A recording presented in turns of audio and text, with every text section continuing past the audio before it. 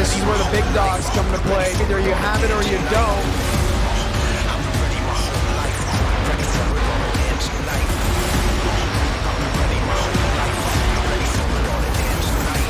Of all the action, of all the drama, it comes down to this. Thunquist top of the board at Daytona.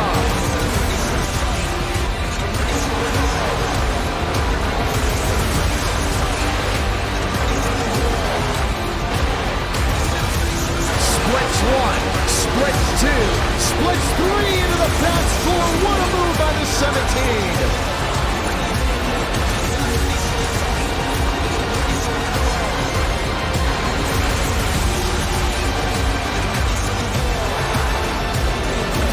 Chad Thunquist looking for the move on Stellar. Mirror joins on four. The look to the bottom. The drag race to the start finish line.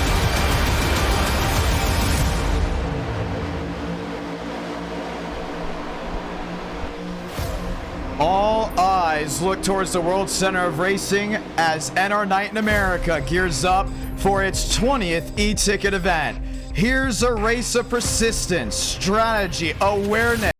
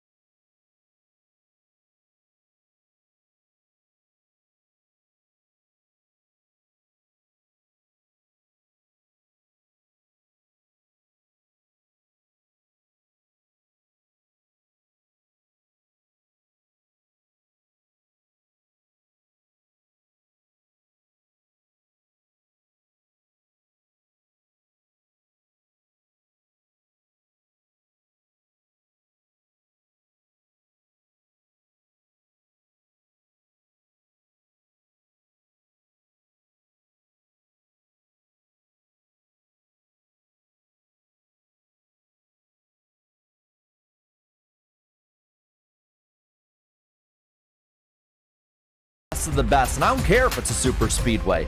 You have to be the best with your focus. You have to be the best with your strategy, who you work with. Every single move has to be your best move. So we could easily see somebody come out, win their second, or maybe their third. And the big thing is, it's tough to win an e-ticket. You know, you watch this back at home and you get excited, you're amped up for what you're seeing, and the next thing you know, there's that big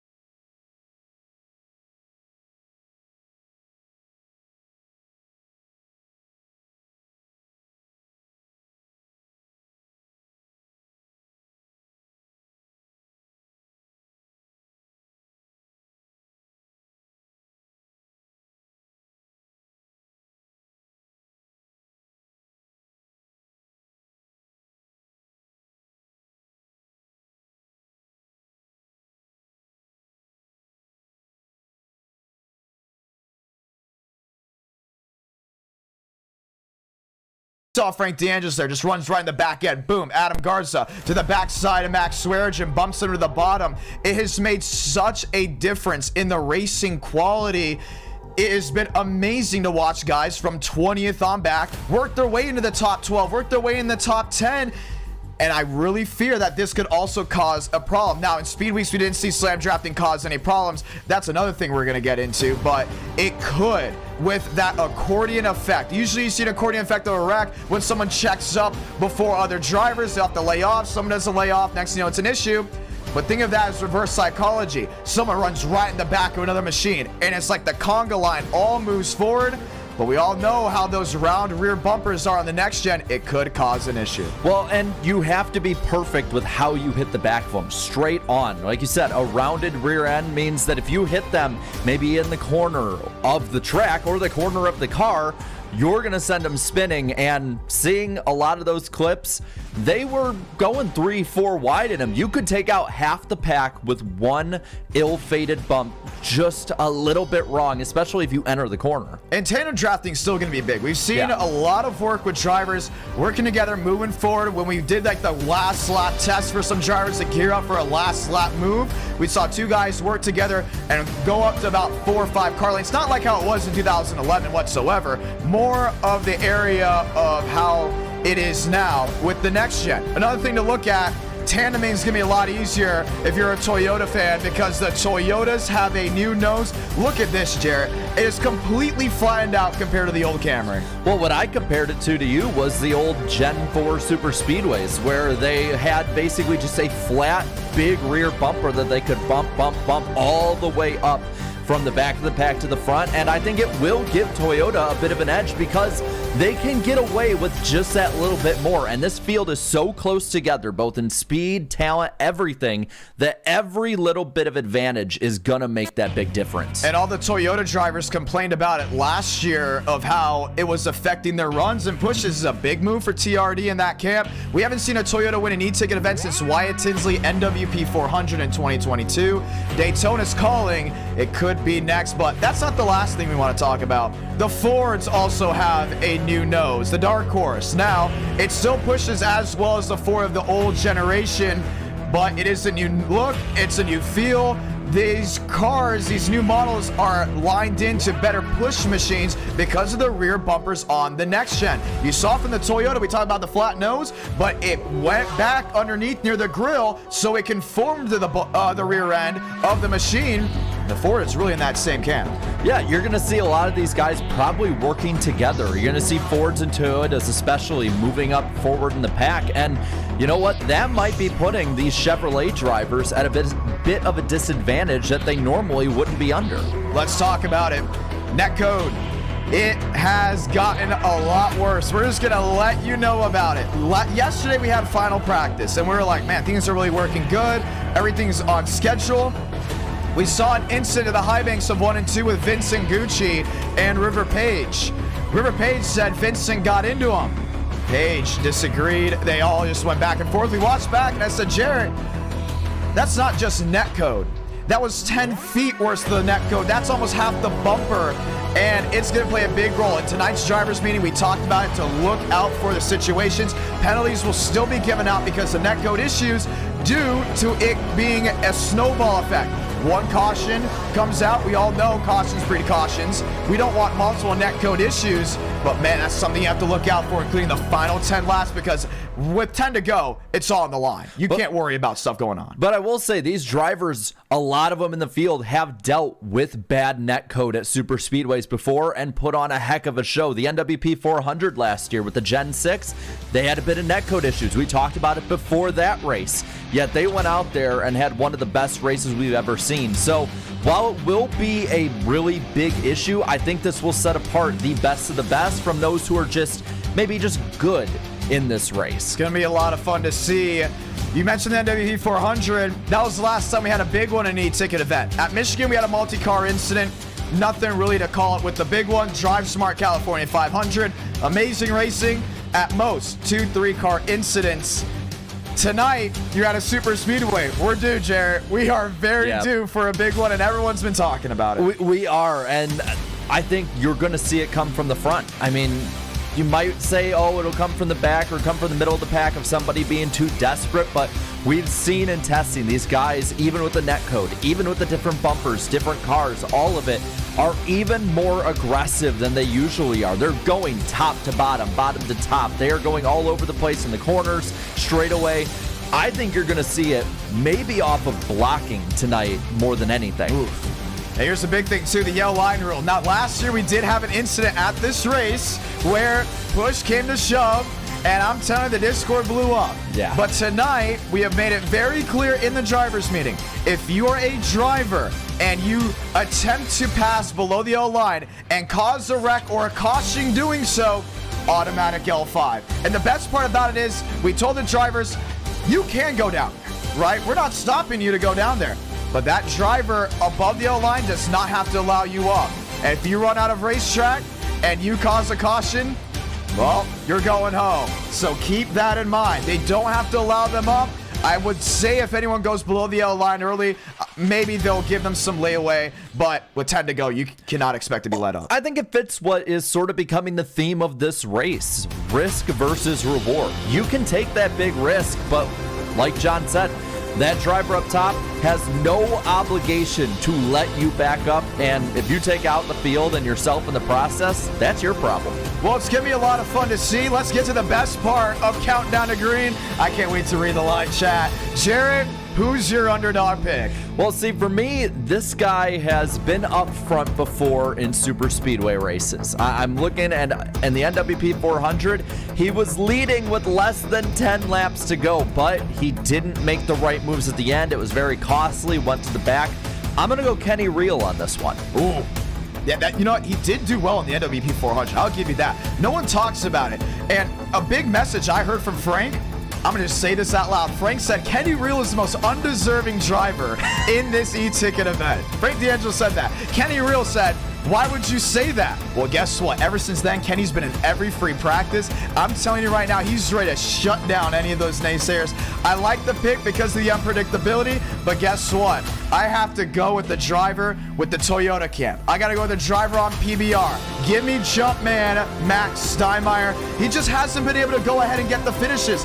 That's the big issue. He'll be up there. He'll be in contention. The only reason he's not higher and is as my underdog is because every time there's a big wreck, he's in it. That's his big issue. If he can just avoid, be resilient when the smoke comes out, the dust is flying everywhere, Max Steinmeier is going to be a big driver to beat. And you know what? This is a race where you can really break through. And I think for that reason, he really can break through and maybe win this race. But somebody else I think can is someone who I've noticed in both NR and these e-tickets getting better and better and better at super speedways. He goes up front more. He's being more trustworthy to draft with. I'm going to go Gavin Austin on this one. That's big. And Gavin Austin, he's a recent winner. He's been doing pretty good. I have to agree with you on this one again. Hey, that 22, that's all him, right? That Wendy's machine, we all know about the story of Gavin Austin. As long as he stays calm, that's the big thing about winning at Daytona, controlling that heart rate because it ramps up, including on super speedways. But you know what? Here's a driver that it's like the flip of the coin. It's either heads or it's tails. And for Spencer Burns, that's either a win or you're out of the race. I'm telling you, I got him as my number 4. He did well in last year's Daytona 500. I think he's going to perform in this year's Darrington Woodworking Florida 500. As part of that Ford camp, it's going to be a lot of fun to see if he has what it takes. And you know, last year he made what might be my favorite move ever in an e-ticket event when he got shoved off the track, went down pit road, full speed back into the field, and he gained positions, didn't cause a wreck, and it kept going under a long green run. But somebody else who I think is going to be pretty good, he won the halfway prize in the NWP 400 last August, is one of the winningest drivers in NR history, James Thurston, that 4. I think he's going to be competing for the e-ticket tonight. Never won an e-ticket. All this talk have been, will we finally get a new winner? Or will someone win the Triple Crown? We'll be talking about that shortly, but here's my big talk here. This is my number 3. Our Super Speedway pole qualifier merchant. He drove the 44 in the NWP 400. He's back with the 44 tonight. I can't bet against PBR. Give me Jackson Carr.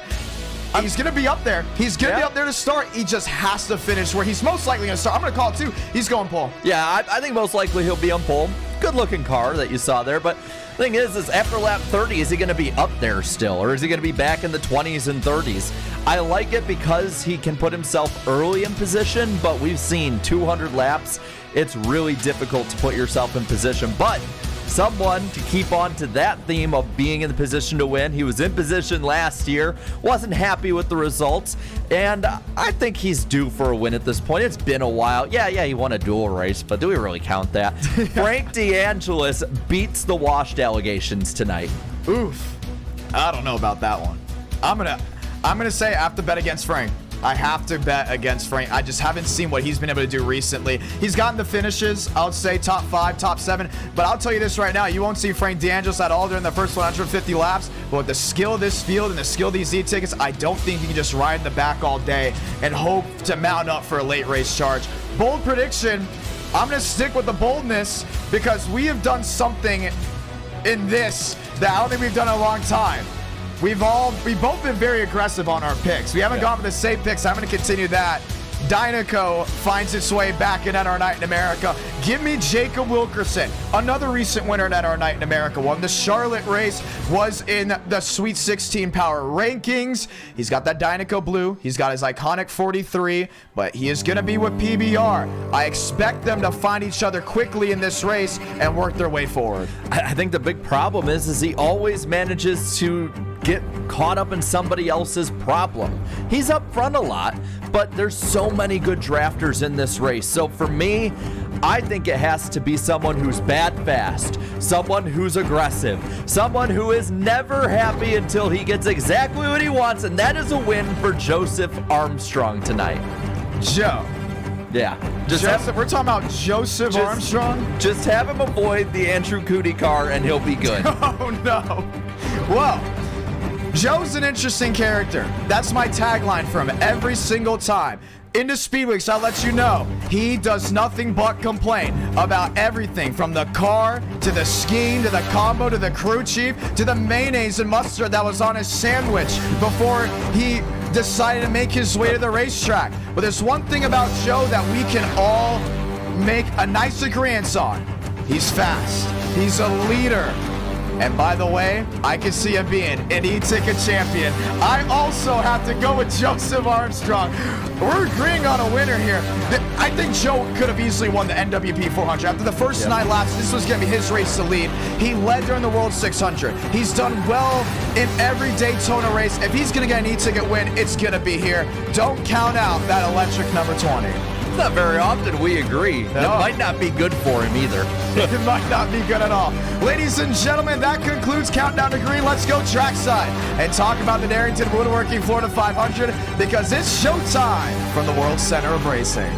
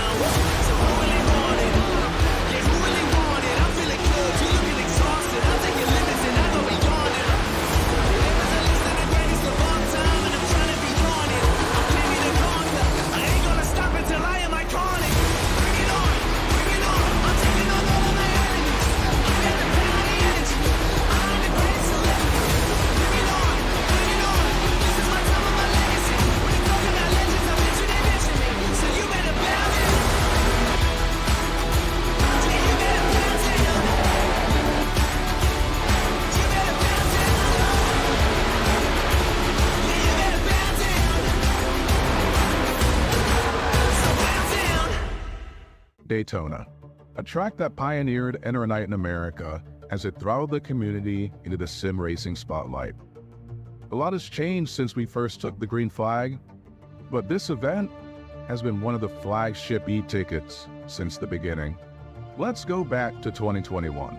After the Dynaco 400 opened the floodgates of opportunity, a new event would be ready to take center stage. The Florida 500 was intended to be a mix of paint schemes from the Cars franchise and whatever really looked cool. And when the checker flag waved, a young driver that you may know overcame a 9-lap deficit to win his first e-ticket event. Is gonna win the Florida 500. That's not how his name's pronounced. We're gonna try that again. He's gonna do it. He's gonna win his second e-ticket event. Brandon Moffitt victorious in the USA 500. 2022 came and so did a name change. The 2005 Daytona 500 introduced the cosplay era of e-tickets. Same iRacing, but with paint schemes from a specific era. Dodge would win their first event with Michael Gregory, as the team PBR would be thrusted into the spotlight. 2023 had yet another name change and a new car. The Gen 4 in the Xfinity Series would be sidelined for the next gen, and the unforgettable moments followed. Andrew Cootie would bring Chevy another e-ticket title, as he would win the 2023 Daytona 500. So here we are, 2024, and a return to the original name. New sponsor with Darrington Woodworking, new schemes and a new look for the Toyotas and the Blue Ovals. A nice welcome back to the world center of racing. Will it be an old school throwdown? New school shootout? Will household name find victory lane? Or an underdog fly under the radar? This is the Darrington Woodworking Florida 500. Salamanca, 1 to go from Daytona. Every driver has a story, and so do some of the sponsors. Remember this guy? Daniel Mosteller, victorious in the Power 5 January Championship. Mosteller has won everything NR has thrown at him, but an e-ticket event. His first ever e-ticket start was in the 2021 Florida 500, driving a Sinclair 65. Little did we know then, he would become the most popular driver NR has ever seen. Now here we are, as Demos looks to pilot the number 9 Coca-Cola Chevrolet to victory lane. Will he finally find his first e-ticket win? Maybe he'll have to duel with an old sponsor that's been here since the beginning. 3 letters, PBR. Zach Tonja started this team in 2022 as a way to find drafting help on the super speedways. Little did anyone know at the time, they would end up being one of the strongest teams to beat on all the draft tracks. Jacob Wilkerson, Sean Rowe, Jackson Carr, James Bomar, Adam Garza, and Max Steinmeier. You can expect this group to be about teamwork to the final corner on the final lap. Andrew Cootie. Here's a driver that isn't scared to get bold when it matters the most. Here's a driver that's willing to go past the limit, but will affect them in the present. Considered one of the more polarizing drivers, Andrew Cootie looks to bring the 24 back to victory lane. But can he do it on his own? How about an underdog story? How about an underdog with a popular brand? How about Josh Lilly? Won the truck class in the Daytona 2.4, runs up front at super speedways and intermediates, but he's mostly flown under the radar. It's worked in times past for some drivers, but can the light shine bright on the 97, or will the clock strike midnight on an opportunity? Anthony Burrows shut out the second half of the Cup Series, multi-time NR Night winner, former e-ticket event champion, well loved by the community, or Captain America. But the super speedways haven't been his best dish. Only 4 drivers have had more than one e-ticket event win. Does that change tonight? How about the flow-grown drivers? What about Chad Thernquist and James Thurston?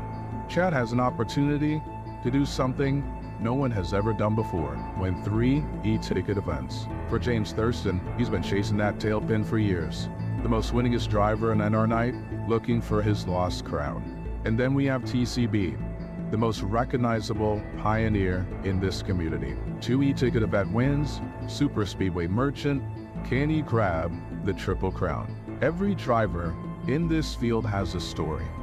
But with the clock ticking and the cars ready to grid, here's the one goal they all have in mind: winning.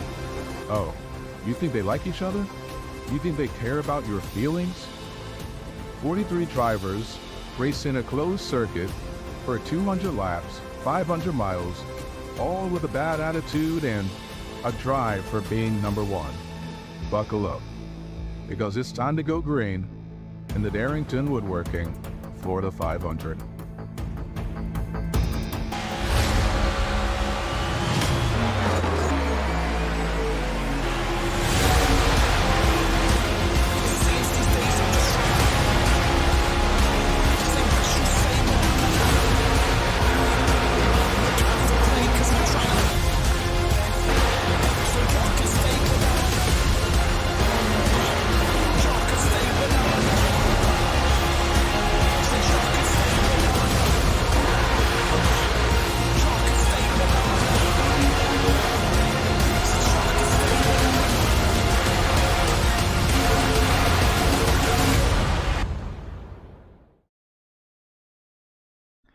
High atop the World Center of Racing, where we're ready to go ahead and qualify the 43 drivers in today's Darrington Woodworking Florida 500. It's go time. It's show time. Well, the same overlays we've seen recently in NR Night in America with a nice little twist. How about Abraham Vila? Look at this, already cheesing. Does anyone know the cheese? You know the cheese, right? We talked about the cheese up there in the MWP. All they do is they take it easy to 1 and 2. Aiden Walker's doing the exact same thing, and they gun it coming down off 4 because tire wear actually means something during qualifying. Well, and handling is going to mean something too, no matter what you're doing. And now we see Matthew Brower, that beautiful Wood Brothers 21. He is getting up to speed, over 180 already. And you can see the best part, the throttle inputs. That's going to be a lot of fun. There's also been a lot of rumors in NR Night that we'll have qualifying now separate from the main event. Just blue sky as of now. But speaking of blue skies, it's beautiful in Daytona. Beautiful crowd on hand. Matthew Brower, one of the guys running around. Vincent Gucci, talked about him with the new Sinclair machine. He's got it dialed in. Chad Thornquist. A lot of talk about Chad Thornquist during Speed Weeks. Yeah, and you know what? He can earn it. He really can. He is somebody who I don't think many are talking about maybe to win, but he could be somebody that beats all the favorites in this. And he's the first one to grab top of the board just like that. So the 45 on provisional lead. Steinmeier back to 5th. Bomar, Sierra Clampert in that 82 machine on the inside with her Toyota. So far, 10 of the machines have qualified, but then again, they have 4 laps to get it done. First lap, really just a dead lap. Ford, top of the board, James Thurston. Well, and we've seen, too, these strategies in qualifying. There's going to be maybe strategies in where you qualify in this race. I think the worst place, John, that you could be starting this race, right in the middle of the hornet's nest. You want to be up front. Yes, a lot of wrecks can happen there, but you also could be ahead of a lot, or maybe in the back. But I would not want to be in that 16th to about 32nd range. Yeah, that's basically where that's a no-go zone. Aiden Walker rolling his way around. Here's Abraham Veal. We talked about him. He's back in that 26-27 spot. Jacob Wilkerson now back there as well. Under 2 minutes left here, a single car queue. A lot of drivers off forward to get their money lap. They cut down below the yellow line. Now, NASCAR rules, you're not allowed to do that. NR Night rules, find what you can. Jacob Wilkerson, top of the board. Jackson Carr, number 2. It's a PBR front row with 1:30 remaining. Now Demos takes the top of the board with 125 left in this. Here's Terrell Baker and that nice throwback Budweiser scheme. He originally wanted to run yellow rims with this car. I said, Baker, no, you love Budweiser. Just run the Bud scheme. And he was like, fine. Well, guess what? TCB has gotten an e-ticket win here at Daytona. Could get his 3rd e-ticket win ever. He lines up to the inside of 3. Yeah, and to be someone with 3 e-ticket wins, well, that's a pretty elite category, wouldn't you say, John? Yeah, I mean, no one's ever won 3. Yeah. You got an opportunity right here. You would be 1 of 1 coming down to the line. Let's see what kind of lap he can set. Is he going to be towards the top of the board? They got him at 32nd. Jumps up, nowhere. 33rd, actually dropped back a spot. Here's a Don Julio 38, a Justin Champagne just mowing the lawn. Spencer Burns, new number. He usually drives the 06. He's been in this position before. 30 seconds left. But he knows right now it's all about getting that checkered flag. Well, John, these cars out here are bright. They look great, but having that black Bass Pro Shops car, that's going to stand out. Let's see if he stands out here with his lap. Yeah, 42nd. I don't see anything coming up, and he does not. Joseph Armstrong going to be the last one to try to set down a time. He will be shotgun on the field. The last of first challenge, it looks like he won't be able to get a time lap in. So Moss, Stellar, Wilkerson, Carr, and Burrows, your fast 4. Lewis, Walker, Jua, and Vila, your Elite 8. It's showtime in the Darrington Woodworking Florida 500. I want to say thank you again to James Mass for helping sponsor this event. E-tickets like this would not be possible if it wasn't for our great sponsors. And there's been so much fun leading into Speed Weeks. The paint schemes are on. The virtual fans are full. You look at the live chat, it's moving a minute a second. It's just crazy how quick it's going. And oh, by the way, for the viewers back at home, we hope you spam green icons, whether it's the Florida state that is all green or just a green dot. play a part because when we take the green flag, it's all systems go. Well, John, how fitting of a front row for the 20th e-ticket than have Demos, Mr. Popular, and the Dynaco car. It's going to be a lot of fun. You know what? Let's talk about where everyone's starting. Row number 1. It's the most popular driver against a very popular brand. Mosteller Jacob Wilkerson lines out row 1. Then you go down to row number 2, and you got Anthony Burrows, somebody who's always a threat, and Jackson Carr. Of course, Carr is going to be up front in qualifying. Always very quick. Row number 3, Davis Lewis, Aiden Walker. It says Benjamin, that's his dad's name. Walker trying to go ahead and get a win for that 93. Row 4, we got Drew Jua in the old Terry Labonte car, and Abraham Vila in that Chastain car. Row number 5, Frank the Tank Horley won the first ever e-ticket event here, and Adam Garza looking to get it done, and you named a PBR. In row 6, we got Chad Thornquist and Frank DeAngelis trying to avenge his loss last year. Row number 7, Carlos Truther. Let's hope he doesn't downshift in the duels. Yeah, let's hope he doesn't With as well. West Texas finest, Riker Byram.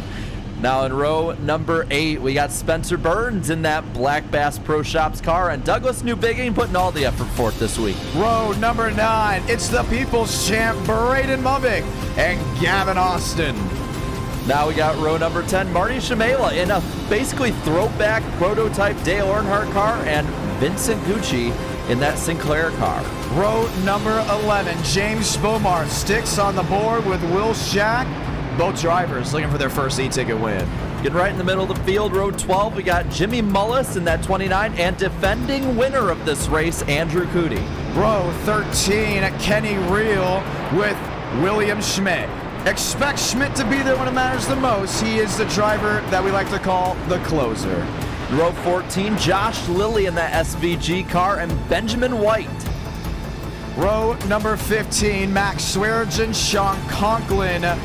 Both drivers running under the radar tonight. That could be a big-time thing to hear if you're a fan. Row 16, Sean Rowe in the Silver Bullet, and Kevin Champagne. Row 17, River Page in the Travis Pastrana throwback, and Matthew Brower racing for the Wood Brothers. Row 18 sees James Thurston starting a bit from the back, and Michael Mitchum. Row 19, Sierra Klemper in the TRD with, you know him, the veteran, Terrell Baker. Row 20, we got Max Steinmeier in the Jordan car, and the Don Julio throwback with Justin Champagne. Row 21, Aladam Contreras and Dominic Barbagallo. And starting shotgun on the field, Joseph Armstrong. 43 drivers enter, 43 drivers race. Originally, it was going to be 40 drivers trying to rock and roll, but guess what? We're going to call it this time by it's the one to go. Chevy has got a four-cold in this Fast Four. Not a lot of talk about Chevrolet heading in, but they are the most winningest manufacturer in an e-ticket event. Yeah, and they're going to have a lot of strong players, especially looking up at the front right now. A lot of Chevrolets early on throughout the top 10, top 15. They're going to be a factor. Ladies and gentlemen, the lights off on the top of the pace car, which means one thing and one thing only. It's showtime. So let's go ahead and say those magical words. God speed, drivers. You are go for throttle up.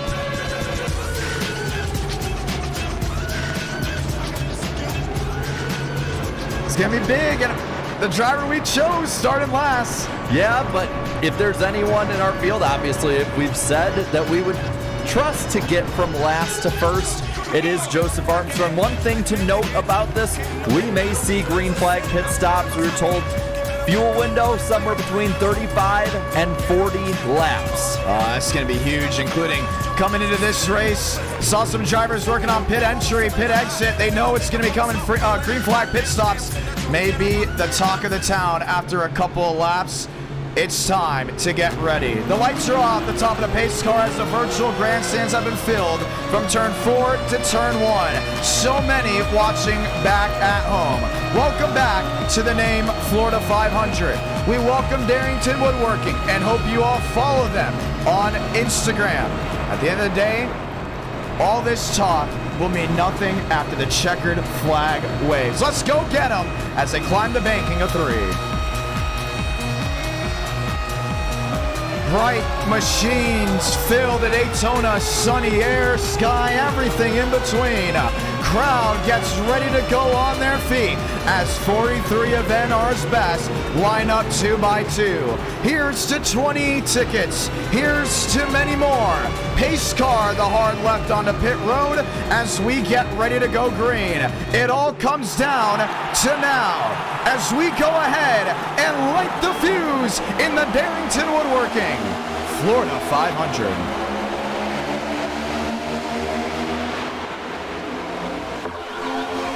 2 by 2 heading to turn 1.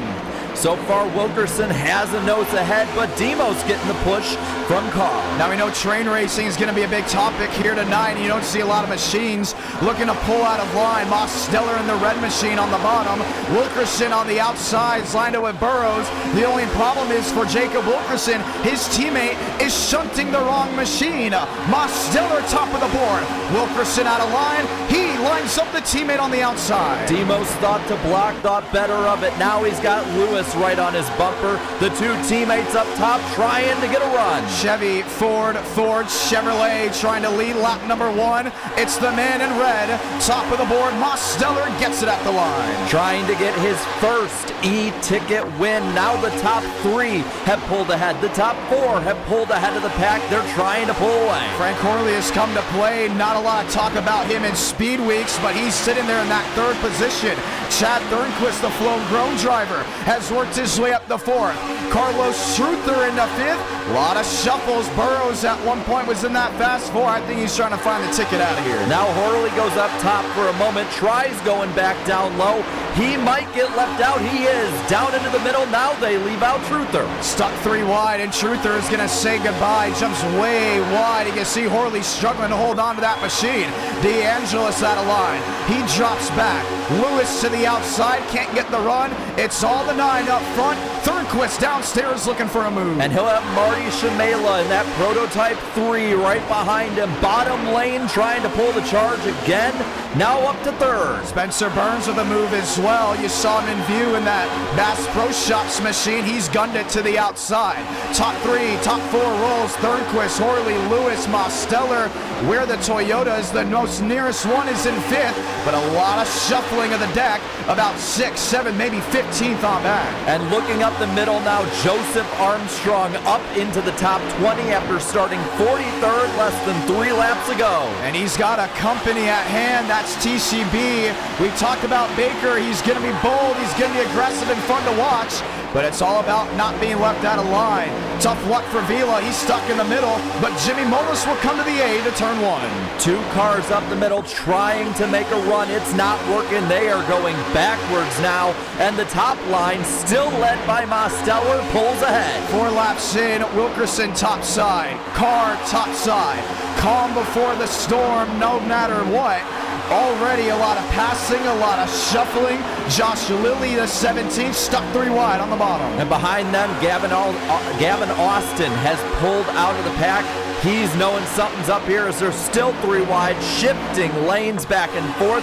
Demo still leads up front, but Horley is trying to make a pass. Looks to the bottom, will have help behind, but there's still that wide gap in between the 2 and the 45. A lot of giving and taking, but look at this line of machines to the back end. I want to say from about maybe River Page on back, it's nothing but that single file trend. 26 on back, we're hearing no one looking out of line. Still trying to go in the middle is Armstrong back there, not making any room up. Lewis still with the push from Carr, trying to keep up with Demos. No one making the pass yet. Now let's talk about trends. Let's talk about what we've seen before. You get 3, 4, 5 guys on that outside lane to get stuck. It's hard to make that turbulent air work on the bottom. Drew Jua to the inside lane already, 1 lap down. Drive-through penalty for a pit start. We talked about that before. You cannot pit start because of the overlays. Drew Jua already on the dead end of the stick, 3 wide looking, 3, 4 rows deep. And there's one in the wall. I think it's Garza up top in that 8 car. They're still 3 wide in the straights. They go back to 2 by 2 now through the corner. Now about 192, 93 through the center. We talked about it. You'll see them break the 207 barrier if they get the massive run. This is Garza now sitting in the 7th position. We'll keep watching it. 200, 1, 2, 3. Call way out of the throttle on entrance. And everyone says it's nothing but full throttle on these super speedways. You can't take advantage of that. You gotta be smart. You gotta live for the drivers in front of you. Here's Burrows on the bottom, help with Horley. He's trying to get that push again, but it seems like this bottom line just cannot get it put together. They're up to 3rd, going for 2nd though. Now they're 3 wide as Baker goes up the middle. Baker leads the convoy. The only problem is they have all scattered, and you can see Armstrong going to the bottom with Baker stuck in the middle. 7 laps into this e-ticket event. You're watching the Darrington Woodworking Florida 500, and the passing, it's not stopping. Horley, we just talked about, 4 laps ago, possibly going for the lead. Goodbye, outside the top 10. Jimmy Mullis now up to 7th in the KHI machine. No one has been able to break Daniel Mosteller. He has led every single lap of this event. It's going to take a large coordinated attack to get ahead of Mosteller. He has not left the lead since the start of this race. Lewis, though, doesn't look ready to pass. Well, long green flag runs, we expect them to come, but what about the drivers towards the back end on a different strategy call? Here's River Page in 25th.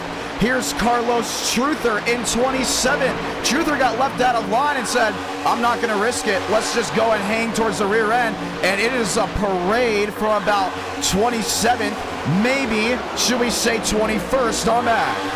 But up front, 3 wide again. They're trying up the middle one more time. Demos goes down low, blocking Vila. Got him off the top this time, but a daring move early. And Vila already being very bold downstairs. He wanted to take the lead from that red number 9.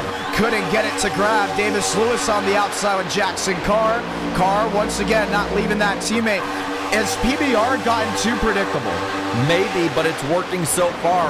Behind them, though, Armstrong up to the 4th position. He led the high side for a moment. Now Lewis falling back. No move. Burrows out of line. He almost put the 20 in the outside wall. Vila goes top. Mosteller goes bottom. And Burrows will slam the back end of the Chevrolet. Mosteller with an edge to turn 3. But the high side looks coordinated. They have more cars than the bottom does. And we've seen this before where the high side just starts training past him. Ben White outside blinking a couple times. We talked about before, you'll get a drive-through penalty if you can't control it. We're 10 laps into the Darrington Woodworking Florida 500. Let's talk about the sponsor. Darrington Woodworking, once again, the proud sponsor of the Florida 500. Chris Darrington is the owner of Darrington Woodworking. Builds projects big and small, located in southern Utah. This small, American-made business makes custom woodworking projects. Best part about it, it doesn't matter if it's a project big or small. Keep an eye out for more Darrington Woodworking products throughout the Florida 500. And man, up front, Armstrong, the first challenge, took 10 laps and then lasted 10 seconds as it looked like White made the move. They went 3 wide through the backstretch, and now Vila leads the bottom line to the lead again. Racing like it's 50 to go with 190 laps to go, and Ben White has found company. Abraham Vila, top of the board at Daytona, but that 19 machine continues to blink, and you see Joseph Armstrong bail out of the way. You can't trust a car blinking like that, especially with the netcode issues. Up front now, Jimmy Mullis leads the field in that 29 as they're 3 wide behind. Look who's on the move, Sean Conklin. He's been strong in the road courses in NR Night in America. He now lines up with Jimmy Mullis. Mullis looking to make his debut with KHI in the Coke Series very shortly, but he would like to get a win quickly in the Florida 500. The Treetop Chevrolet stuck on the bottom as Benjamin White runs top of the board. And they are still really aggressive, top to bottom again now for our leader. You look at, they're still double file for about the first dozen or so, and single file behind another blink. 3 wide, looking, shuffling. You still have 42, 43 drivers within 5 seconds of each other. A lot has changed. We talk about Baker being 27th. He's now up to 12th. No one can seem to settle down, and that could be good. That could be bad depending on how you see it. Because yes, they're anxious, but they're forgiving. Well, you need to be very forgiving just 12 laps in. Top 10 or top 14, I'd say, are about the only ones going side by side in this whole field. And they're going 3 wide again. There's Armstrong up the middle, going past Champagne. And he almost loses it. Nice save. Great save out of that machine. Toyota runs top of the board. Sean Conklin in the Ford runs to the bottom. Great race in action in this year's Darrington Woodworking Florida 500. Want to once again say, go ahead and follow Darrington Woodworking on Instagram at Darrington_Woodworking. Once again, no caps. Sean Conklin way below that yellow line, will fall in line there. If you don't mind, go ahead and follow them. We want to get them to 1,000 followers. Link to that is in the live chat below. They were 4 wide back there with Conklin, and that has sort of strung out this front group. Top guys, top 5 or so have strung out. The bottom now in all one line. And again, 2 by 2, but as I say that, 3 wide for about 5th. This is NR Night in America drivers. They can sit single file if they want, but they're not going to do that. You still see that long shuffle of train to the back end, but it's still side-by-side racing all over the place. And we talked about it in Countdown to Green, the netcode issue. It can happen at any moment, at any time. We continue to watch as Mullis now slams the back end of the 19. And he's going to keep pushing him and pushes him right out of the way. Mullis to the lead, maybe no. Yeah, jumped to the top side, but looks like White still got the help from Vila, and Vila will slam the back end, and the Toyota slam drafting has already become a big talking point. Did I just see Kevin and Justin Champagne fall in line? Not really Kevin, but there's Justin back there in that with that number 15 machine. He's another one that's been all over the place, clocking 202 exiting the tri-oval. And you notice these guys passed about 15th. They're keeping a car length or so between them. They're going different lines in the corner so that they don't get any problem whatsoever. Playing it safe up front, nothing close to safe. New leader Joseph Armstrong, he's top of the board on the outside lane. Where has he been? Well, relatively close to the leaders all race long. Lowest is 43rd. Highest, as now they're calling it, second, because he didn't cross the line hitting first, but he has already seen every inch of this track, every inch of this field, 15 laps in. But up front, White still leading the way. He and Vila on the bottom. Here comes Armstrong with Baker up top, trying to battle back into 1. It's been absolutely fantastic from Daytona. Marty Shimela's up to 8th. Whoa, man, got dicey on the outside lane, but they keep it pointed in the right direction. Jackson Carr, Baker, and Joseph Armstrong, a little bit of a shuffle move, but look at that. Destroyed the momentum of that outside lane. We keep it green. On the move, Josh Lilly up to 7th. And here comes William Schmidt. He's now up into the top 10, up to the 10th spot, trying to clear that outside line. Top, I'd say, maybe 6 or 7. Single file. Let's talk about Marty Shimela. A lot of people have asked, why is he driving a number 3 blue good wrench machine? For the ones that know, that was the original concept of Dale Earnhardt's Good Wrench Chevrolet. RCR said, it doesn't allow the Good Wrench logo to pop out, let's change it to black. And that's how we got the Intimidator that we know today. Well, Marty Shimela has been aggressive, he's been bold, and we saw this paint scheme on Trading Paints, and I said, Marty, let her rip. And right now, he's got her up inside the top 5. And he is doing a great job with that scheme as well. And looking towards the top 5, Daniel Mosteller back up into it, into the top 3, actually. I want to say Abraham Vila started the convoy of drivers getting aggressive up inside the Sweet 16. He was the first one to really try the 3-wide move. Now, he's all over the back end of Benjamin White, who's currently leading the Darrington Woodworking Florida 500. But there's one thing we still have to point out. Pit stops. We're 18 laps in. Lap 35 to lap 40, they said that's the window.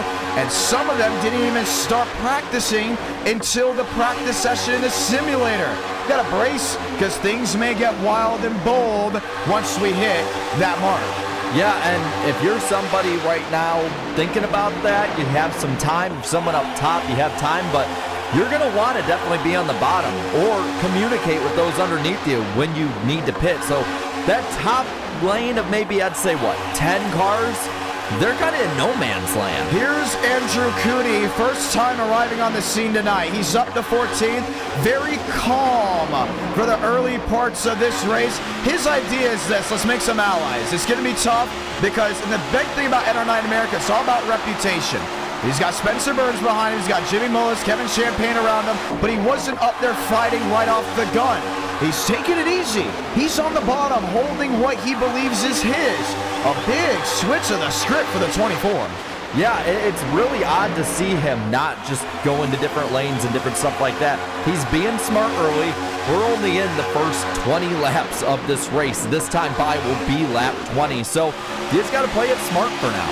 Now talk about slingshot. Talk about strategy here. You see Sean Conklin on the bottom. He could go to the outside lane right now, pick up Joseph Armstrong, and we're back with a duel for the lead. But at the same time, these drivers continue to look at the laps. All right, 20 in, 200 lap race, 180 laps to go.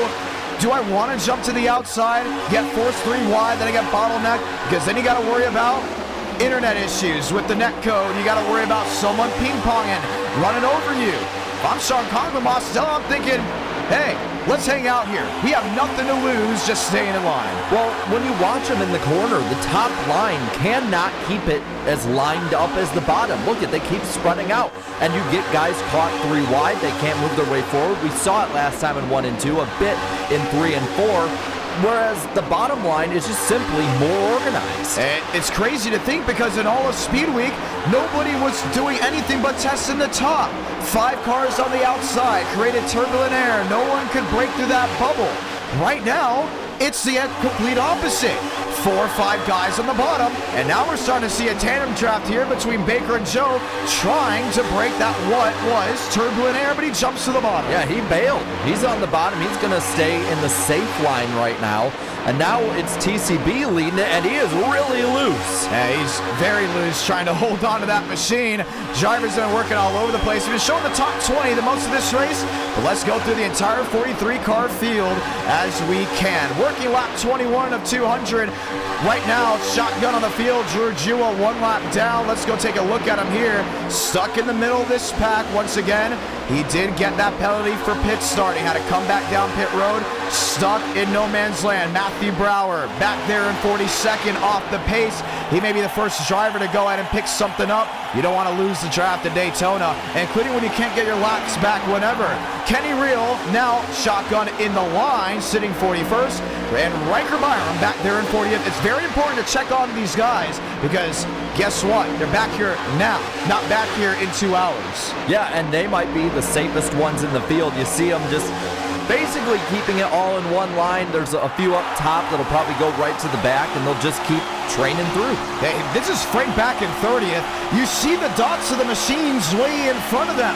They have lost track with these main guys, but if you can stay single file, you can maintain pace. They're 8.6 seconds back. Will Shack is 2.4 back. Frank is just 6 seconds back to the last driver in this line. And he's got Braden Muddick. He's got drivers that know how to lead lines. Very smart because you never know what could go wrong. Well, what's going to be interesting is the battle for the lucky dog if a caution does come out. That is a way you can get your lap back. So Drew Jua, only 1 lap down, has that now. But with Matthew Brower falling back to these guys very quickly, now 37 seconds back of the lead, wherever he falls in line, that Kellogg's machine has to get up there and pass him. So you may see some aggression come from the 5 as well as the 21. Now I gotta ask you, Jaron, I gotta ask the chat as well, what pack would you want to be in? There's only 2 distinct packs right now. Last time I went to Daytona, we saw about 3. Here's the main one, it's on your screen. Here's the one way in the back. As a driver, where would you put yourself in position? I'd want to be in the main pack because we've seen before that these races can go a very long distance green. We've seen over 100 laps at Talladega before. Last year, we saw almost 100 laps here go green. And if you're under green flag conditions that long and you're pitting once, twice, maybe 3 times in a run, Well, I want to have drafting partners. I want to be up at the front, and if I have a bad stop, if I spin going in, I can at least have another pack that I can fall back to, and those other packs may fall a lap down if they're not able to keep up. And here's the big thing you got to look at. There's no stages in NR9. That's why we went 112 laps in the Garage Guys 499. Why we went over 328 miles in the Drive Smart California 500. You never know when a caution will come out. It's the unpredictability factor that makes stock car racing fantastic, exciting to watch as a viewer. You can have caution after caution. You can have nothing but green flag runs, or we can have what you said to me that I will always now say the rest of my life. You could have a caution-free race, which is equivalent to a no-hitter in baseball. It's so rare, but if it happens, you're glad that you watched it. Yeah, and the last time we've seen it in NASCAR, 2002, Talladega, basically a fuel mileage race between Dale Earnhardt Jr. and Tony Stewart. We could see it tonight very early on. We're not going to jinx it just yet. The real thing we need to watch right now is Brower falling back to this pack. He'll be lapped probably by lap 28 or so, and maybe even the next lap. And how does the pack react, and how does that 5-car react? And there he is on your screen. He hasn't left anywhere in the top 30 at all this race. He's got to get to the bottom here. He's got to get out of the way of the hard-charging machines. As we just checked in, actually, on Frank DeAngelis and company, 11 seconds off the pace. They were forced to go single file on the bottom to regain that time, while the main guys are 2x2, with Joseph Armstrong leading on the outside.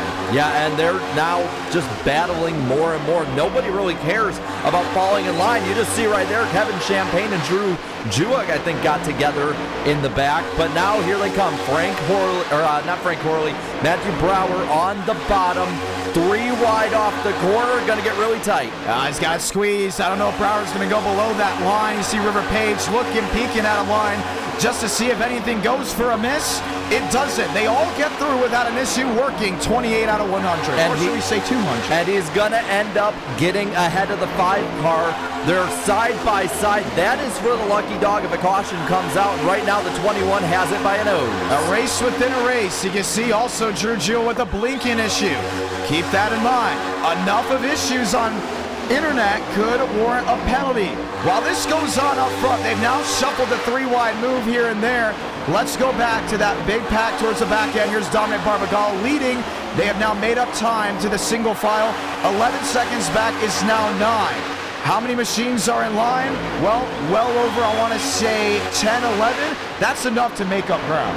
It is, and these drivers are being very smart back there. But up front, again, I would like to be towards the front if I'm somebody going into a race that's looking to be a green flag looking race. And they're only about 6 to say 10 laps or so away from green flag pit stops. Around 35 to 40 laps is as far as they can go.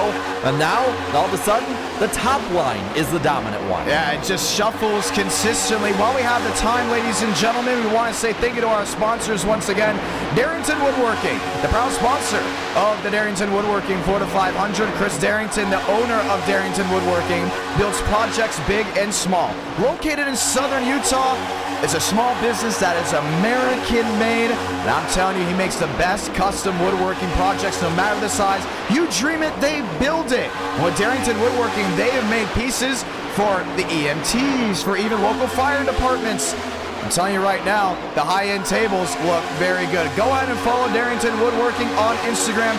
Link to that is in the live chat below. And if this is your first time watching NR Night in America, you want to definitely watch more e-ticket events in the future. How can you stay up to date? Subscribe and notifications on. And how do we continue to grow this community? Well, you can join us in the Discord server in the description, or drop a like on this live stream. The higher the likes, the bigger the engagement, the higher the size for these great events. And Armstrong up at the front leading that high line. He will officially have his highest position be first, led that lap. And down low, Garza and Wilkerson are really loose. And look at that. Andrew Cootie is going to challenge Joseph Armstrong for the lead. It took him a little while to get up inside that top 3, but he's there, and he's going to have help from the Jacob Wilkerson Chevrolet on the bottom. Cootie has not led a single lap tonight. So hasn't Burns, and Jackson Carr on the outside also 0 for 31.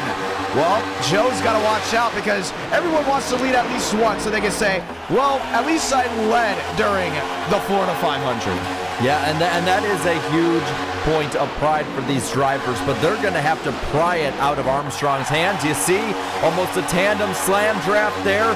Cootie looking down underneath Armstrong. He's got him wheel to wheel, and Wilkerson has been sealed to the back end of the fellow Chevrolet.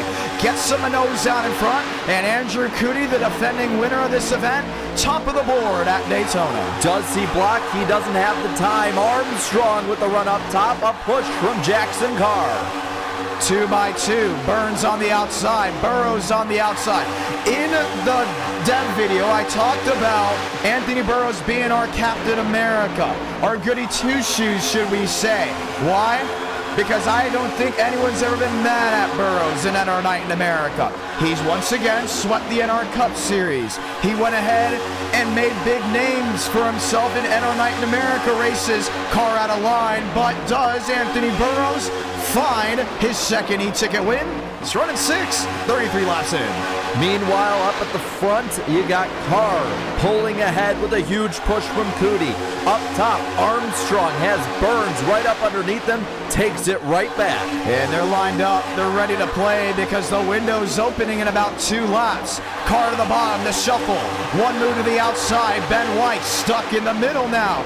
Goes the one machine there of Abraham Vila. Vila has got a line in now with Jackson Carr, and 3x3, it's on from about 7th, 8th on that. A lot of aggression towards the end of this run. Handling does matter, so this is a daring move by these 3 on in the middle, I should say.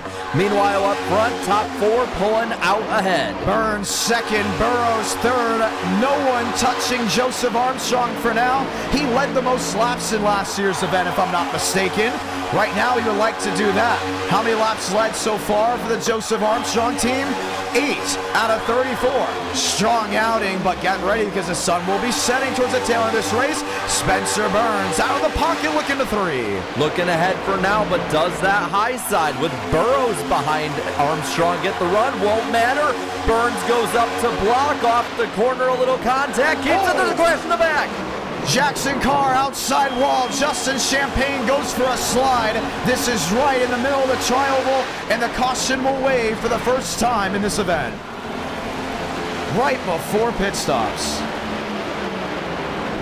Oh, look at the damage on the 44.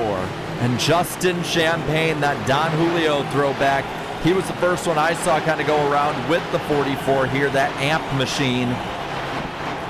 And so take a look at Champagne. He's back on pit road, already left side up on that Toyota. Oh, what a shame. A lot of favorites taken out in that, or at least damaged in some way, and now they're right at the end of the fuel window. Caution is out for the first time. We're going to go and take a look at what exactly unfolded down off turns, or should we say down off 4, entering the tri-oval. Let's start with the 2x2. This was them working their way to the high banks. It got wild quickly, and it started with the 3-wide move right from the gun. Well, you see these cars almost squirming through the corners, the handling of them going away through this run. And back there, it's about 4th in line, high and low side. Carr in the 44, Champagne, you got Cootie behind, you got White up top going 3 wide. How about that right there? Did you see what that outside line did? Oh, man. Almost like a little net goad, but 3 wide off the corner, not enough room. Garza gets hit in the 8 car. Drew Jua was able to avoid. Max Swearigen's got one heck of a thud on the nose. Little bit of damage on Gavin Austin. Now, I want to talk about the lines here. Watch back. We're going to do a quick reverse. They're lined up single file here. Watch Ben White there in the 19 machine. That inside line was hugging the wall, but they came down because they're ready for green flag stops. That's where Ben White says, I'm going to take advantage of it, basically showing the cards that he's not coming to pit road. Watch this. He comes down the track. There's a little net code. He would have made contact no matter what. Down into Champagne. Andrew Cootie nowhere to go. A huge hit to the nose of the defending winner. But for the most part, the machines get through unscathed. Now, we've said this time before. The next gens on iRacing almost built like tanks. You can repair every machine. I don't think they're going to go ahead and end their race, but it's going to be a long move for some of these guys, including one of the 44. Well, it's going to be interesting to see if these guys now are going to stay in the back or they want to try and get back up front. Pit stops underway among the leaders. You see Garza there overshooting his box. You see Armstrong already got the tires up on the right, going over to the left. Now they're going to make 4 tires, and away they go. We talked about handling was going to be an issue. We did also see Ben White slide down the track. Frank DeAngelis will hold on to the top spot. He's just going around to stay back there. It'll be Spencer Burns that looks to lead us to the green flag. Classic move by Frank on that one. I think he does this just about every super speedway event. Every single time. Well, we continue to line up. The first caution is out. Last year's event, caution within the first 10 laps. This one, lap 37. We still got a long way to go, but stretch the muscles, able to flex out a little bit. No driver from what we're hearing right now out of the race, but you do show Justin Champagne now 1 lap down. Jackson Carr 1 lap down. They're not done yet. Jackson Carr coming back to pit road. And looks like we're going to give it to Drew Jua. That will get back on the lead lap with a wave around. And so that means that he got ahead of Brower in the 21. Unless they show, no, they're showing Matthew Brower on the lead lap with the lucky dog, but they're showing Drew Jua. Jua didn't come to pit road. There's no way even oh, he's going to pit this time. We're going to get the one to go here. So he's going to pit with Frank, and they're going to be back there, but that's just to stay towards the back end of this long line. I was saying, hold on, something is up here, but that's exactly what it looks to be. We are getting a penalty report. It will be an L1 for Ben White for that incident. Very avoidable. He won't get a drive-through penalty. But at the same time, for Justin Champagne, you got to be thinking to yourself, why me? Why now? Come on. I just want an e-ticket when I wanted to join my brother. You actually pointed out an interesting fact. They're both tied of wins of everything that's a public stream in NR Night in America. Yeah, 25 apiece, tied for 5th all-time, the two brothers. Unreal. Ladies and gentlemen, line it back up because we're not done. Let's get ready to get the one to go here at Daytona.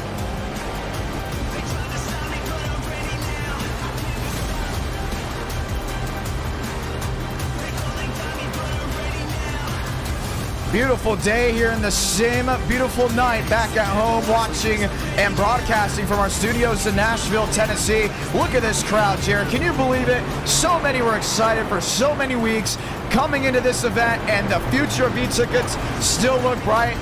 We can't say anything yet.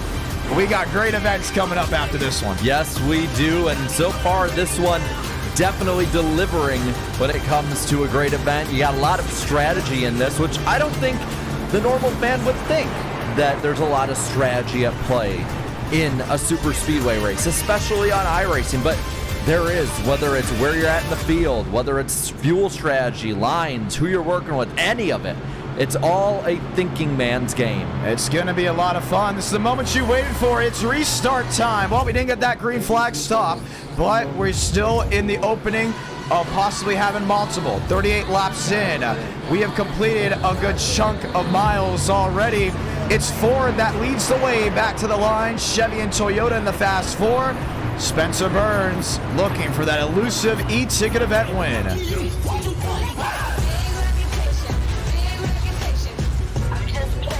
Vila on the bottom, he'll be the pusher. Anthony Burrows will be down there as well. There's Jimmy Mullis on the outside. That is a KHI machine, keep that in mind. Jimmy Mullis ready to rock and roll. Did well in the Drive Smart event, but needs to do something big here tonight. Pace car makes a hard left on the pit road as we get ready to ride just one more time. Mac underway from Daytona Beach in the Darrington Woodworking Florida 500.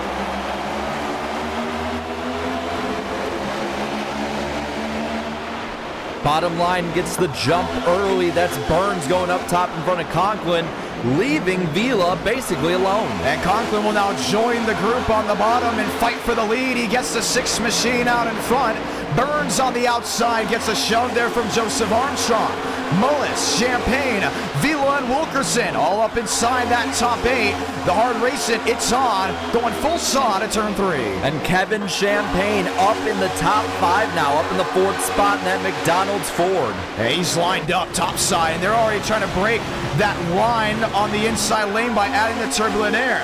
But Vila has sealed the nose to the back end of the Ford and shoving along. Spencer Burns will lead his 6th lap of the night. Lap 40 of 200. But here comes Conklin. That 6 car is charging with help from the 1. Burrows behind both of them.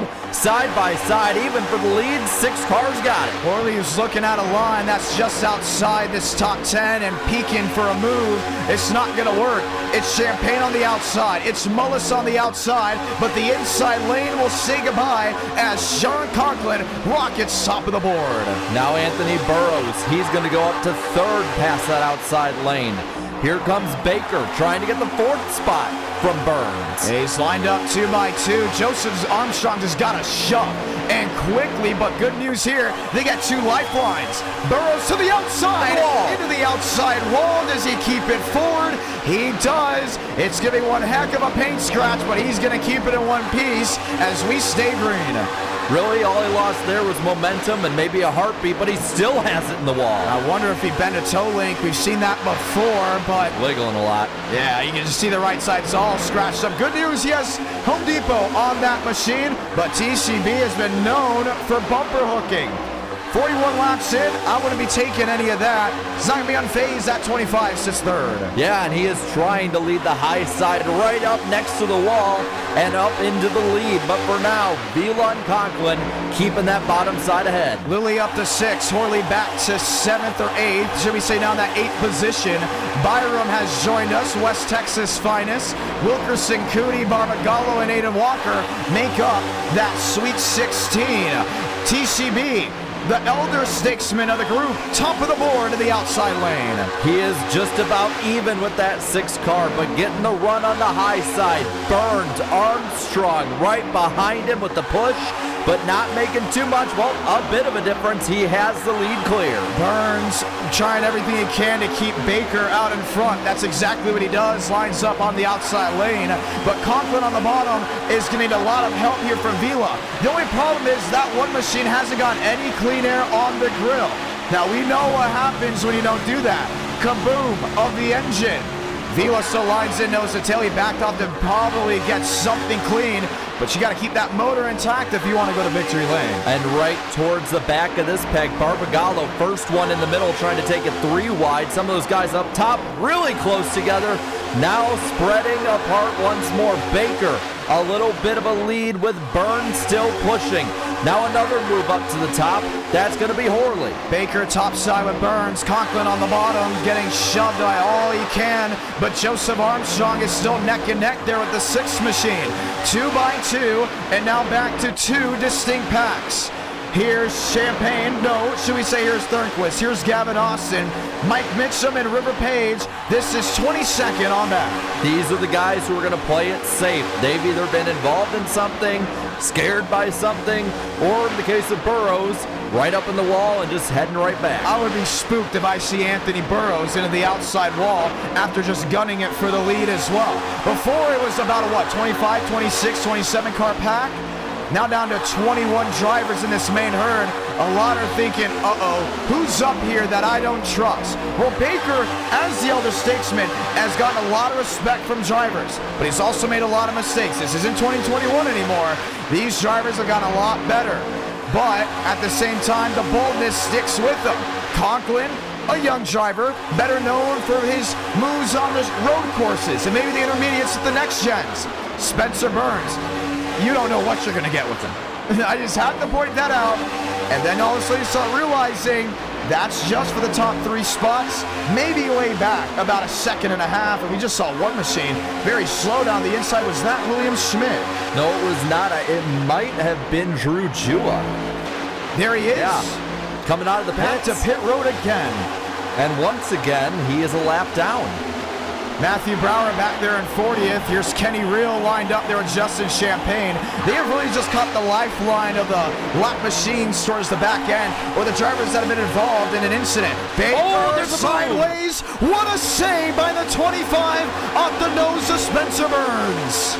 Man, I thought they were gone at that point. He went right down, saved it. There goes Armstrong now in the middle. Whole pack is just spreading out everywhere. Everyone just trying to get back in line. And it's a stack up with Jimmy Mullen Ramos now dropping to the back end. That's twice now in about 6 or 7 laps. We have seen a near big incident.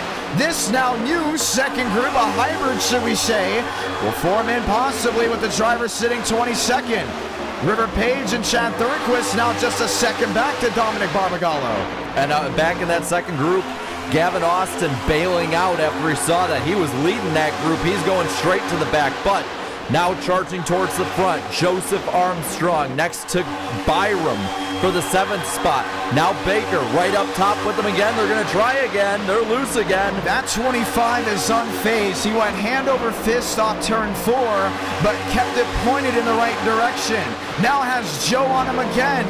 These drivers know if it ain't broke, we're still going. And what I mean by broke is that car going to the outside wall. And they're not in it yet. They're going straight forward. Now back up into the top 5 is TCB. He has got basically half this pack with him. Well, this race has already been exciting, hasn't it? Oh, It's been absolutely electric.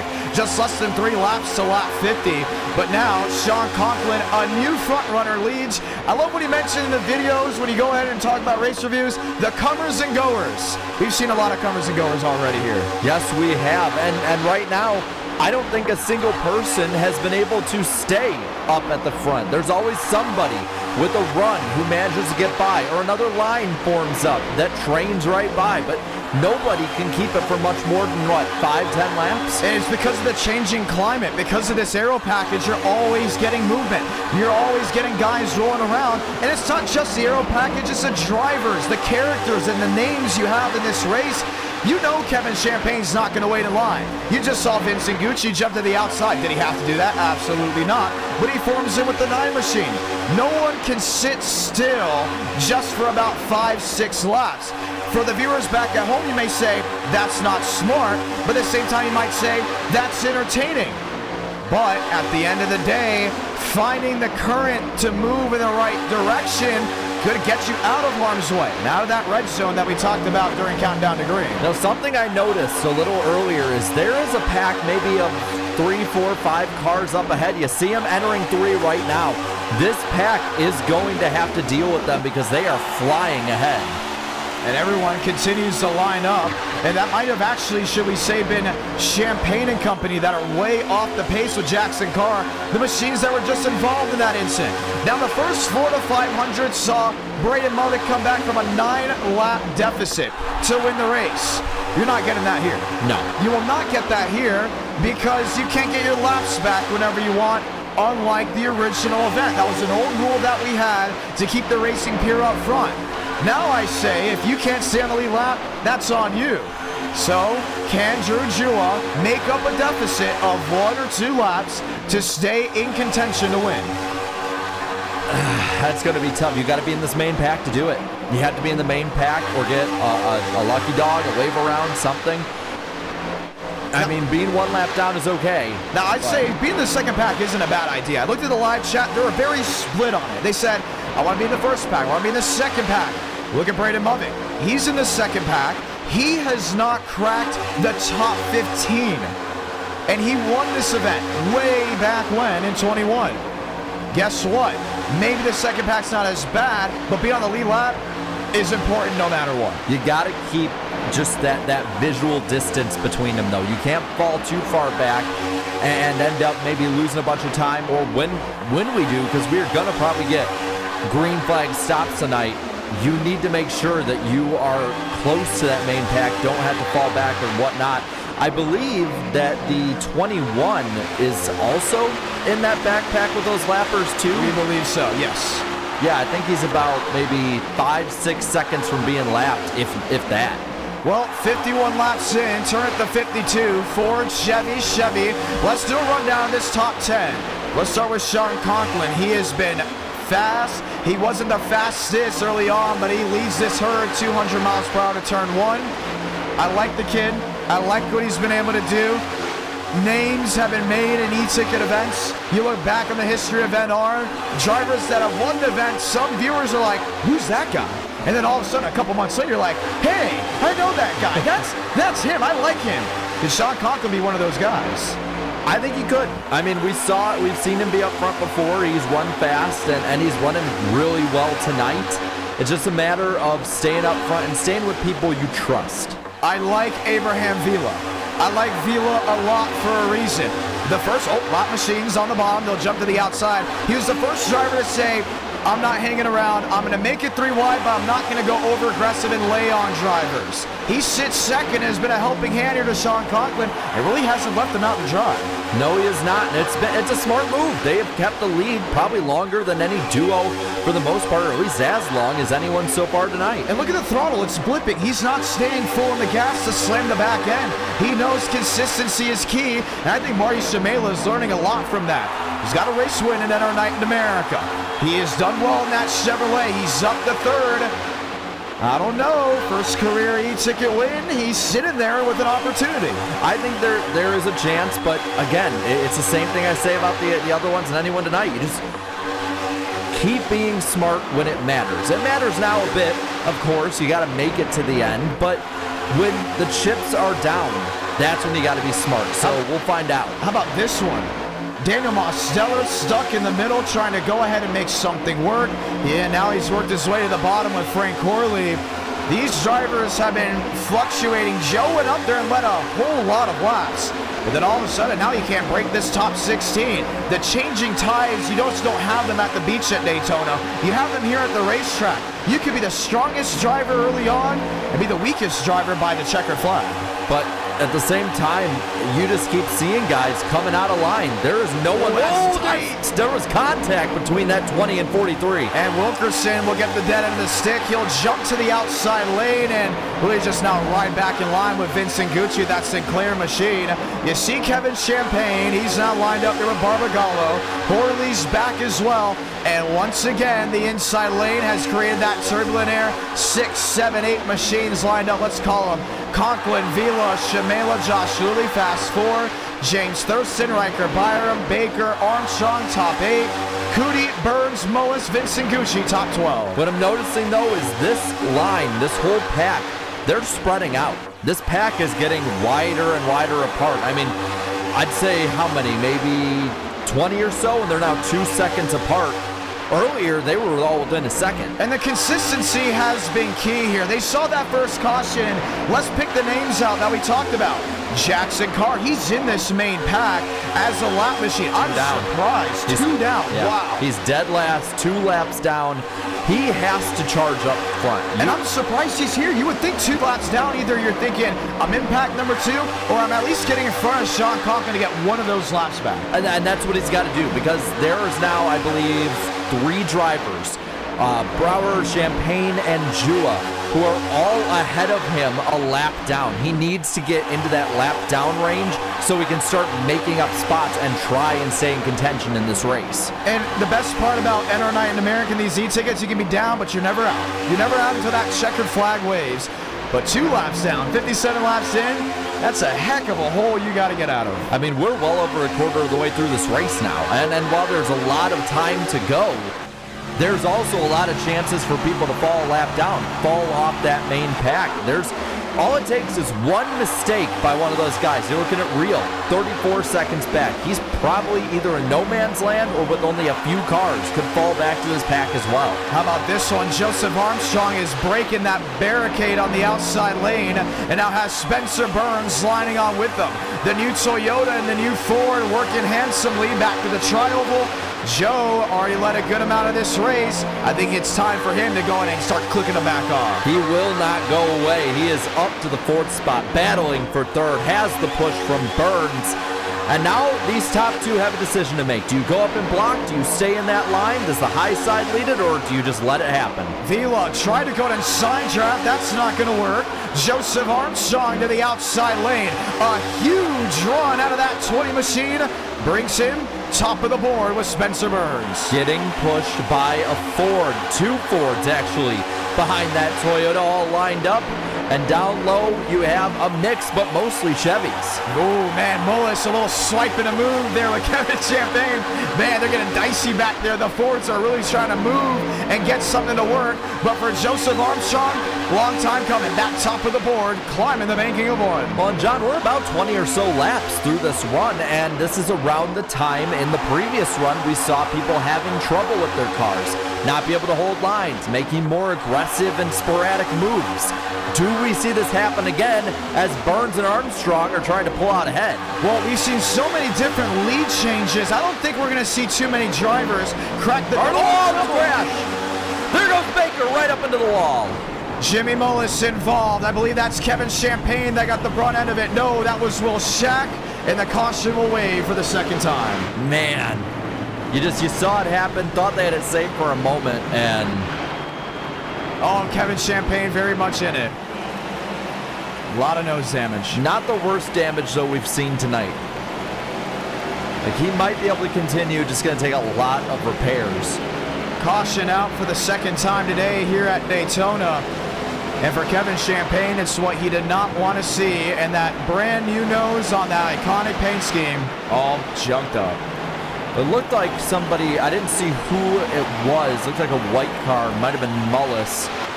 I think Mullis, before we see the replay, I think he may have been the one that sparked the issue. Yeah, I think he went down into Baker. They go back up into the pack, and now you got, what, 7, 8 cars involved?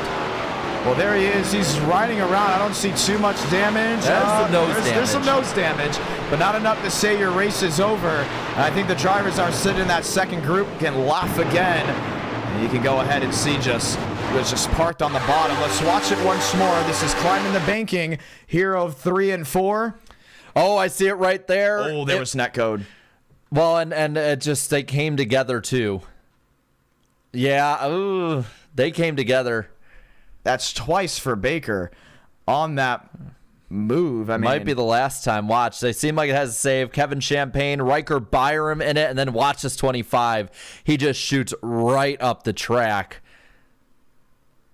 and up into Mullis the air. Got him heavy, and Baker last time was out of this event by lap 8. The entire nose was ripped off, and look at the suspension on the right side. Well, Shaq involved. Looks like that 93 got through it. Demos is gonna make it through.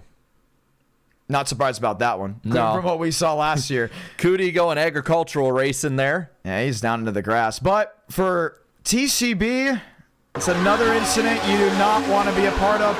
Let's see if we can get a better angle. This is from high atop of the tower on the start-finish line. Will Shaq's make a move? There's that slam draft we talked about. And just look at the run that was generated. There may have been netcode.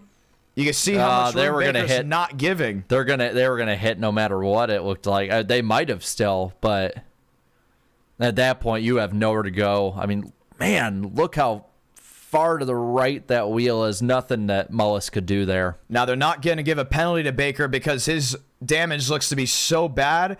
They're saying there's no point. He's already going to go a couple laps down. Look at this machine just stuck on pit road.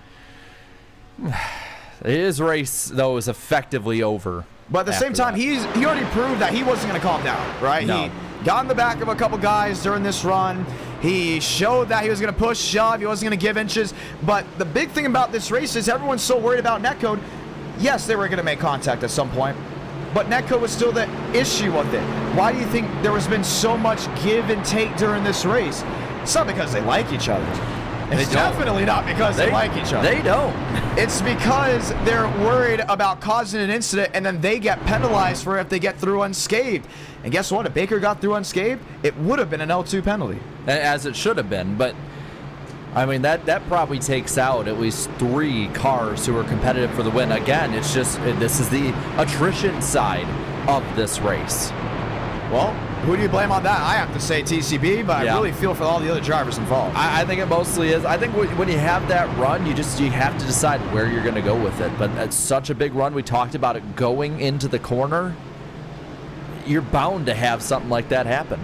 Second caution now. Jimmy Mullis, we believe, is still racing. He's on pit road back there in 40th. He's going to be a couple laps down. This is his second attempt at an e-ticket event. But right now, one of those drivers that'll be stuck towards the back half of this field. Ladies and gentlemen, we get the one to go once again. It's time to rock and roll as we get ready to go back green from Daytona.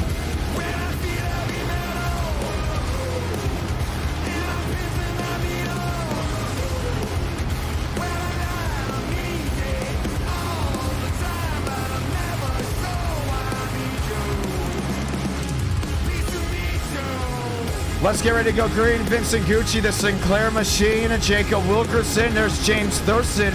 Do I see damage on the right side of that Ford? Go take a look at that fender. No, actually, it's just the way the new Ford body is. From afar, it looks like, man, someone got into him. But they have changed the way the nose is. And some of the aerodynamics. Ford, Toyota, Ford, Chevrolet, that's your top three as we get ready to try it just once again. That's going to take some time to get used to. I saw it, I was like, oh no, did he get in the wall? Hey, just the lighting, that's all it was. I love the Ford. I want to say that I love the look of the new Ford. But it's like those old suits that had the raised tips at the end of them. That's what the Ford looks like now. Hey, if it's fast, Ford Motor Company is going to bring it. And right now, they brought it tonight. Then you also got the Hammerhead Toyotas up front too. Heck of a crowd we've had here tonight. Look at this chat. Excited. How about this? Paint the chat green just one more time.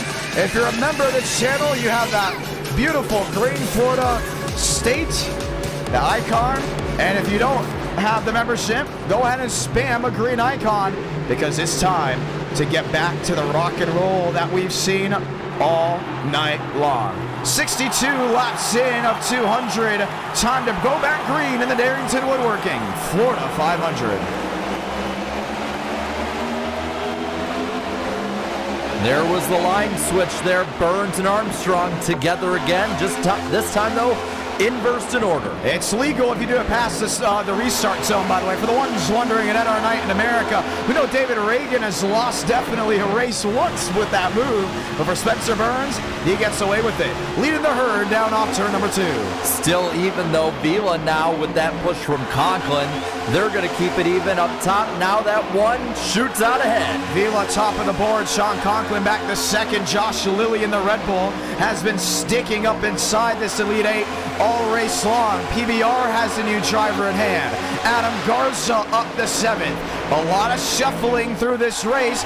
Burns lost all momentum on the bottom.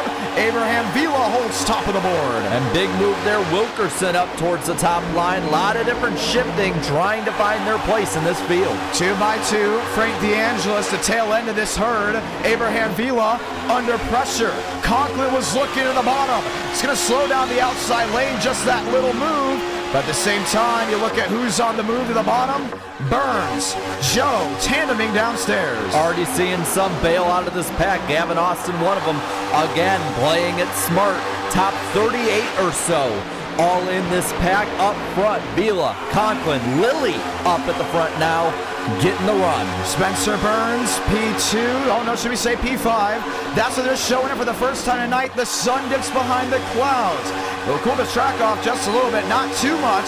But for Abraham Vila, he can now start ticking away at the lead. 4 laps so far he's led, should turn to 5 out of what we have seen so far tonight. Starting to shape up with the high side, getting the big run early, but Burns and Armstrong will not let that happen without a fight.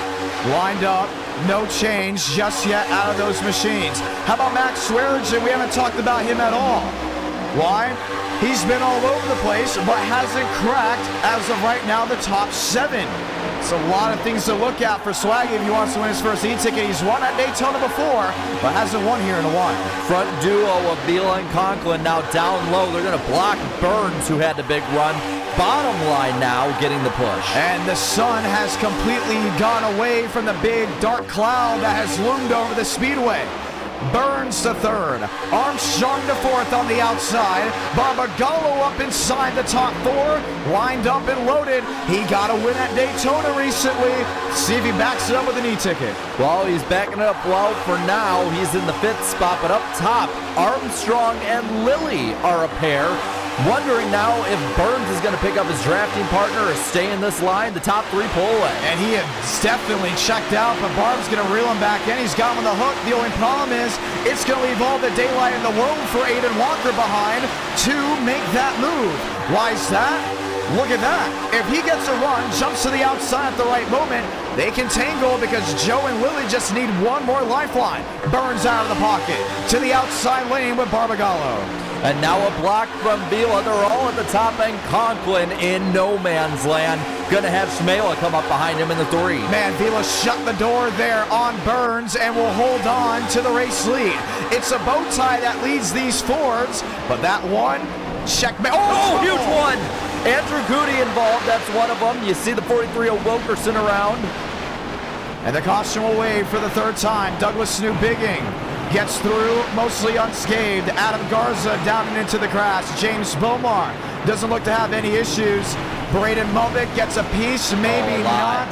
No, look at that front right there. Oh, maybe. No, he should be good. I think he just went into the crash, but for that number 16 machine of Vince Iguchi, different story. And this is the first time tonight on a restart we didn't see that separation of the packs right away.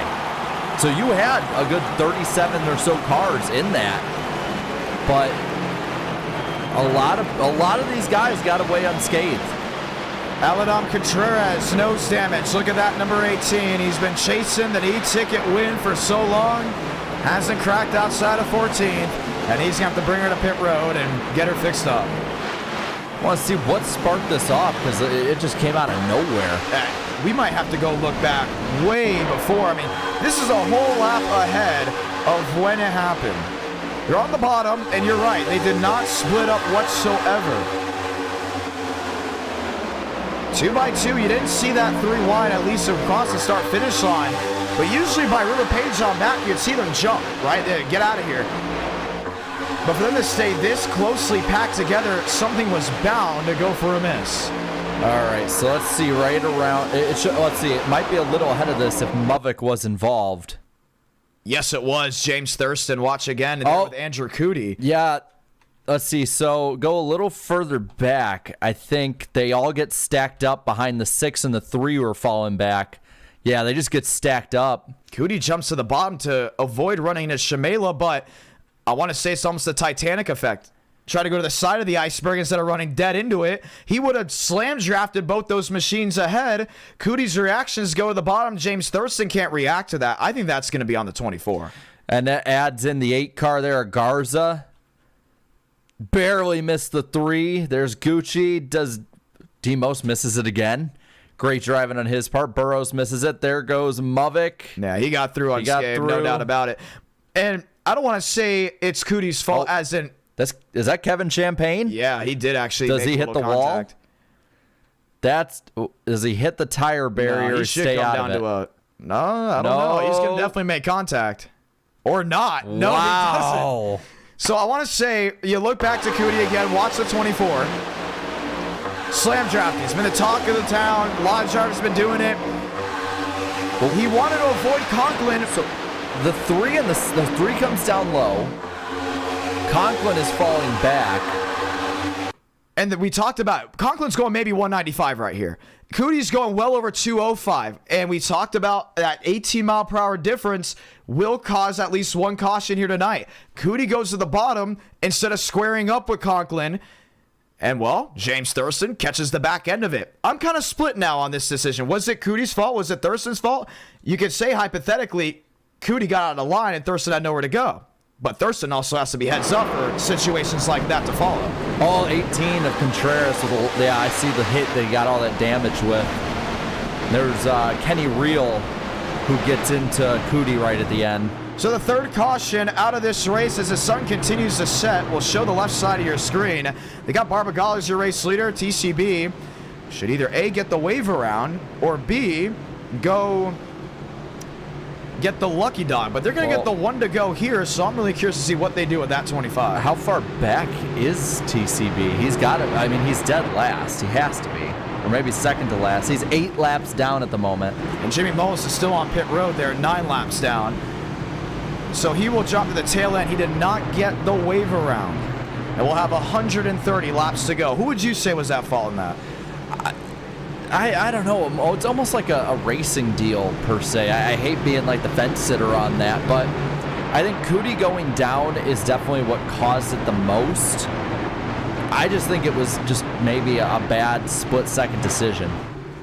Well, there is no penalty because the admin say maybe it was just a racing deal, but it brings us under the caution again, now with 131 laps to go. Cautions breed cautions. We had a long green flag run early in this race, but what does it have to take for us to get back into the race-winning ways? Or should we say just in the mode? Well, a long green flag run. We haven't seen a green flag pit stop once tonight. Barbagallo will lead us back to the green in the Darrington Woodworking Florida 500.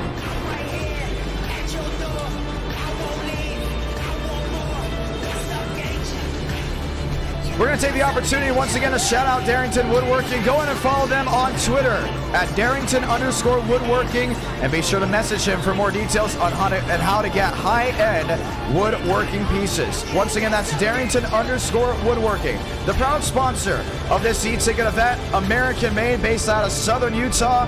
I'm telling you, if it wasn't for them, I don't think we'd be here right now. No, we would not. And so definitely go follow them on Instagram. Give them your support. Get them to 1,000 followers by the end of this race. It's less than 100. We have 658 watching. I think we can do it. And oh, by the way, we're still less than halfway to victory lane. Barbagallo, Abraham Vila, Spencer Burns, Joseph Armstrong, your fast four. Back underway in the Darrington Woodworking Florida 500. Whoa, Mitchum. And the bottom does not go at all behind Clampert. Mitchum started that whole just effect, and just wants to get to the back. A lot of these guys want to get to the back, but on the restart, not right away. And that whole bottom line's affected. You see cars 3 wide already getting into the wall, and a really disorganized restart here. You do it here, down off turn number 2. Yeah. I'm really surprised about that. Joseph Armstrong to the outside will regain the lead in this event. For now, he has Vila behind him. They're just sort of shifting all over the place. Vila, the sandwich in the middle of the two drafting partners. And Spencer Burns is back up to third. He really hasn't left this main group at all race long. Company behind, sure, but you really haven't seen the 10 outside of maybe that top 20. And I'm right, lowest 19th. He's been on the leaderboard all race. Yes, he has, and it looks like that top line trying to get something set up. There's only 3 on the bottom, and now that second pack joining them up towards the front. Barbagallo leading them. Here comes that 15 of Swarjan, but he's going to go to the high side. Ben White, Max Swearigan, Frank Corley, Davis Lewis. They've lined up 2 by 2. Barbagallo, Thurnquist, Walker, lined up with Shamela on the bottom. Or should we say the outside now, lined up with Burns. Everyone chases Joseph Armstrong. TRD climbing the banking of 3 and 4. And it's got to be about the top 7 or so. They're the ones who are out ahead. And it's right now Horley leading that bottom line back up. A lot of racing left to go. Frank Corley said, I'm going for my second and I'm going to get it here tonight. Well, he's got help. That's Barbagallo just sealed to the back end of the Mustang. And it's looking like, due to different pit strategies and different strategies in general, we have people now up front who have not been towards this front pack most of the night. And somebody I noticed who has not bailed out just yet, Gavin Austin, staying in this pack. Chad Thurnquist to the bottom. He's up to 5th. Spencer Burns back to 3rd. He's mostly just settled in with Marty Shamela hanging deep behind, but the inside lane coming to life. Chad Thurnquist up to 4th, up to 3rd, up to 2nd, and looking for the lead off 4. And he might have it at the line here, almost even with that Toyota. Both Toyotas up front. Barely going to be Armstrong at the line. He's got him still on that outside lane. Vila's in tow. 3 wide back looking was Burrows, but slots in line. Toyota on the bottom. Toyota on the outside. Chevrolet in view, but still no move. Horley slams the back end of 45 once again, but it's Joe coming off 2.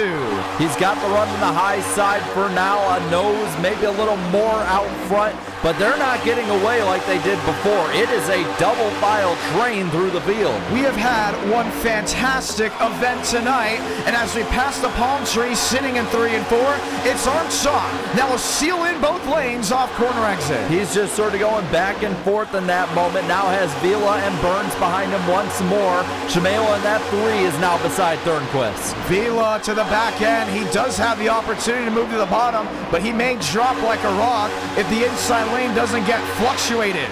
Shamela to 4th. Burns to third. Aiden Walker lined into 6, staying tight and heavy, but we haven't seen that 2-car, should we say, 2-pack breakaway? Maybe we have, because now it's River Page and company, but only 3 apiece. Only 3 of them, but that's, at least for now, there's others behind them. But up front, Armstrong leading that high side, out of 4 again. They have turned the wick up nonetheless. Thornquist on the bottom is lined in with Horley. Vila's on the outside, lined in with Armstrong. Shamela's back there in 4th, keeping that barrier in between him and that inside lane. Vila, does he have what it takes to get his first E-ticket win? He has been solid all race long. He has very much. He has only gone down to 15th at the lowest he has been in this top pack all night long. Same with pretty much Armstrong after lap 3. Burns, those 3 up top have the plan. It's all the same. And Joseph Armstrong has led the most laps in this campaign, only 16 though. That means we've had nothing but lead changes the entire race. Chad Thornquist on the bottom, Aguse. He plans on changing that off 4. Well, I'm going to give a shout out to somebody who's battling for a top 10 spot with Conklin, and that is Brower in the 21. He was dead last maybe 40 laps ago in this race, already made his way back up through the pack. And as a viewer, you have to be saying, oh, a caution again? Are you kidding me? What's up with that? Matthew Brower doing backflips in the car. Yes, another caution. We're back in it. And the Wood brothers have a hand in victory. They sit 13th. Still double file throughout most of the pack. You see on the bottom, all of those Fords trying to get lined up behind that Toyota, the 45, but they are going straight to the back. Ooh, shuffling. Joseph Armstrong still leading that outside lane. Abraham Vila's going to get a nice drive off corner exit. He's been the helping hand of Joe. We talked about it. Finding allies is what it's all about. Yes, it is. I've noticed also in the back half of the top 20, Mosteller and Mubik now. Allies, at least in the draft, they're nose to tail, trying to make their way up to the front.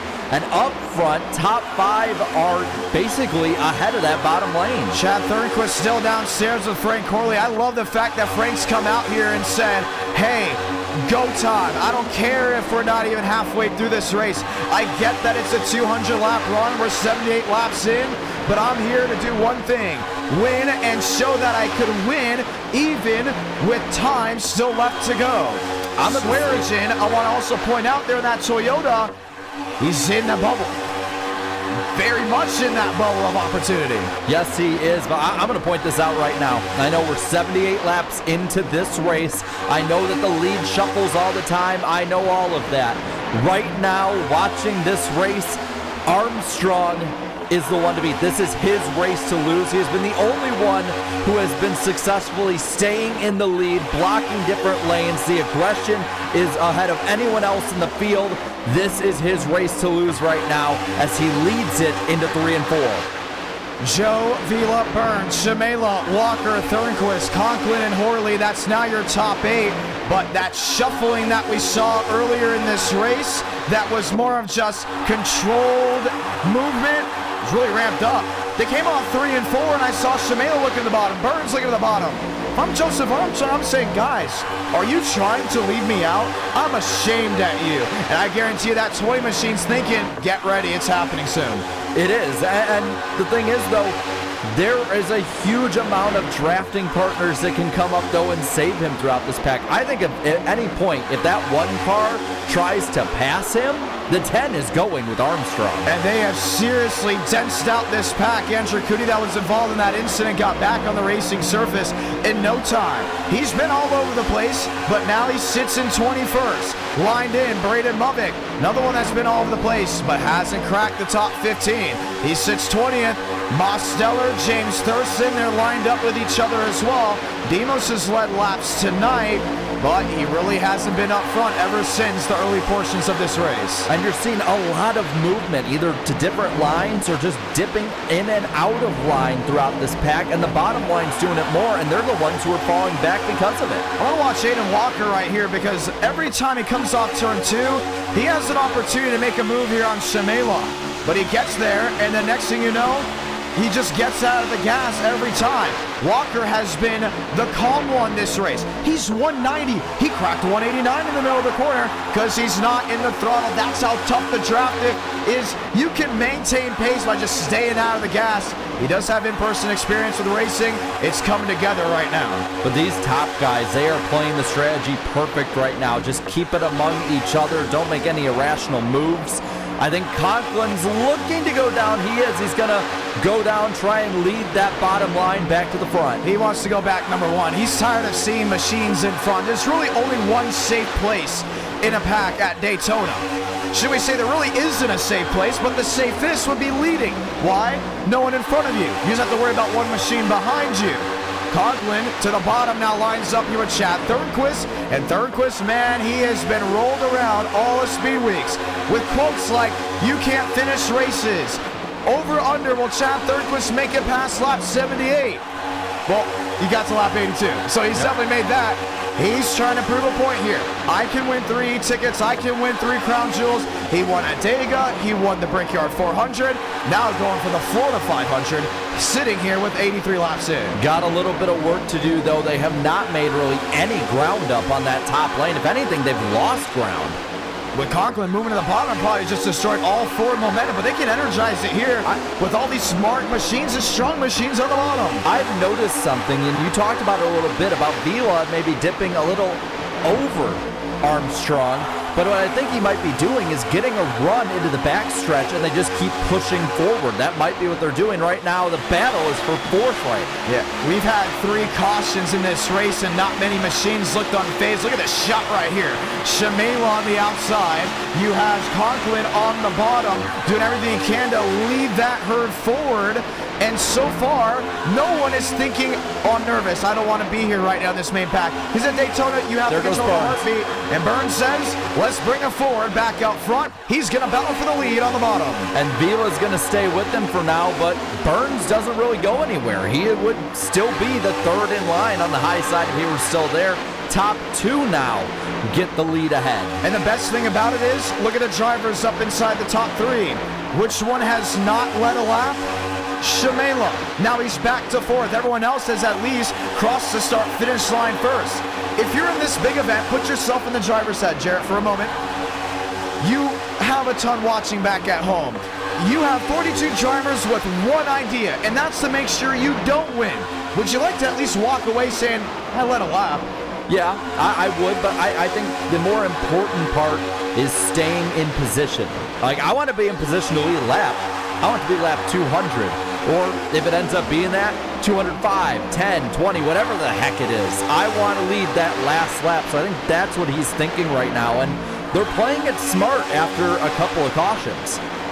And the thing is about Joe, he is risking up there leading early. But at the same time, he is showing that he is a leader. Leading the race and being a leader, that's 2 different things. You can go out there across the line first and say, "Okay, I got one." But showing the pack that, hey, I may want to work with this guy. He knows what he's doing. If Abraham Vila had 0 trust in Joseph Armstrong, he wouldn't be riding behind him. I think same with Shimela. I'd say same with Max Swearigan. Same with Spencer Burns. You think if Sean Conklin was riding behind Burns, he didn't trust him, he would stick with him? No, he'd either drop below the O-line or he'd go in the middle and say, "Never again, cross my bow." Yeah, and when you're looking, though, through this field and these lines, this is a pack of 33 cars. That front pack is 33 or so cars right now. And if you make that wrong move with the way they're training up, you could go, like if you're Armstrong, from 1st to 33rd in 1 lap. Joe is leading. He has led the most laps in this event. That's 27 of 87. You're watching the Darrington Woodworking Florida 500 live on the IDK Player YouTube channel.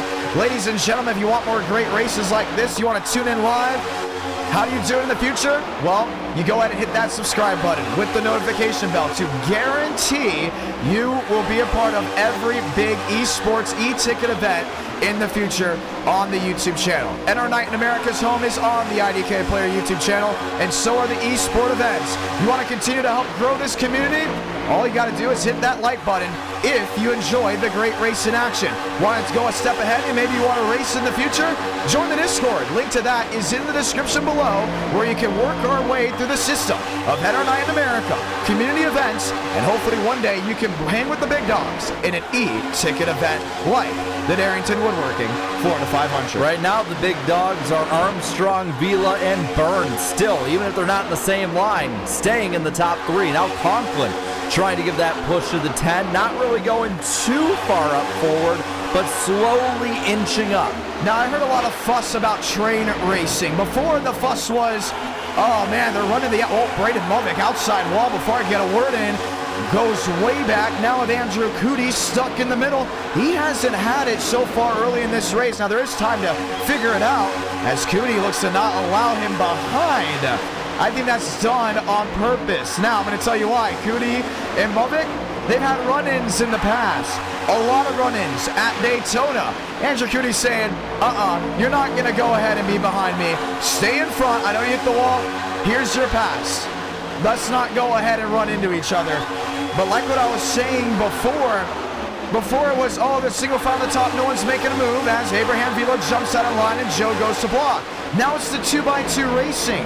As a viewer, the side-by-side racing is there, but what would you say, Jarrett, as a content creator, makes viewers think now that 2x2 is considered a little bit more lackluster?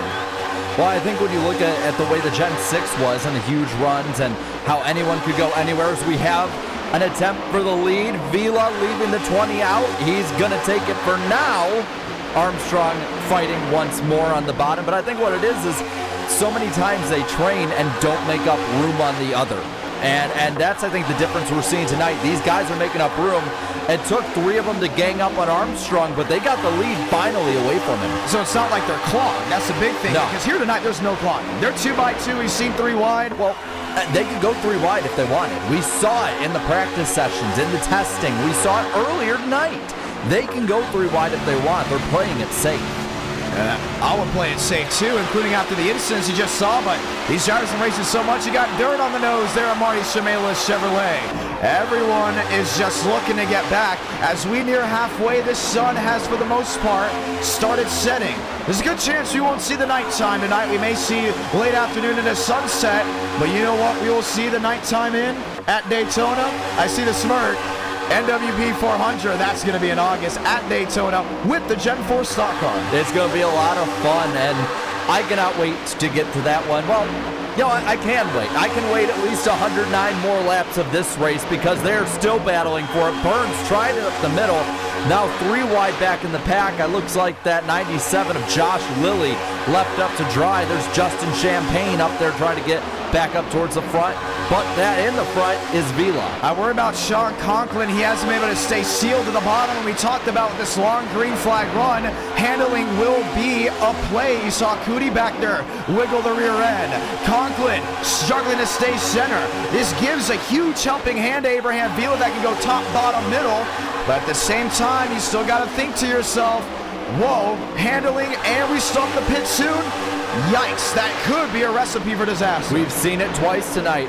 2 times where they're about to pit or they're closing in on green flag pit stops and they end up crashing because the handling's going away. And it looks like, wow, that 6 car tried to make a move under the 20, got blocked off. Gallo will count down to the inside. He's able to save it. He saved it. Man, he got jacked up in the rear. You saw James Thurston back there, went ahead and reacted, saying, not again, we have room this time. Yeah, and you know what I just noticed too? 40 of the 41 cars on track are on the lead lap right now. That Justin Champagne I was telling you about, he's battling his brother for a top 10 spot. And we can confirm TCB Jimmy Mullis, the first 2 retirees in this event. It's a shame, but you still got 40 drivers of the 43 dueling it out for a win. And now Swarjan's going to be the one leading that front line, but they are really squirrely up front between him and that 20 car. trying to get the push. They're now battling for third, trying to get up to those top two. And Joseph Armstrong at one point was being pushed, is now the pusher, but he's got a Toyota in hand. He's got an ally that he can trust. Max Swearigan hasn't led a single lap here tonight. He was asking me, what scheme do I run? And I said, Max, when we did this event last year. Whoa, it looks like maybe a little bit of net coat there. 3 wide for the lead, and Armstrong up the middle, battling next to Vila. And Vila will get the run on the outside. I said, Max, so many love that Scooby-Doo machine. Bring it back. And he said, fine, I'm telling you right now, one of the best machines to go out there. Vila nearly got turned off the nose of Armstrong. It's getting racy working lap 95. And now Burns trying to get the lead back again with help from that blue 3 car. Down low, Vila and Armstrong, 2 of the most dominant guys tonight, trying to battle back towards the front. Conklin right with them. And they're still 2 by 2, but the swing doesn't stop. Joe to the outside, gets slammed. What a move. Vila nearly into the outside wall. Switch back for the 20 to the inside lane. Will get help from Conklin, and the pushers now go ahead and do it out. What a move off of turn 2. He put the moves on him. Now down low, getting the slam draft from that 6. Burns giving the slam draft for that 1. They're still side by side. And Vila will now take the lead off corner exit. This crowd is loving it. They're on their feet. Shamila to 4th. Walker back to 6th. It is the Busch Light 1 that works top of the board. And we're just seeing the replay now. That move that Armstrong put on him was good, but the fact they both stay in line, they're both drafting together. These top 3 guys, they can work against each other, for each other, whatever. They are the dominant ones today to beat. You're looking at right now 33 drivers packed together in this herd. Vila got way out in front. Recipe for disaster as Burns has daylight. What a move! Swipes to the bottom. Help now with Conklin. 2 by 2 and Ford leads their way to 3 and 4. Huge lead leads to a huge run, leads to a huge move. Burns now leading that surging bottom line. 45 Thornquist up top. They're 3 wide for a moment. There we go! The wall. Armstrong in the wall too. They keep it together. They got there goes Drew. 2 on the back, the 5 around. Single car spin. They say they wouldn't call it. The real question is he's got to get out of the way. Look at Chad Thornquist to the outside. He's got it back going in the right direction. No caution. And we stay green. They all spread out, but they all keep it going. Oh, he was thinking to himself, come on, you couldn't show the yellow for that one. But they all made it around. Great heads-up driving by this pack, a now spread-out pack. Wow, that's going to go in a highlight reel. Unbelievable. Oh, there we go. Swearigan's around. Contreras now down into Shamila. The big one through the tri-oval. And the caution will wave for the 4th time tonight. Abraham Vila, that led a big portion of this race, involved. Look at Adam Garza. The nose ripped off the 8 machine. And we were just talking about how great of a save it was, but they just couldn't get back to formation and the consistency. The caution will strike big and deep for PBR. And look at the shuffle of the top 10 now of the field because of this, but also in spite of this. Wow. Oh, Josh Lilly, another one involved. Damage on the right side. He'll probably be able to keep going with that one. I don't think that's a race ender by any means, but I think as we get to the halfway point, there are a couple more that are going to be joining the 25 and 29. This has been an exciting first 100 laps, Jared. I'll give it that. 4 cautions already. I think it's more than we thought we were going to have. We thought we were going to have some green flag pit stops, but as we get to the halfway mark next time by. Well, let's go ahead and look at 2 moments here, the big moments. We're going to start with the one in the tri-oval. You see on the outside, you see he hits Chad Thornquist. Ooh, that's a lot. That's a big hit. That's a huge hit. Armstrong nowhere to go. Does he have damage on his nose? Doesn't look like it. Behind this, the 5 went around of Drew Jua. And Jua was...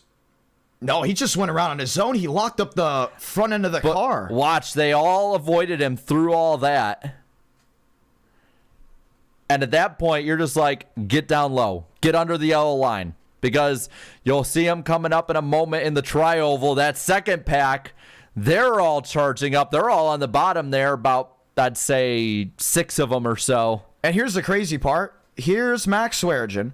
He's lined up. You got Spencer Burns now up in front of them, and they're thinking, oh, this could open up long green flag run racing as we're all spread out. But I guarantee you, they were so focused and worried about what happened back there, they forgot to live in the present. And that's what we saw coming off for the big incident. So oh, wow. Whoa, That's that might have been retaliation. Who is that down low? That was Barbagallo there in the 17 machine. All the way down to the inside. That had to be some sort of retaliation. He's got a lot of nose down. Oh, no, I it think wasn't. Joe just went to go clear. Made a bad move and self-cleared. He didn't see Barb down there at all. And he's got a lot of damage he's got to repair as they go through.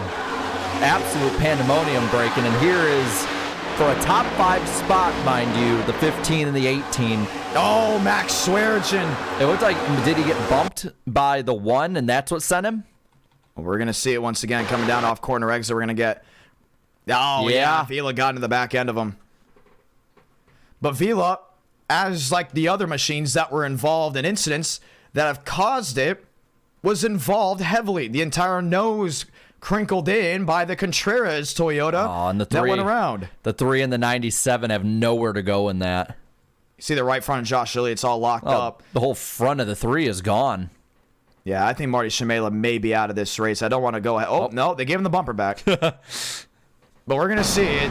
Well, he didn't get hit. Oh, he got hit again by Wilkerson. Almost threw it with... Nah, that might be a race ender. Yeah, oh, look at... We'll definitely know when we see the right side of the machine. Yeah, he's going to be there a while. They got him scored in 36 on pit road. Here's Marty. Here's now what looks to be Max Swearengin that's working his way through. Will Shack. They have now Vincent Gucci out of the race. He sits 41st. Jackson Carr sits in 40th. He's still on pit road now 2 laps down. Will Shack. And what was 43 now comes down to 40 machines. Mullis, Baker, Vincent Gucci, the confirmed drivers out of the race. Marty Shimela gets it backfired. And he is sitting on the lead lap. Wow. Yeah, I don't know how much. He may have to come back down again. That car is skewed. But he at least is showing life for the 3. Yeah, it looked like it was crab walking through the corner there. But, I mean, if you're in this race, we saw at Daytona the last couple e-tickets, NWP, Daniel Mosteller doesn't have a nose, battling for the win off of 4 on the last lap. Just stay in the race with any means necessary. Right now, 35, including this 35th place car on the lead lap. Horley, Conklin, and so many others, they line up 2 by 2 because we're ready to go back green flag racing. The quick cleanup here at Daytona gives us another opportunity. Danger has been on everyone's doorstep tonight. What's next for Spencer Burns? What's next for Sean Conklin? Or does it get any better for other drivers? A lot of time left to go, but welcome to halfway.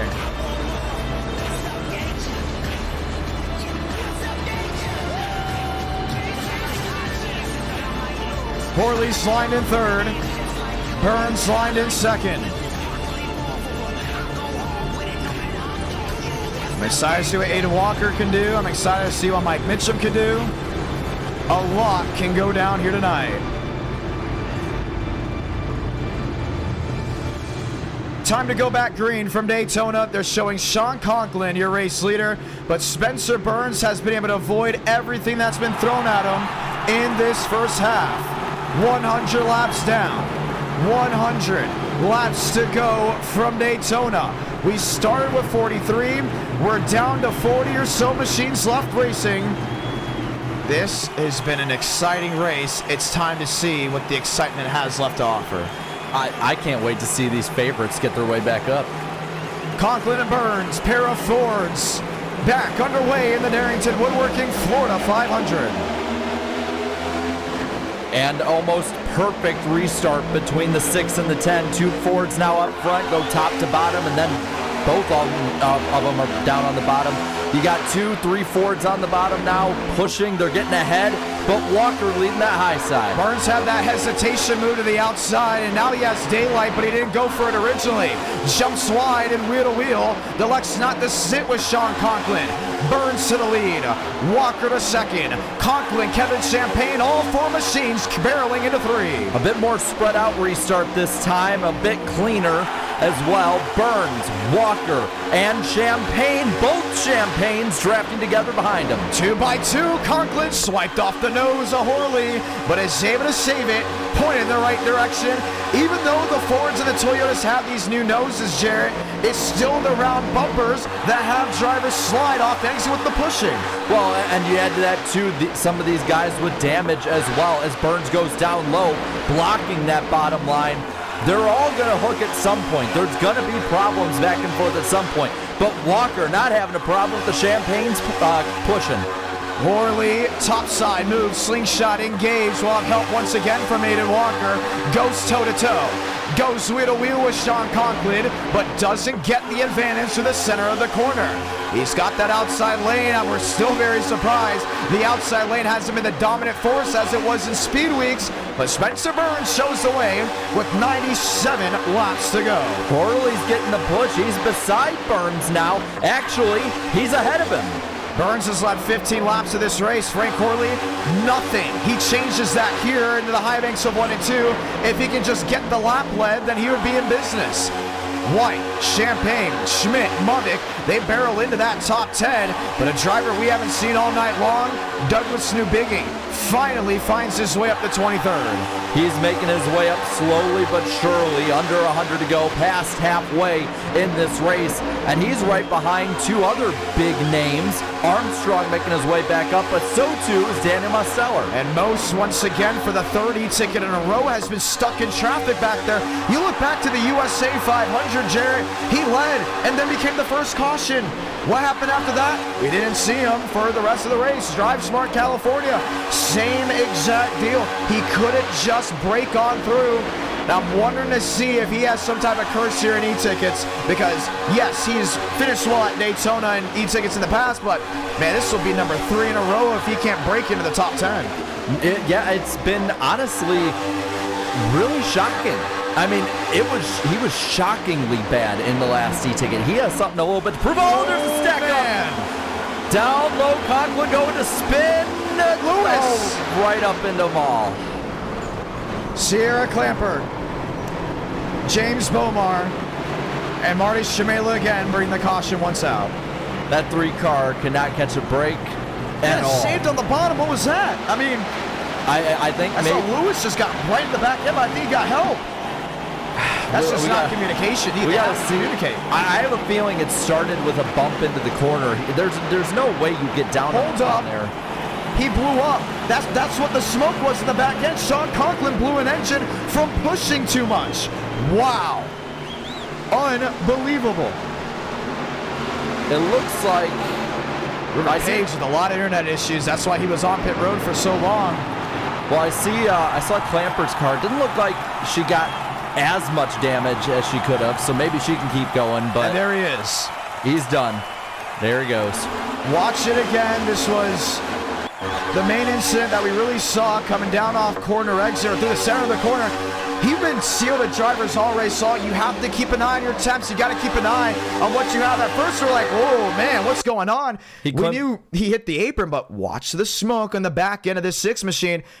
And Mitchum's all over him. He Clint Boyered go anywhere. He Clint Boyered it.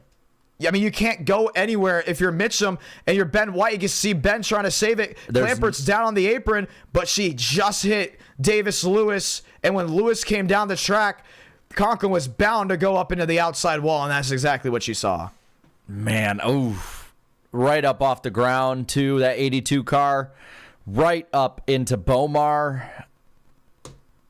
And did Thurston get too much damage in that, or did he just sort of hit squarely on the back of Steinmeier's car? We are getting word Vincent Gucci and the St. Clair machine will come back on the racing surface.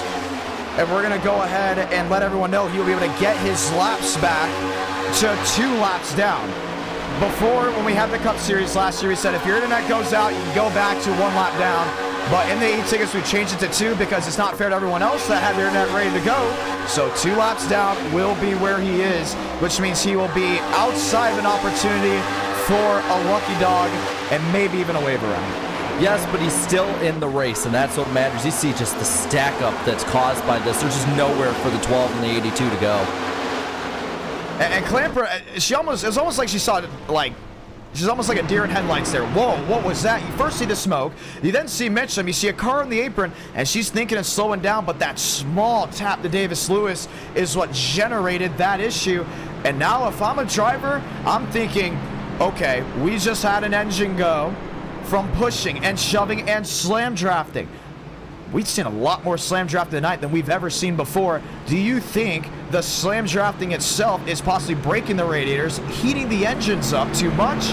Because Conklin has just been the second man all race long, and now he's out of the event. I don't know, because I feel like there's been others that would do the same type of thing and have that same issue. So I don't know just yet. If we see it more, I think that's something that needs to be watched. But I think this is a clear sign to these guys that it might be time to back it up just a little bit. There's still 94 laps left in this event. There's plenty of time to get up front. I will say, one I'm interested in is, did that Ford car get a ton of nose damage, or did he hit square enough that he's okay? About James Thurston. Yeah, he was involved in that wreck. He was up on the wall. He's going. He's got it pointing in the right direction. Nice. It's good. Yeah, he looks good to go. Douglas Newbigging looks to be in tip-top shape. Here's Andrew Cootie. He looks to be all clean and green. Davis Lewis, that was in it. It looks like he wasn't even a part of the action that happened. But at the same time, I think that's another one of those racing incidents. We've had a lot more racing incidents tonight than anything. Here's something to talk about. The B&L Ford, Barbagallo, top of the board. And he's slowly worked his way up throughout the night, been pretty competitive, and now putting his car in the right spot. Barbagallo is an interesting driver. Now, he is a big fan of the 3 Cabrieros. I want to point that out. That is Panchito, Donald, and Jose. And he said, can I drive a 3 Cabrieros car? And I was like, I don't know. Let's see what you can put up. And then he's like, oh, I just want to drive the 17. I was like, okay, here's a Castrol 17. He's like, I don't like Castrol. Castrol Edge. I was like, what do you mean? He's like, well, I'm right now in college to be a tech mechanic. I'm like, and you don't like Castrol Edge, and you're gonna not drive? You're gonna drive the 17? That's their sponsor for RFK. Are you kidding me? And all of a sudden, about midnight one night, I saw that he was working on a car, and it's the By and Large 17. If you know anything about cinema, By and Large was in Wall-E. Yep. And they're also in the movie Cars. They have a track called the By and Large Speedway, if I'm not mistaken. Well, Barbagallo, back to his Disney adult ways, ready to go ahead and take the green flag. Hey, you know what? There's nothing wrong with it. Just want to point out, I'm a Florida native. If it works to win, it doesn't matter to me. Whatever gets you the win. Gonna be a lot of fun to see what that Ford can do. He's got Spencer Burns on the outside, very calm as these next gens are mainly in the idle position. But it's time to get back on your feet, ladies and gentlemen, and spam the chat green. Darrington Woodworking, we're so glad to have them with us. 1,000 followers, we can do it. They're less than 100 away. Go follow them on Instagram while you have the chance. Pace car will make the hard left on the pit road. Barbagallo, Spencer Burns, Aiden Walker, Braden Movick, Frank Horley, Matthew Brower, Joseph Armstrong, and Justin Champagne. 92 laps to go from Daytona. Bit spread out towards the front. Top guys, though, all together up front. You got Barbagallo on the bottom with Walker. On the top, though, Burns, Movick, and Armstrong. Barbagallo downstairs gets a shove there from Walker, and they're moving in the right direction for Frank Horley. He's very much stuck and boxed in on the bottom. He's got Ben White. He's got company behind, but already we're starting to see 2 distinct packs. Most Newbigging have dropped back once again with Will Shack. Here's the shuffle up front in the tight squeeze with Walker to the outside. And the one left out to dry is Braden Movick, but he's coming back because they're 3 wide through the pack. Now he's got the Champagnes behind him. Up front, Walker, Horley, and White. 2 by 2 by 2. Frank Horley outside, White inside. White now with Burns as those 2 machines throttle their way to turns 1 and 2. The Bass Pro Shops deal is moving up towards the front. Horley picks him up, gets the run underneath Walker. Now Burns looks high for a moment, does not go, instead Movick.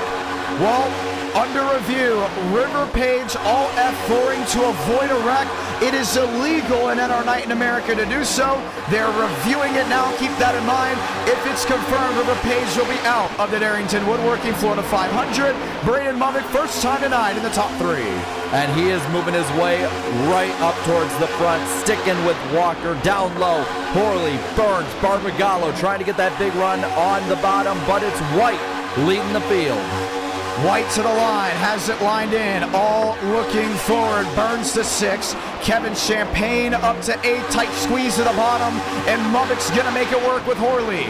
2 by 2, no 3-wide move just yet, but for everyone that's watching up front, the Vice City machine is there, and McVice jumps to the outside, Braden Movick to the lead.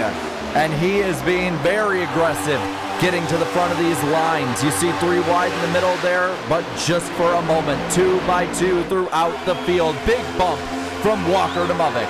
2 by 2 sticks on the board with how many laps that have been in the books tonight. But White will get to the line this time to keep the goose egg on the 42 machine. Horley on the bottom.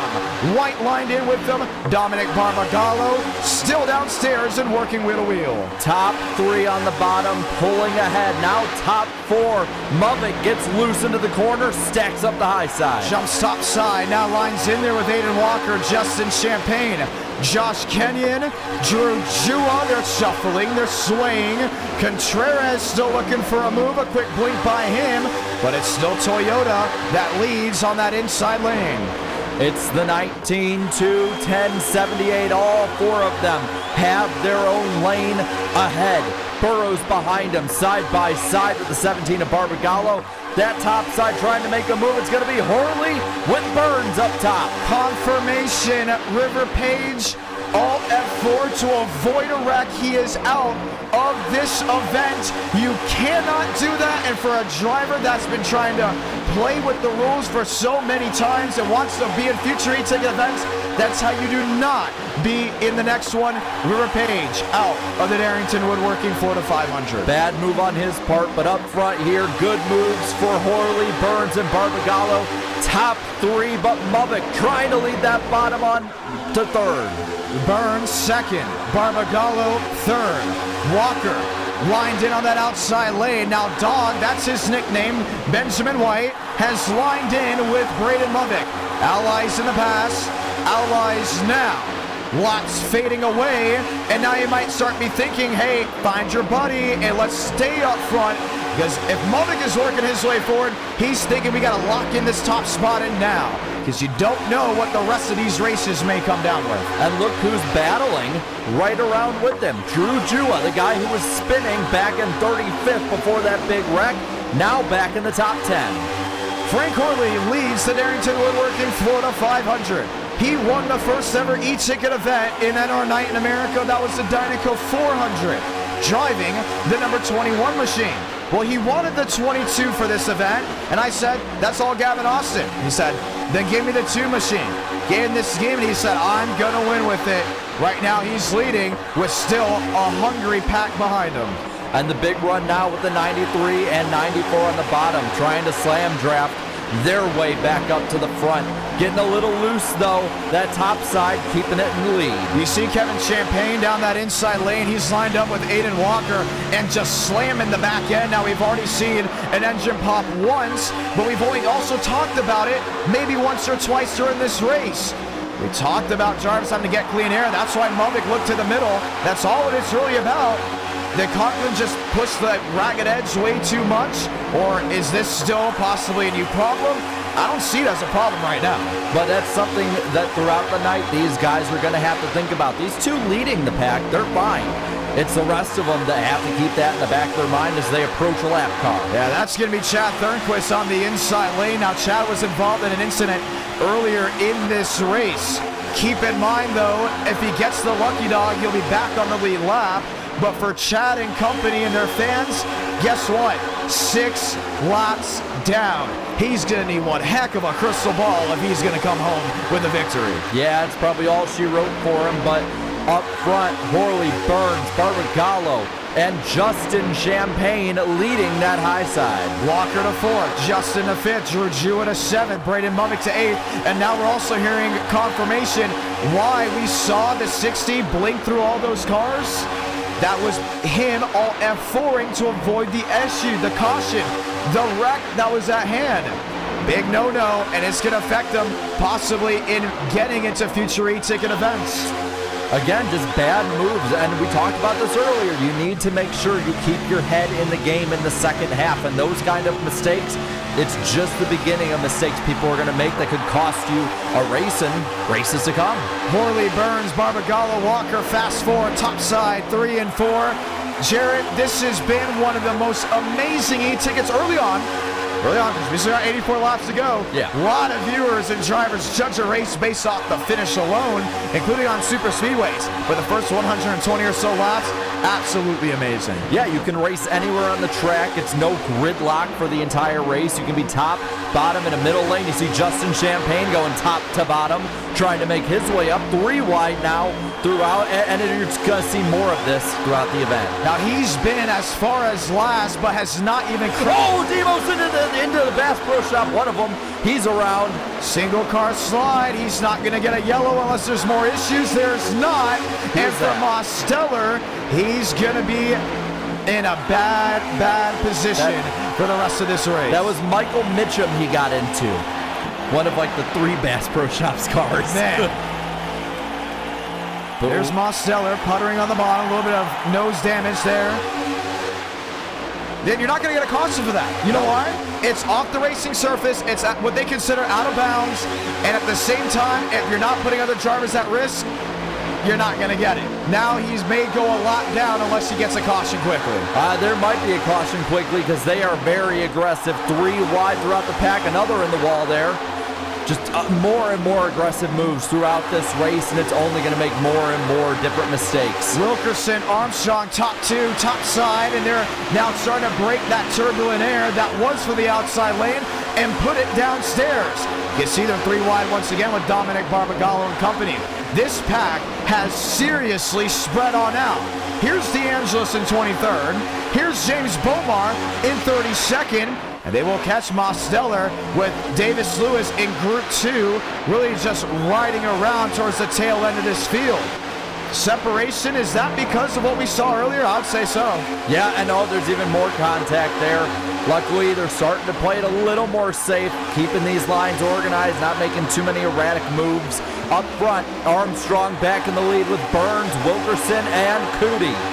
Burns in 2nd, Cootie back to 4th, Wilkerson back in 3rd, Contreras, Mummick, Horley, and Drew Jua, who has made up the deficit, is up to the 11th position on the outside lane. And you're just watching these runs that they're getting and the slam drafting they're doing, and it's just getting more and more and more intense. And now you have a battle for the lead.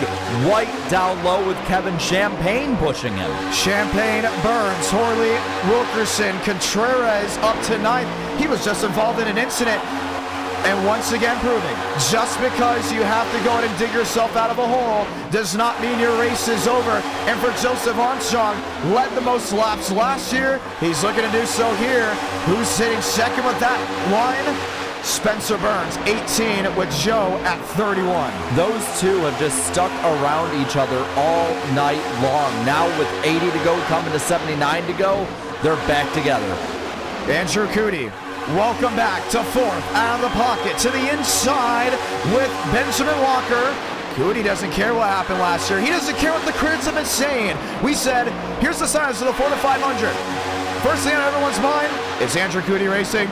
Answer, yes, and he's up to 4th, and he's ready to duel it out. Valiantly defending his title from last year, now up to the 3rd spot with a push from White. Behind him is Champagne and Horley, trying to get past that 43-year Wilkerson. And they're breaking that turbulent air pretty well downstairs, but the only thing is White's going to have to get some clean air there on the grill.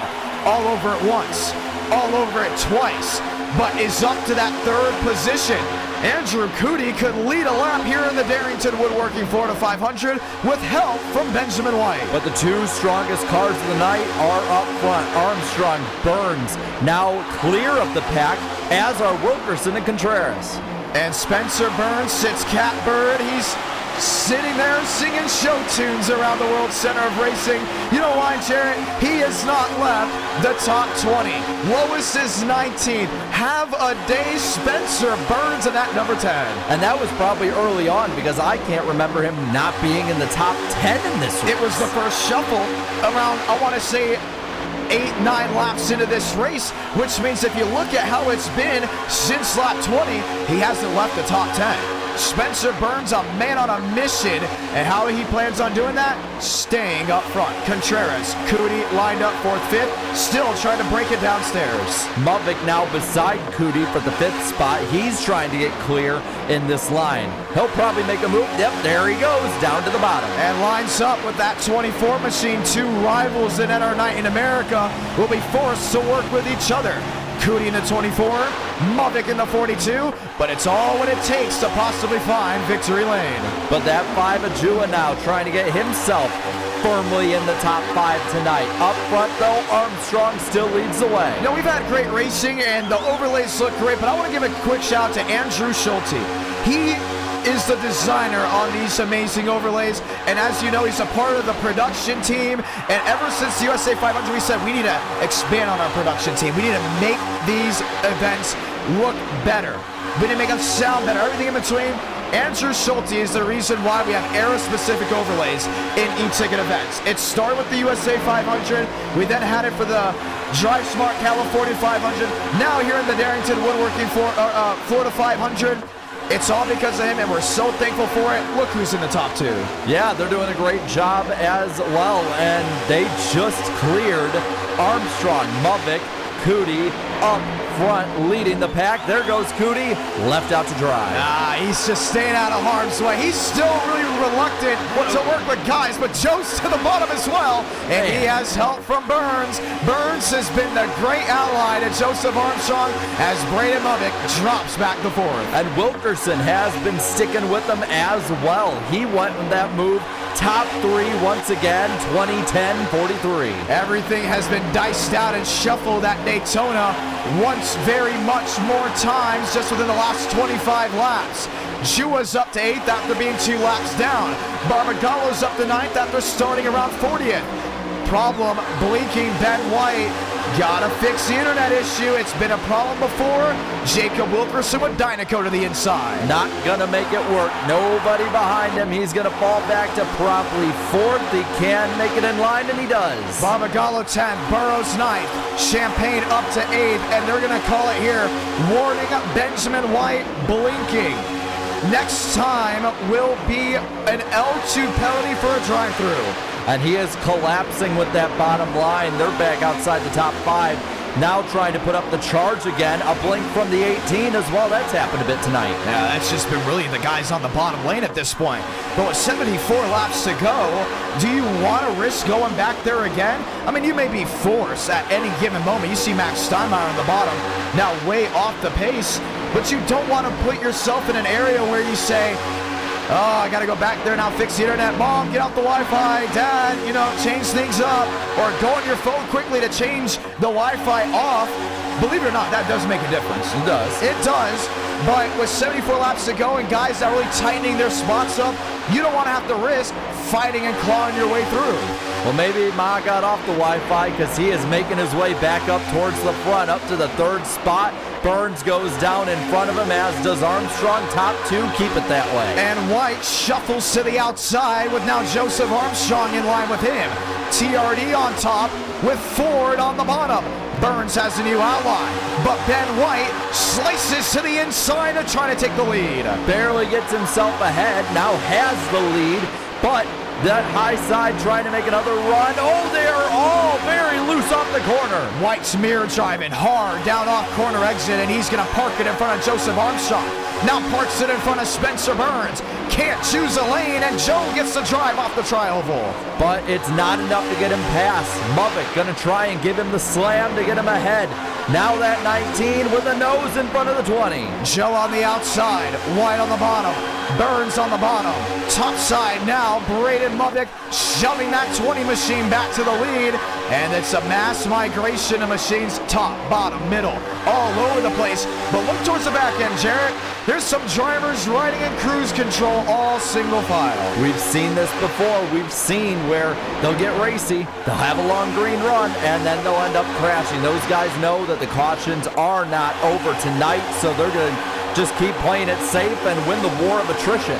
A lot of things left to go in this race.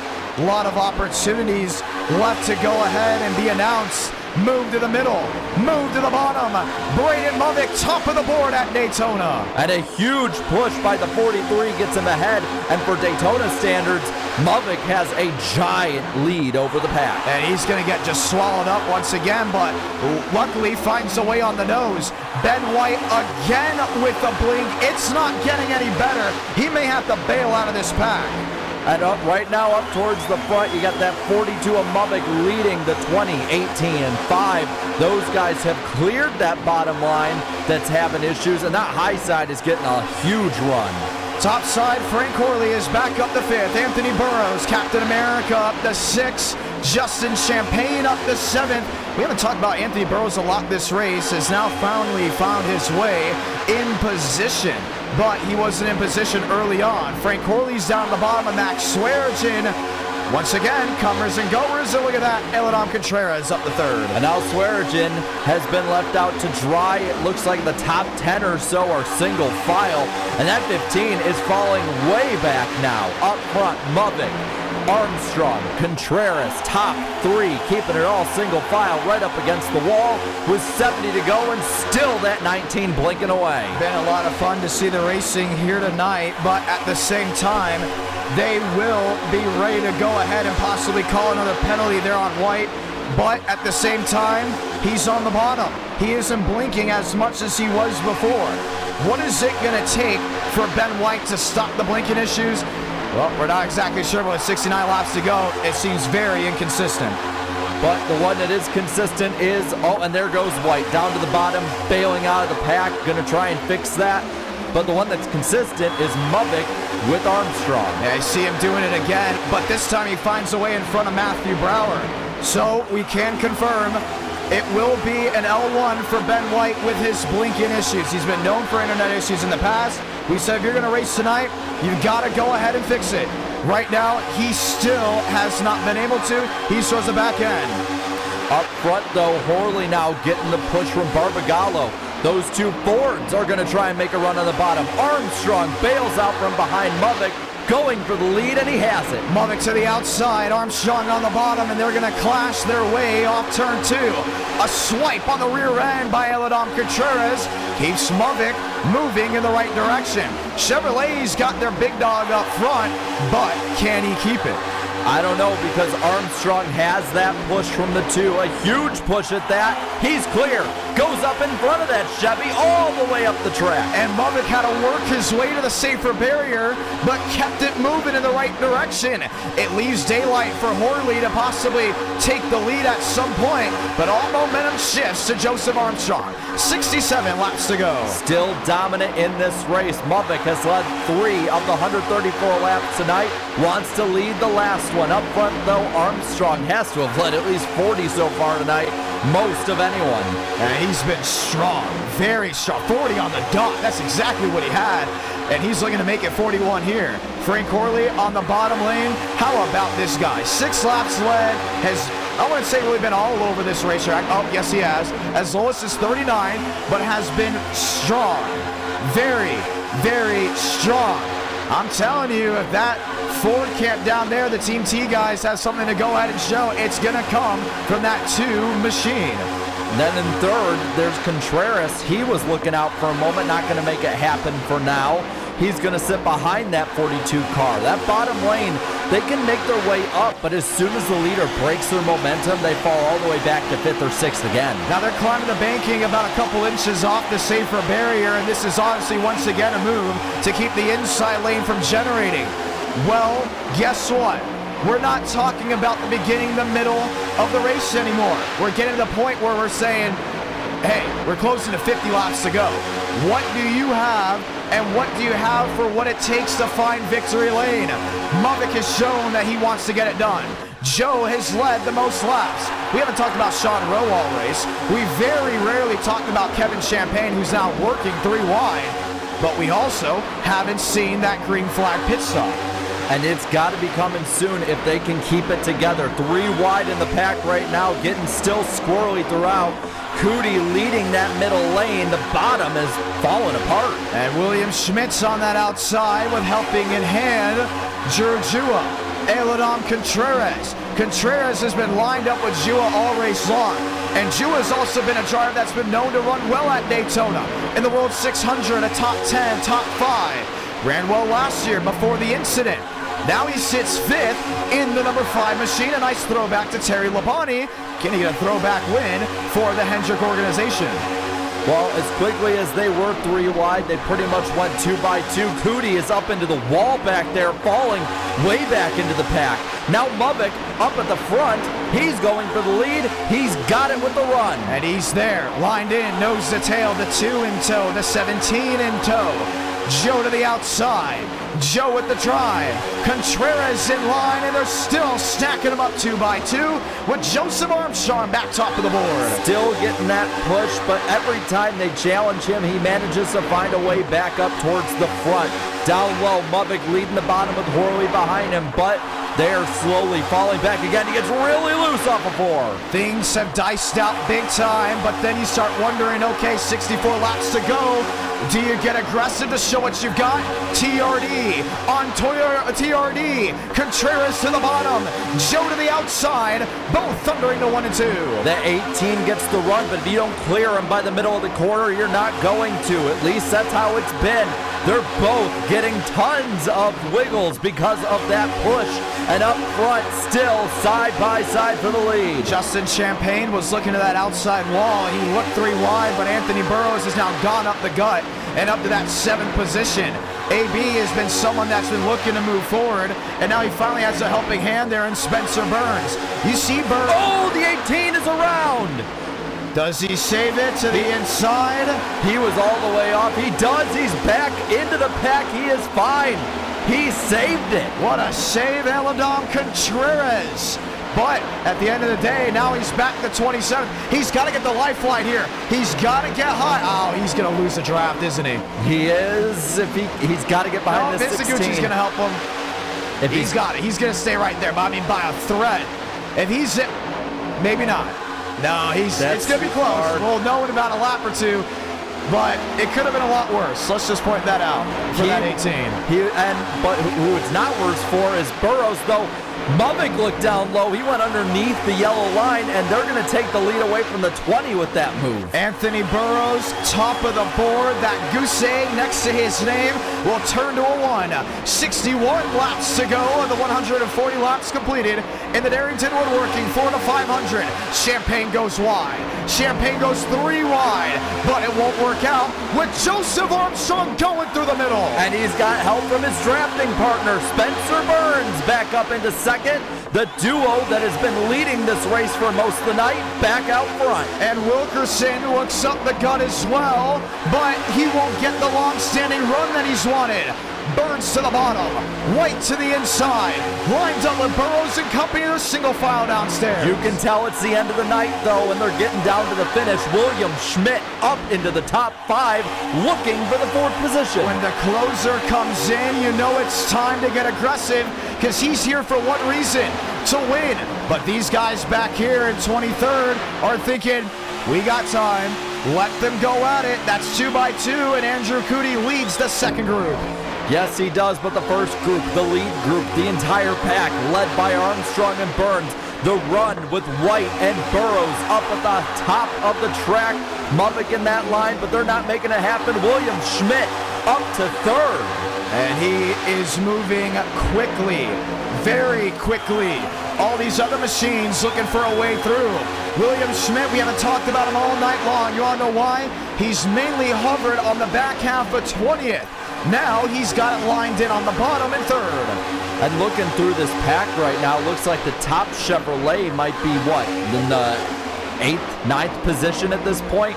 Fords and Toyotas dominating this event right now. Schmidt up to third, Horley back to fourth. Kenny Reel, after being a couple laps down, has now worked his way looking to the outside there of Frank Horley. Horley slammed the door on him, didn't want him to go into the wall. Kenny Reel into the outside wall, they're stacking it up. 2, 3, maybe 4 machines involved. That's Benjamin White. That's maybe Josh Lilly again in another incident, and the caution will wave with 59 laps remaining. I don't think we're getting those green flag pit stops. No, we're not getting it now because these cautions have not been clumped together. They've been happening laps before them coming to pit road. And what's crazy is they're almost perfectly 20 to 25 laps apart every time. We've had 6 cautions tonight in 142 laps. Well, you can catch your breath. But for some of these other guys, another incident they did not want to see. You know who wanted to see that? And you know who that helps? Contreras, who is 6 seconds off the draft. And Moss Seller. Yep. They're both saved by that. Well, if you're a fan of them, you're thinking it's about time we got the caution. Watch here. Oh, White went to the outside and Reel went to cover. Oh, that's Justin Champagne involved too. Another wreck for the 38. Let's watch back even more. This is a whole lap ahead. Reel's on the bottom. We talked about it. They shuffle so much with this car. You're not going to have a lot of sit-down time. You're not going to have a lot of waiting in the wake unless you're about a full straightaway back. And you can see White was up there. He already had to move out of the way. Reel was a little off edge. I once again want to say the tire wear, because this isn't the Daytona we knew in 2011 to 2014. This is an older surface that tears tires up now. It's not the old super bumpy surface, but it's getting there. As of this morning, you see the lines on the racetrack, and when Reel went to the outside, Horley was going to be tucked in right with them. Watch from this vantage point. We could see what we're talking about at Daytona. You can't make hesitation moves, right? You got to be smart. You got to be consistent. You have to hold on to your car, and you can't just think you're going to make a move and then back out last second, because when White goes to the outside, you just see Kenny's going right back up that track, and White slammed into the outside wall. There was nowhere for him to go. No, and then it just collects those behind him. I think we're lucky it was only a 4-car incident. There were so many that could have been collected there, but some heavy hitters again taken out. And this is going to go ahead and change up a lot. Drew Jua is now up to that 7th position. Pit road, it was wide open. Frank DeAngelis, he won't be there long. You don't have to worry about that. I don't like this idea. I just do not like the idea of running this race like it's a regular NR night. I think what he's thinking is they're all going to crash. I think the only thing he's thinking at this point, maybe you make it a little further in fuel. I don't know what that would really help you with, because they're probably, let's just call it as it is. In 25 or so laps, you're probably going to have another caution, and you're going to have your last pit stop of the night, maybe second to last, depending on how far past the scheduled distances might go. But Armstrong, Schmidt, Burns, Movic, and Swearigan will be the top 5 once he pits. Well. It's been a fun race, and we finally got another caution. Yeah, we're going to restart with, what, 55 to go or so? Somewhere around there. Now, for Max Swearigan, he's up to 6. I said, Max, why do you have the mindset of you're not going to win an e-ticket? And he thinks so low of himself. It is unbelievable. Why are you thinking so low of yourself, Max Swearigan? You're sitting in 6. You've won at Daytona and NR night. And he says, I just don't think I'd be able to do it. You're right there. You are here. You have the opportunity. I've seen him run up front before. I saw him in the Cup Series. He was a top 10, top 15 guy all the time, keeping himself up there, keeping his name in the fray. Yeah, he can win it. He's going to be top 5 on this restart going into the final quarter of the race. Well, Jared, I got to ask you, are you still dead set on Joseph Armstrong going to victory lane? Oh, yeah. Me too. I mean, he has been dominant. He and Spencer Burns, if those two are together on the final restart of the night or coming to the white flag, I don't think anyone but those two would get the win tonight. I have to agree. It has to come down to these two unless Movic makes something work. Movic has been pretty good up there. The only thing I can think of is if a wild card driver ended up taking him out or made a crazy move or something. But you know what? Someone who could be one we should watch. Up into the top 20 now. Contreras, 19th position. We get the one to go at Daytona. Ladies and gentlemen, just 56 will be 55 laps to go when we retake the green flag. It's big right here. It is, and what you cannot afford to have happen at this point, especially if it doesn't bring out a caution, is another one of those stack-up restarts where the bottom line gets shuffled way back, or the top line starts wiggling around and you have a big spread out restart. This is the point of the race, because if it does end up going green, you cannot be the one that's shuffled out of that pack and into the second one. It's time. Toyota will lead us to the green flag here tonight. Or should we say in the day for the simulator, for everyone hanging out with us? Nighttime has filled the entire lower 48. This race has gone by pretty quickly, I'll point that out. But for James Thurston, an opportunity for a flow-grown driver to go to victory lane in an e-ticket event at Daytona. Sean Rowe in the Silver Bullet lined up, one of PBR's finest. Crowd on their feet. It is time. Pace car, the hard left on the pit road. 55 laps to go in the Darrington Woodworking Florida 500. Another great restart. Armstrong clearing Schmidt. He has the option if he wants to go low. He's going to take it. And Burns is back downstairs already. He's got it lined in there with William Schmidt. I'm surprised Schmidt is up there this early, though. I think everyone realizing his presence was there amped everyone up. Armstrong can choose whatever lane he wants to go. Bottom, top, looks top. Maybe might go back down to the bottom. Elects not to, but a slam to the back end by the 42. Still, he keeps the lead. 55 laps to go in this race. Top side with the run, but Schmidt now getting the push from Burns down low. Portley to 9th, Champagne to 10th. Rowe, Barbagallo 11th and 12th, with Matthew Brower back to that 14th position. A huge thundering move off turn 4 puts Joseph Armstrong holding top of the board, has led now 52 laps of the 147. And he is continuing to establish that dominance he's had all night. Top 4 now are pulling away. That is Thurston, who was involved in a previous incident, up into the top 5. And he's sitting there in 4th with Wilkerson, Burns, and Horley all shuffling around. It's going to be tough to beat Joe, and Mubbock's going to once again be an outline. I love how these guys, they will talk as much you-know-what to each other before the race. They'll do it in Speed Week, saying all great things that can't be said on stream. And then all of a sudden they'll go, I'll work with you here. Yeah, 54 laps to go. Come on, let's just work together. When that last lap comes, they're not working with anyone off turn 4. Maybe on the backstretch if you want to generate a run. But off turn 4, it's the drag race, and that's it. Well, I think they know it's difficult to make your way up. The 20 is the only one we've seen all night that can do it within 10 laps or so. You have to keep that track position at any cost. You have to be smart in these last couple laps, because if you get shuffled out at this point, I mean, we're looking like, say, at Mosteller, he's 17th on the board right now. When was the last time we saw him up front as there's a move for the lead? Now he is up there because that caution really helped him out, but he's using it to his advantage up inside the top 20. Mubbock to the bottom. Jua to the bottom. Now Jua wants to go to the outside, but nearly puts the 42 wide. Everyone back to Dyson and ice skating to the tri-oval into the start-finish line, but it shows Braden Mubbock, your race leader. Hold your breath moments at Daytona now with 52 to go. And now Mubbock goes right down to the bottom again. Armstrong looking low. Jua goes down the block. Jua will lead that outside lane, and he's going to be lined up with Joseph Armstrong. Schmidt wants to squeeze on in there, and he's able to make it work. Mubbock topside, Schmidt into second, Drew Jew into third, and for the first time in a long time, Joseph Armstrong's got 3 machines in front of him. Lapper on the bottom looks to be Thornquist. He's going to go another lap down here. Mubbock, though, with the lead. Everyone doing the shuffle. 51 laps to go from Daytona when they cross the line. Spencer Burns, hand over fist after a shot there from Horley. He's able to keep it pointed back in that right direction, but time's a ticking. You started this race with 200 laps and you thought, we got a long way to go. Oh, one in the wall. That might have been Max Swearigan. He's jumping back going immensely. Around. There's more, another in the wall. That would be Mike Mitchum, all the way down the inside in the grass, and the caution will wave. 7th of the night with just over 50 to go.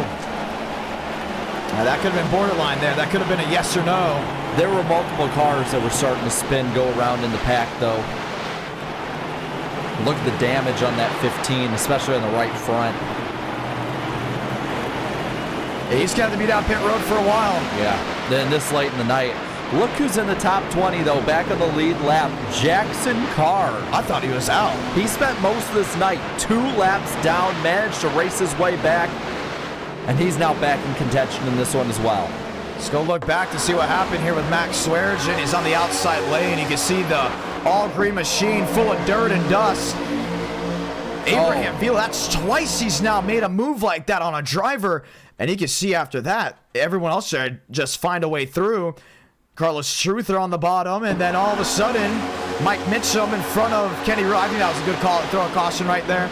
It was just after restart, racking back up. But man, what a hit there for Max Swearengin. Well, it's just the aggression picking up. I mean, we're going to be with well under 50 to go on this coming restart, and you got to keep it going. It's hard to get through this pack. You know what? Let's go ahead and see if we can ride on board with Max Swearengin. We haven't done this actually all race long. Let's run the gyro cam on the outside. Now, he's there. He's feeling it. He's doing exactly what he needs to do. And he's not going to realize Vila's coming until entering turn 1, I want to say. That's where it gets interesting right there. So we'll see him We're here. going to drop this right here. You won't be able to see it from the wheel in this angle. Bam! No, that's a huge hit. And he just up into the wall, just trying to stay out of it. And the crash ahead of him, too. Yeah, he was hovering 54, 57 miles per hour. And there's Frank DeAngelis just riding in the wake every chance he gets. What point, though, do you get back up there? Like, at what point do you start actually charging forward? Looks like top 3 stayed out. Burns, Muppet, They definitely stayed out. And I don't think Frank's coming to pit road this time. I think this is going to be his get-go of staying here because they are banking on another caution. Now, if you look back to the last couple of Daytona events, under 50 to go, we had another caution. So if Frank elects to stay out here, he will be in prime position. 49 laps to go, though. Is this when you start saying, time to hang up front? We got guys we trust, and this is what we'd like to see. I mean, you get 20 laps and another caution or so, and everyone goes down pit road. You're looking at your last stop of the night. It has been a lot of fun to watch the great racing here tonight at the Daytona International Speedway. Let's look through your guys. Spencer Burns, have a night. He has been the most consistent driver all race long. And he always tells me, John, I don't know what you're talking about. You don't know wheel. Well, clearly right now he knows a lot of wheel because he's up there. He's doing his thing. Braden Movick has been everywhere. In the first half of this race, it looked like he wasn't going to be anywhere interesting at all. And then he turned it up and found top of the board. Frank DeAngelis, well, highest he's been so far is 6, and that was under caution. He's been hanging out in 20th on back all race long. He's going to go back there, it looks like, again and join them. Frank Corley, he won the first ever e-ticket event in NR Night in America. It's another one that's been really all over the place. Does he have a shot as Chad Thornquist and Max Steinmeier will join on in? Maybe more of these guys topping off so they can have a bit of a quicker stop later on. Maybe that's the strategy they're playing. But looking like Burns, Movick, Horley, Jua, and Armstrong going to be your top 5 heading to the restart with 47 to go. I look at Jua and I say, oh, your pit started and you had that penalty. The only thing is, though, we don't have him on the overlays because of that, but he overcame it. Joseph Armstrong back there in 5th. He's lined up down on the flat.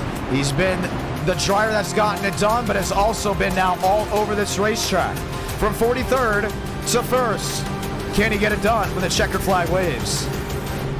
Benjamin Walker, I'd say was really quiet early on, but he has been a consistent force at the top of this field for the better part of the last half of this race.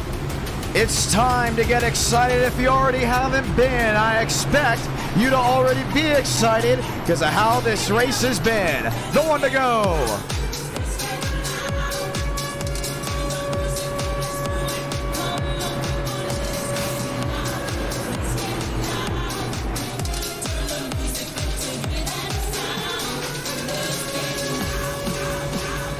Burns in the Ford, Mubbock in the Chevrolet, no Toyota in the fast four. Next one, Joseph Armstrong sitting in 7th.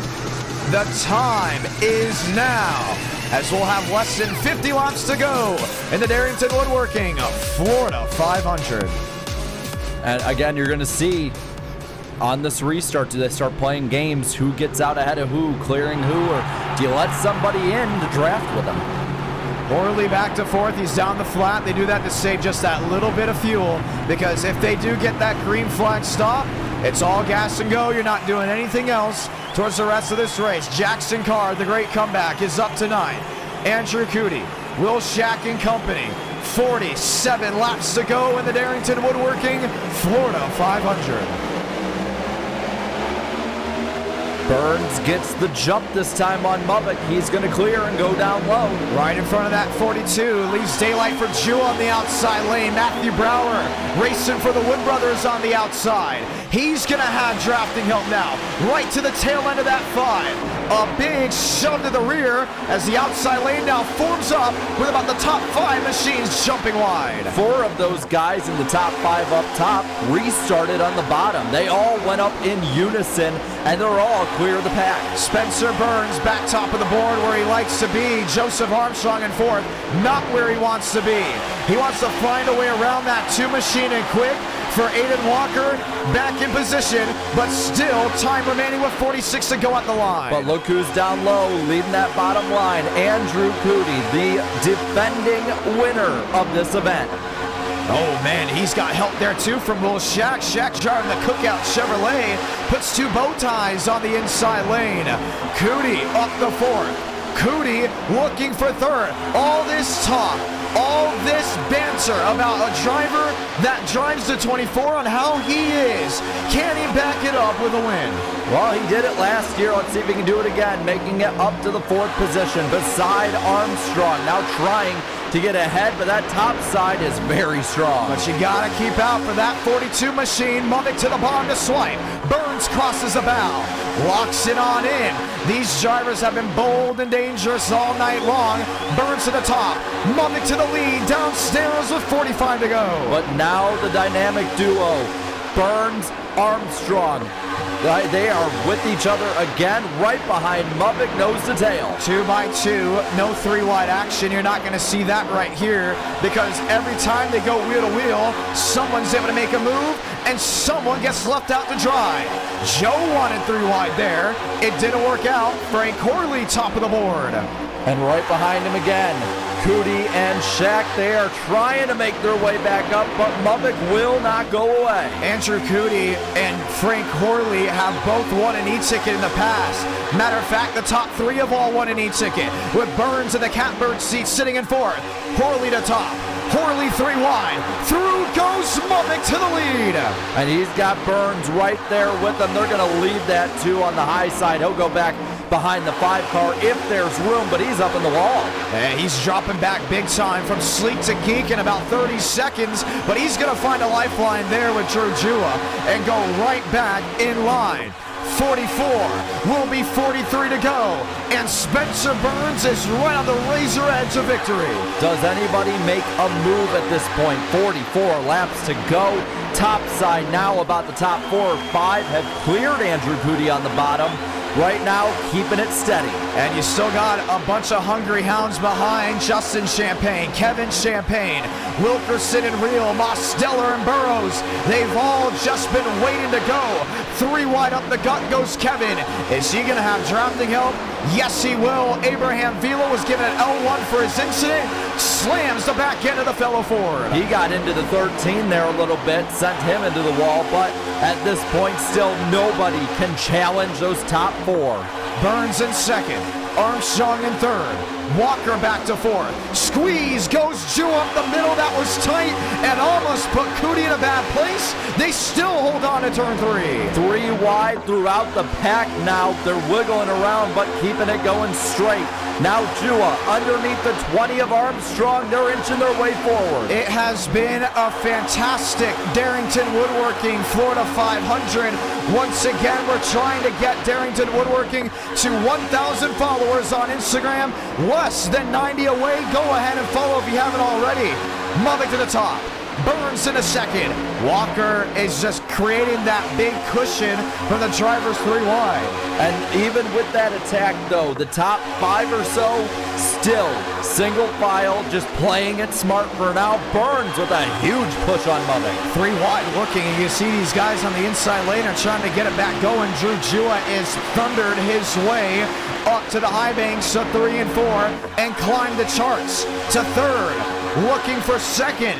But still no big change as Braden Mubik owns the show with 41 to go. Owns it for now, but still that 10 all over the back of him. The 5 getting a huge push too.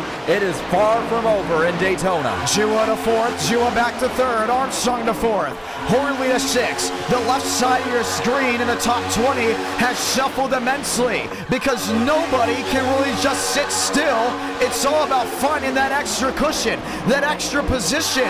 Jua to 4th, shove in the back, still wheel to turn 3. But still up front, Mubik keeping the lead down low, blocks the run on the bottom. Now Burns leads the high side with Armstrong. Mubik goes up again, controlling the lane. Justin Champagne, Josh Lilly, put Wilkerson into the outside wall. He drops back, way back, still holds on to the position. How about that one? And they got to calm it down back there. It's still 40 laps to go. I don't want to say there's a long way to go, but there's a ways to go. And if you're Braden Mubik, you're leading this race thinking to yourself, either A, let's not get a caution so we can get the green flag pit stops, or B, let me just duel it out with the best. But with how strong these top cars are, yeah, they might be battling each other, like Mubik going down to block the bottom once more, but they have stayed up front for a reason. It's difficult to get by them. You got to start making your move now, like Burns does up the middle. Does he have anyone go with him? Nobody. Keeps the lead anyway. Armstrong stuck in the middle now. Made the switchback work to perfection, and Joe's gonna drop to the rear of this main top 8 group. Burns to 1st, Jua to 2nd. Abraham Vila fights back there in 3rd. And they're gonna leave the 10 to drive for now. First goes Jua, behind him Vila, but Burns gets the push from Mubik down the super stretch. Sun setting from Daytona, and it has gotten exciting. Matter of fact, it's been this exciting since the drop of the green flag.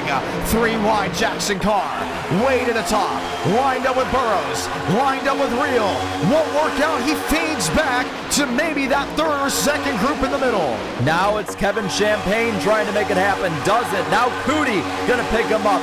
The 94 up top again, tries to put the move on him. They are shuffling everywhere like a deck of cards. Walker to 4th, Horley to 6th, Kevin Champagne to 5th, Drew Jua, your race leader. It's go time, 38 laps to go in the tandem in lane 2. Thunder Spencer Burns back to the lead. Horley's looking for a move. He's up the 5th. Brower in the 21, back there in 8th. Look at all this gap in between machines. Prime real estate to overtake. And for now, Burns has Walker on his back bumper. Horley, then Champagne and Armstrong. Jua and Vila falling back on the bottom, and Andrew Cootie trying to make the middle work, gets shuffled back. He's been ping-ponging around Matthew Brower, Carlos Truther to the outside. He was somewhat shown up front early, but after a big shuffle back, he said, I'm just going to stay here. And guess what? Now he has put himself in position inside this top 20. Aiden Walker in 2nd. Frank Horley in 3rd, Kevin Champagne, and once again the Drew Jua machine has not left the top 5. He's on the bottom. These top 3 guys have pulled away, and that gave enough of a gap for a run. Kevin Champagne gets it, picks up the bottom lane, goes for the lead. And Horley stuck topside with Aiden Walker.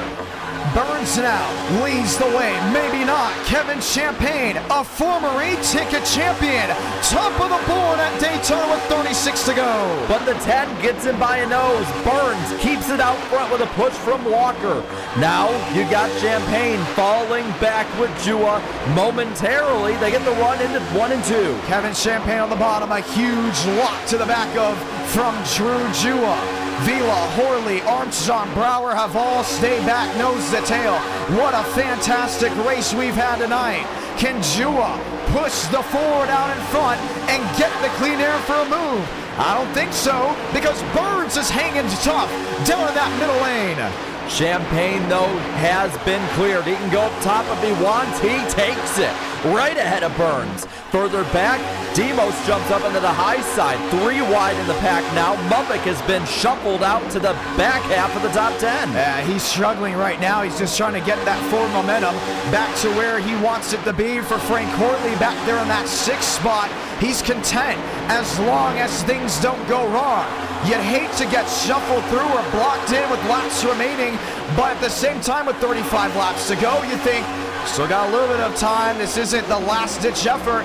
Tandem drafting downstairs. Jua, Vila working together to 3. And right behind them, they got that 21 of Brower. He's back in the mix. Gives the push. They all do. Bottom line with Jua. Barely gets out ahead, but here comes Burns pushing Kevin Champagne. He's got help. Top side again has now shuffled back. Early in this race, it was the bottom lane that showed to be the strong line. But as the sun is set, this track is cooled off, and the grip levels have amped on up. It's the outside lane showing the way. How about Will Shack? How about Braden Mubik? Justin Champagne, Andrew Cootie. Some guys that we may or may not have talked about outside that top 8. And there's a lot of guys who've been falling back. The pack is starting to split little by little. Some are falling off from the back of it. Up front, though, you now have Kevin Champagne trying to form up some kind of run. He's going to get blocked. Now he goes for the lead. 3:33 laps to go for Chevrolet back up front again. And you see the 3 wide in the back. The big thing about early on was it was all consistent. It was like drivers moving in herds, but single file 2x2. Now it has gotten to the area where it's a very ragged and rough. Drivers shuffling, putting each other in harm's way, dumping guys out of line. You see Joseph Armstrong tired of waiting 3 wide up the middle. This is where things can spell disaster. But at the same time, it may be the only way to move forward if you're in the back half of the top 10.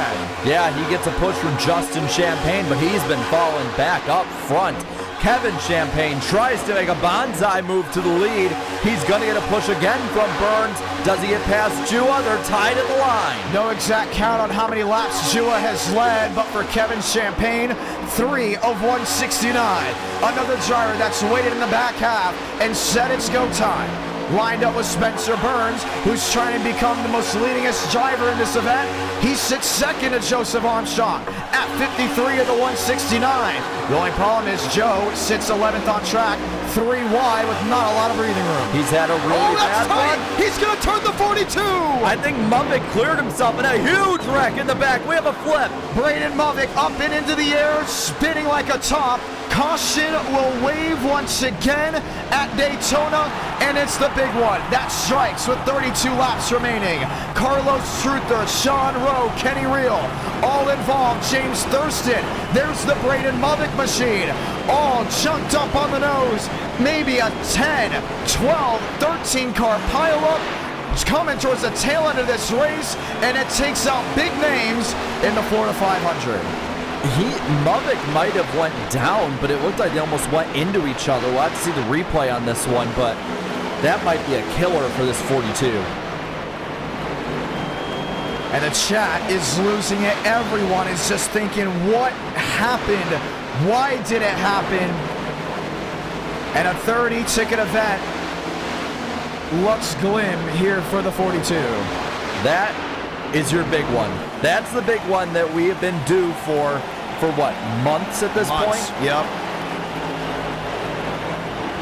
We will not have green flag stops in this race. We will have a 30-lap shootout.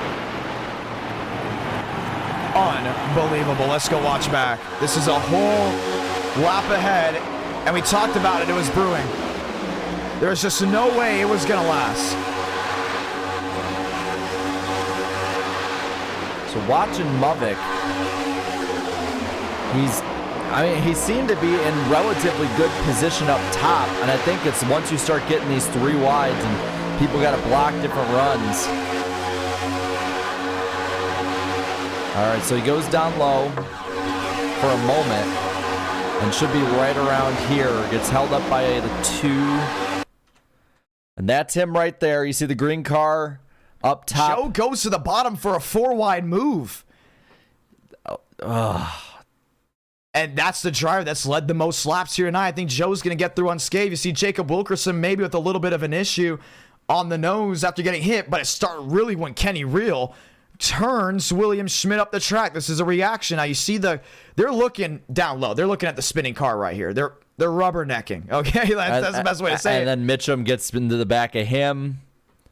I don't know why Real was going down the track. They were going to stay down there. Oh, for William Schmidt. Yes, he has an e-ticket win. That came from Homestead in the Ford 400. And there's Barbagala. Just lifts the 42 off the ground. He hits almost roof first. Mosteller gets into it. He's going to have minimal damage in this, but still damage nonetheless. But we thought we might get a flip tonight. We got one. And we very much did. Let's go watch this full speed for the 42. Mullick on the outside. He's probably thinking to himself, man, we didn't need to ride around with those guys. Watch again. This is full saw. And Joe's got a run right here. Joe's in the middle. Well, so he's 3 wide at this point, but Mullick gets kind of held up. And he did come down. That 42 did come down a little bit. I think he self-cleared a little bit. I mean, he does have a history of doing that. Yeah, he went roof first up into that outside wall. No doubt about it. 30 laps to go in the Darrington Woodworking Florida 500. Braden Mullick not out of this race. He's going to keep it going, but a lot of damage. These cars are tanks, that's for sure. Yeah. Now what does it look like? Drew Jewell, your race leader. Max Swearengin will get back on the lead lap, we think. I mean, this just shuffles it all. And look who's in the top 5. Andrew Cootie still up there. The big thing is we still got 38 guys racing. Out of the race unofficially, Benjamin A. White, River Page, Sean Conklin, TCB, Jimmy Mullis, and we believe Ben White had an internet issue. That's why he pulled the cord out. Done. See ya. You look at the guys still left on the lead lap. You have, I want to say 35, 34, maybe, should we say? 32. 32 drivers left on the lead lap. Dominic Barbagala. 27, actually. I think it just might just. It should realign. It really does come down to how they shuffle this thing out. So unofficially, around 30 drivers are on the lead lap with 29 laps to go in this event. Drew Jewell, there he is on the bottom of your screen. The one that pit started, got the penalty for it. Wood Brothers' finest, Matthew Brower. Can he bring that famed 21 to victory lane? Andrew Cootie, he won this event last year. He's ready to try to do it again. And Spencer Burns sits there in 4th, has done most of the heavy lifting in this race to stay up front and still has not left the top 20. It's just an incredibly consistent night on his part. Time to get loud. Time to get excited because we're going to have just 28 laps to go here in this event. The 20th e-ticket event, showing why viewers, drivers love attending this night. The hard action, the drama, the excitement, the broken hearts, and the great stories will come down to the last handful of laps at the World Center of Racing. 28 laps to go in the Darrington Woodworking Florida 500. Great restart by that bottom line. Jua is going to choose to stay with Burns as they go up high. Now it's Jackson Carr leading the bottom line, heading into 1. Spencer Burns sits in 2nd, Matthew Brower in 3rd, and they've locked in topside. But you can see Matthew Brower kind of on edge up against that outside lane. He knows a win is in sight, and he's ready to bring home the hardware for Ford. Now, we talked about it. Toyota's only got one e-ticket event ever in NR Night in America. Came from Daytona and NWP 400 with Wyatt Tinsley. Do they get their second? But Chevy, as per usual, is there and ready to strike. big move by Kevin Champagne back there. Went down low past the 3. Now he's going to put Cootie out to dry. He's quickly making his way back up. How about this Jackson car? What a comeback for the driver of the 44. Gets to swipe the bow from the 5 machine, but is up in that second position. Burns in the middle. Kevin Champagne on the outside.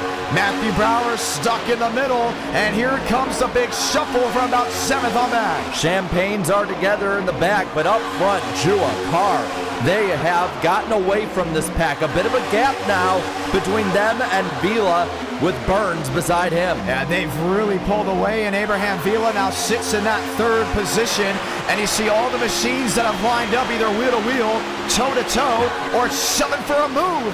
Vila to the outside. Shotgun run. Here he goes, wheel to wheel. He won't get out the line. Will have the opportunity to turn 1. They blow right past those two. They tandem draft out of the front. Now they're going to probably be out of the top 5. Matthew Brower hanging tough up there. He is now the new underdog story. Minus Riker Byram there in 10th. Byram won the Battle at the Beach this Tuesday at NASCAR Night in America. His first win and his first community event win. Can he back it up with an e-ticket? Just 26 laps to go to know. Up front, though, Vila now ahead of Walker. Horley makes the move down low to try and get the push from Jua. Side by side for second, but Vila keeps the lead, but not for long. Here comes the deuce. It's the Busch Light 1 up front at Daytona, but Frank Horley wants to get back to his e-ticket championship ways. He won the Dynaco 400. He wants to win the Florida 500, but now he's gotten the rear end of that 1 machine all up in his windshield. 2 by 2, 3 wide looking, 25 to go. And now Horley puts the move on Vila, goes down low, leaves him out to get hit by the top side. Horley out to the lead. Spencer Burns, Jackson Carr to 5th, Mitchum to 7th. Shuffling again outside this top 20. Thurston, New Bigging, Rowe, Bomar, Gavin Austin. Everyone's looking for a move. Out of the pocket goes Jua. Looking for the lead goes Drew Jua. Top of the board is the 5 at Daytona. But now the 2 gets a push from Carr. It's not going to be enough. Top 2 getting away from the pack once more. Now Jua tries to block the bottom. Crosses downstairs, hangs in front of that 2 machine. Vila top side, lined up with Aiden Walker. Here's a 3 wide move behind. That's Kevin Champagne trying to find a lifeline. He gets his brother in tow, and the Champagnes start working together for the first time tonight. Problem is, they got dropped back there by Brower. They got to shuffle back 2 by 2 in single file formation in the 2nd groove. Clock's ticking. It's time to go. That's going to anchor down the high side this time. Bottom lane gets the move. They can make any move they want. Byram thinks about it, but it's going to be Armstrong up the middle. He's going to try and make the move back into the top 10. Wilkerson 8th, Burns 10th, all looking, peeking for a move. Thurston 18th, Brower was 7th, now 19th. And you got a 28 car pack with 29th on back, just sitting with each other. That's a tight squeeze for 16th. Top guys starting to try and pull away there. Single file out front, playing it safe with 23 to go. Frank Horley's running catbird at Daytona. Whether you've been here since the beginning or you're a new viewer of this great community, you know the name Frank Horley. He won the first event. He's trying to win the 20th, but with 22 laps to go, he's got 1 man to beat. With 28 other machines looking, in the grass goes Vila. He saves it and keeps it pointed in the right direction. Now he blocks Wilkerson. Wilkerson looking 3 wide for the lead, down to the bottom, right ahead of Jua. He's got it.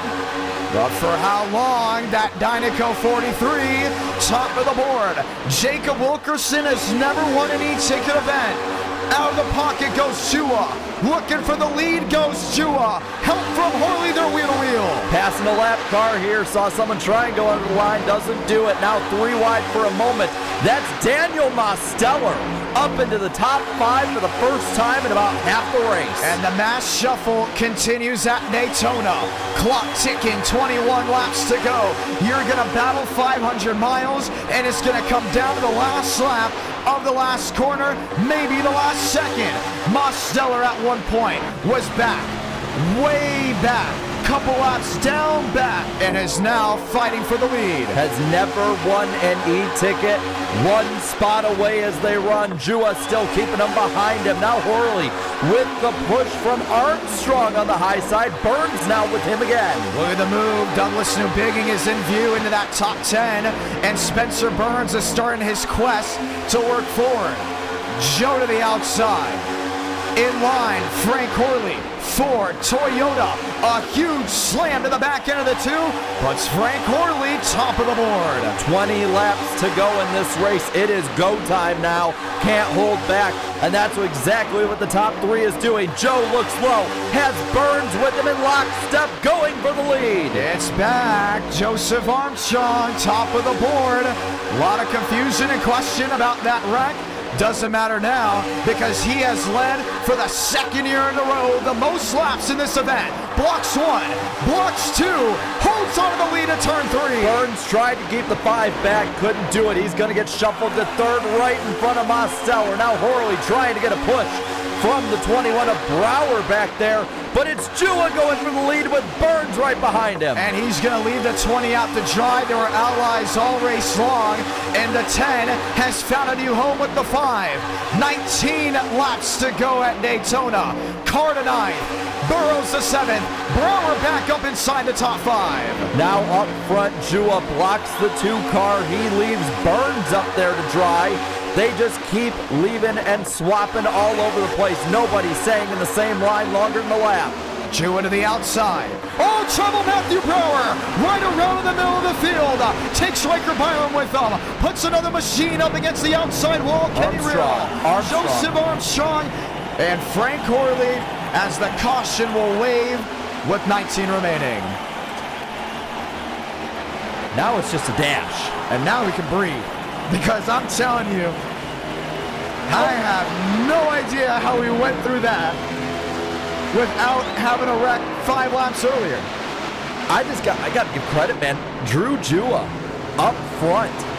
He has been probably the last 10, 15 laps. He's been the best guy out there. He manages to keep it in the top 3 almost continuously. I said this during the Garage Guys 499. I'm going to say it now.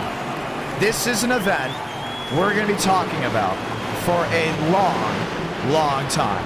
It has been unbelievable how wild things have gotten, how exciting things have gotten, and now we get to look back and say, uh-oh, we still got 18 to go. Have we seen it all yet? Nope. I'm going to say right now, we have not seen it all. Let's see it here. Horley on the bottom. We talked about Brower going around. I think Brower just committed to the bottom. Thought about going low. Oh, man. Burrows went for that 3-wide squeeze. We didn't get the best view there. We're going to back it up for you all in just a moment. Watch again. Watch the 21. Burrows has the run. And he's going to step out of line. He has Abraham Vila right with him. He knows he can get a nice shot. I think Brower comes down here. I'm trying to see if we can get a better view. Brower definitely comes down. Burrows held his line. I think he does, and you just get that pinch right there, and Burrows, does he get away at least? Maybe slides up the track. Then from there. Well, we kept it out of the inside wall. I don't think he did. Oh, no, he didn't. No, he did not. Yeah, he definitely got hit. But they avoided. Again, that wasn't a huge wreck. It was more of a scatter into the grass. And Drew Jua, who has ran so well in e-ticket events of the past, a regular in NR Night in America, once again is leading. And we said it may come down between Joe or Burns. I still have my money on Joe because he's come from the back once already. Yeah, but right now this is looking. Yeah, that is true, but it's looking like now it's gonna be Jua or Burns that are gonna be the tough ones to beat. I'll say this, Mosteller, he'd been locked in the back so long throughout the night, but he has been on a charge at the end of this race and keeping it close at that. I mean, he has been top 10 pretty much the last run or two, and now he's up in third. He's going to be in prime position to strike at the end here. This year's Darrington Woodworking Florida 500 has been exciting since the beginning. I have to consistently reiterate that because of just how much fun it's been leading up to the event in Speed Weeks, how much fun it was to get these drivers in their cars. And here we are as we get ready to race the final 15 laps under green. We'll get the one to go this time by. Let's look at it again. Here is Drew Jua. Here is Spencer Burns. Here's Daniel Mosteller. Demos was right there in the NWP 400, could not find victory lane. He shows right now that he's going to be tough to beat. These bright paint schemes that we told everyone to run, I said, hey, let's get the brightest paint schemes out there so the viewers can identify who is who on the racetrack, even from about 6-7 rows on back. They have nothing but dirt and bugs on their grill and even on parts of the hood. And you know what? I love them that way. I love it. I love the fact that they have been just all out all this race. And you just showed Mosteller leading 8 laps tonight. Those were the first 8. Yeah, and Demos has avoided most of the wrecks tonight. Yeah. I was reading the chat, and some were saying, I wish I'd have died for every time Demos avoided a wreck tonight. Last year was DeAngelis. Yep. He became the bridesmaid after he avoided every big wreck. This year it's Demos.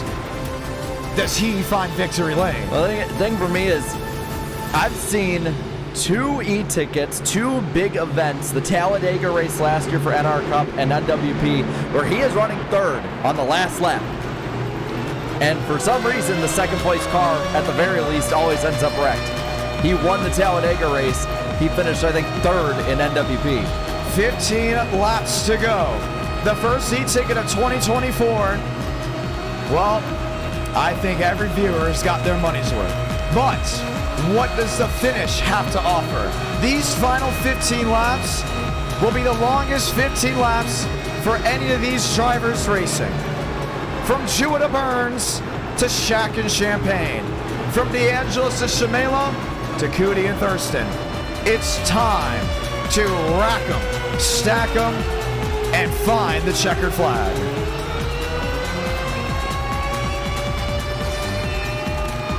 Ford Chevrolet, Chevy on Chevy, Chevy on Ford, next Toyota, Carlos Truther. This is it. Crowd on their feet, 15 laps to go in the Darrington Woodworking Florida 500. Jewel on the bottom, Burns on the outside, back on the green. Not as dominant of a restart this time, but still, Jua gets ahead of Burns, leaving Mosteller, the leader of the bottom line, with a run into 1. Wilkerson's got locked on top, but he's going to be lined in with great machines behind him, also in front. Jua's got the advantage for now, but Mosteller has one of the best pushers in NR9. That's going to be Aiden Walker downstairs. Jua holds on down the backstretch. Now Mosteller trying to get that push, can't make it happen. Wilkerson getting past him for 3rd, shuffling throughout the pack, but up front, Jua and Burns still lead them all. Cootie swipes to the middle. He's going to help out there with Kevin Champagne. Burns will block that run with Wilkerson and Jua, but allow Daniel Mosteller to take the lead. He almost got turned off 4, and he's going to dogfight. There's the turn to the back. Finish line. Matthew Brower again goes around. Vincent Gucci, Chad Thurquist, and others, and the caution will wave once again. That might be it for Brower. That's a huge, huge hit. I think that's it for a lot of these guys. We just see the 20. I think that's it for him tonight. Oh, man. Let's see how it goes. I think we're going to be going green with 10 to go at this point. Joseph Armstrong, 53 laps. And there is the skewed 21. I think Brower's out. That is a full-on crab walk. That looks like Hornish's car in that one All-Star race. Jeez. Man. Well, let's go back. Yeah, let's see. And for Joseph Armstrong, I just don't think there was really anywhere to go for him. And this came right off corner exit. You can see the shuffling. Doug Newbigging, where is he going? Well, I think he might have gotten hit by Bomar. So no, he's thinking last second right here. That's all on Doug. Gets right in the back end of Brower. goes up into Bomar. And they start ping-ponging. Doug hasn't been up front all race long. He was one of those guys that think that they can become Superman on the last lap and get up there, when in reality, you got to start going now, right? So there goes Contreras. Oh, Contreras, major hit. Thornquist, another major hit. He's going to be up into the wall here. Real, I don't think, has anywhere to go. No, there was really nowhere to run. Chad Thornquist was already 6 laps down. He was involved in it. Davis Lewis, you see the nose on that machine is completely gone. And you mentioned this is one of the best throwbacks for the next gen because it works so well. It does, but doesn't work as well as a modified. No, it doesn't. Well, you can take another breath because we get ready to try it again. Mavic will come to pit road, a lot of damage. He's most likely not going to be going anywhere. Jua, Burns, Mosteller, Wilkerson, Walker, Cootie, Jackson, Carr. I'm looking up and down this interval and up on the split to see what we've got, and we can confirm Mullis, Baker, Conklin, Page, and Ben White are out of the race. So far, that is it. We still have 38 cars on the racetrack left running. But what does that mean for everyone else? And who really has a race-winning car left? 29, I think, are on the lead lap as we run. Yeah, I would say, well, there's Will Shack. He's coming down pit road. Vincent Gucci's involved in that mess. They should get that Sinclair machine fixed. Braden Mavic, there's Frey Corley, Davis Lewis, Barbagallo, Contreras, Josh Lilly, working his way on the racetrack. Abraham Vila led a good amount of this race, 14 of the 189. Well, a late caution. Do we see overtime? At this rate, I think we do. I mean, they've been wrecking them so much. We cannot say that these drivers have been shy tonight. Maybe really early on, definitely not now. Ladies and gentlemen, next time by, it's the one to go, and we'll have a 10-lap shootout from Daytona. It's been a fun event. It has, and you know what? Through all that, again, Jua keeps the lead. Yeah. I think it's going to be a showdown between him, Burns, maybe Mosteller, if Fulkerson can get a shove, because they have been just that strong. Yeah, I know a lot of the other drivers don't want to hear this right now, but Andrew Cootie is in prime position to strike for the win. He shouldn't be a driver. Every single person should be saying he's got a shot. It's not over. He knows how quick he has to be. He knows how strong he has to be. It was said earlier in Countdown to Green. He is known for doing bold things when it matters the most. Sits in 6th. And you're going to tell me that he's out of the question? The only thing he's got to worry about is those two Champagnes will restart 8th and 10th, nose to tail with each other. They have jumped up to the high side or into the middle multiple times. If they leave him out to dry, his night might be over. It's going to be tough. And we get the one to go, ladies and gentlemen. This is it. This is for it all. We have had nothing but fantastic racing as we get ready to try to go green once more. Frank DeAngelis, 19th. Abraham Vila, 20th. Sean Rowe. And you see all the other drivers. There's 29 left on the lead lap. You're right. Will Shack on pit road. Clampert left racing. They actually have Clampert on the lead lap as well. So maybe we're up to 34 drivers left with a shot. That's a lot of cars with not a lot of laps left. We'll have to see just who can make a run back up towards the front. But if you're on the lead lap, you can see the leader. You're in contention still. Burns on the outside, Jewel on the bottom. Mosteller and Wilkerson back there 3rd and 4th. Aiden Walker, Andrew Cootie, Jackson Carr. Ladies and gentlemen, let's try this just one more time as we get ready to send them off for the final 10 laps of this race.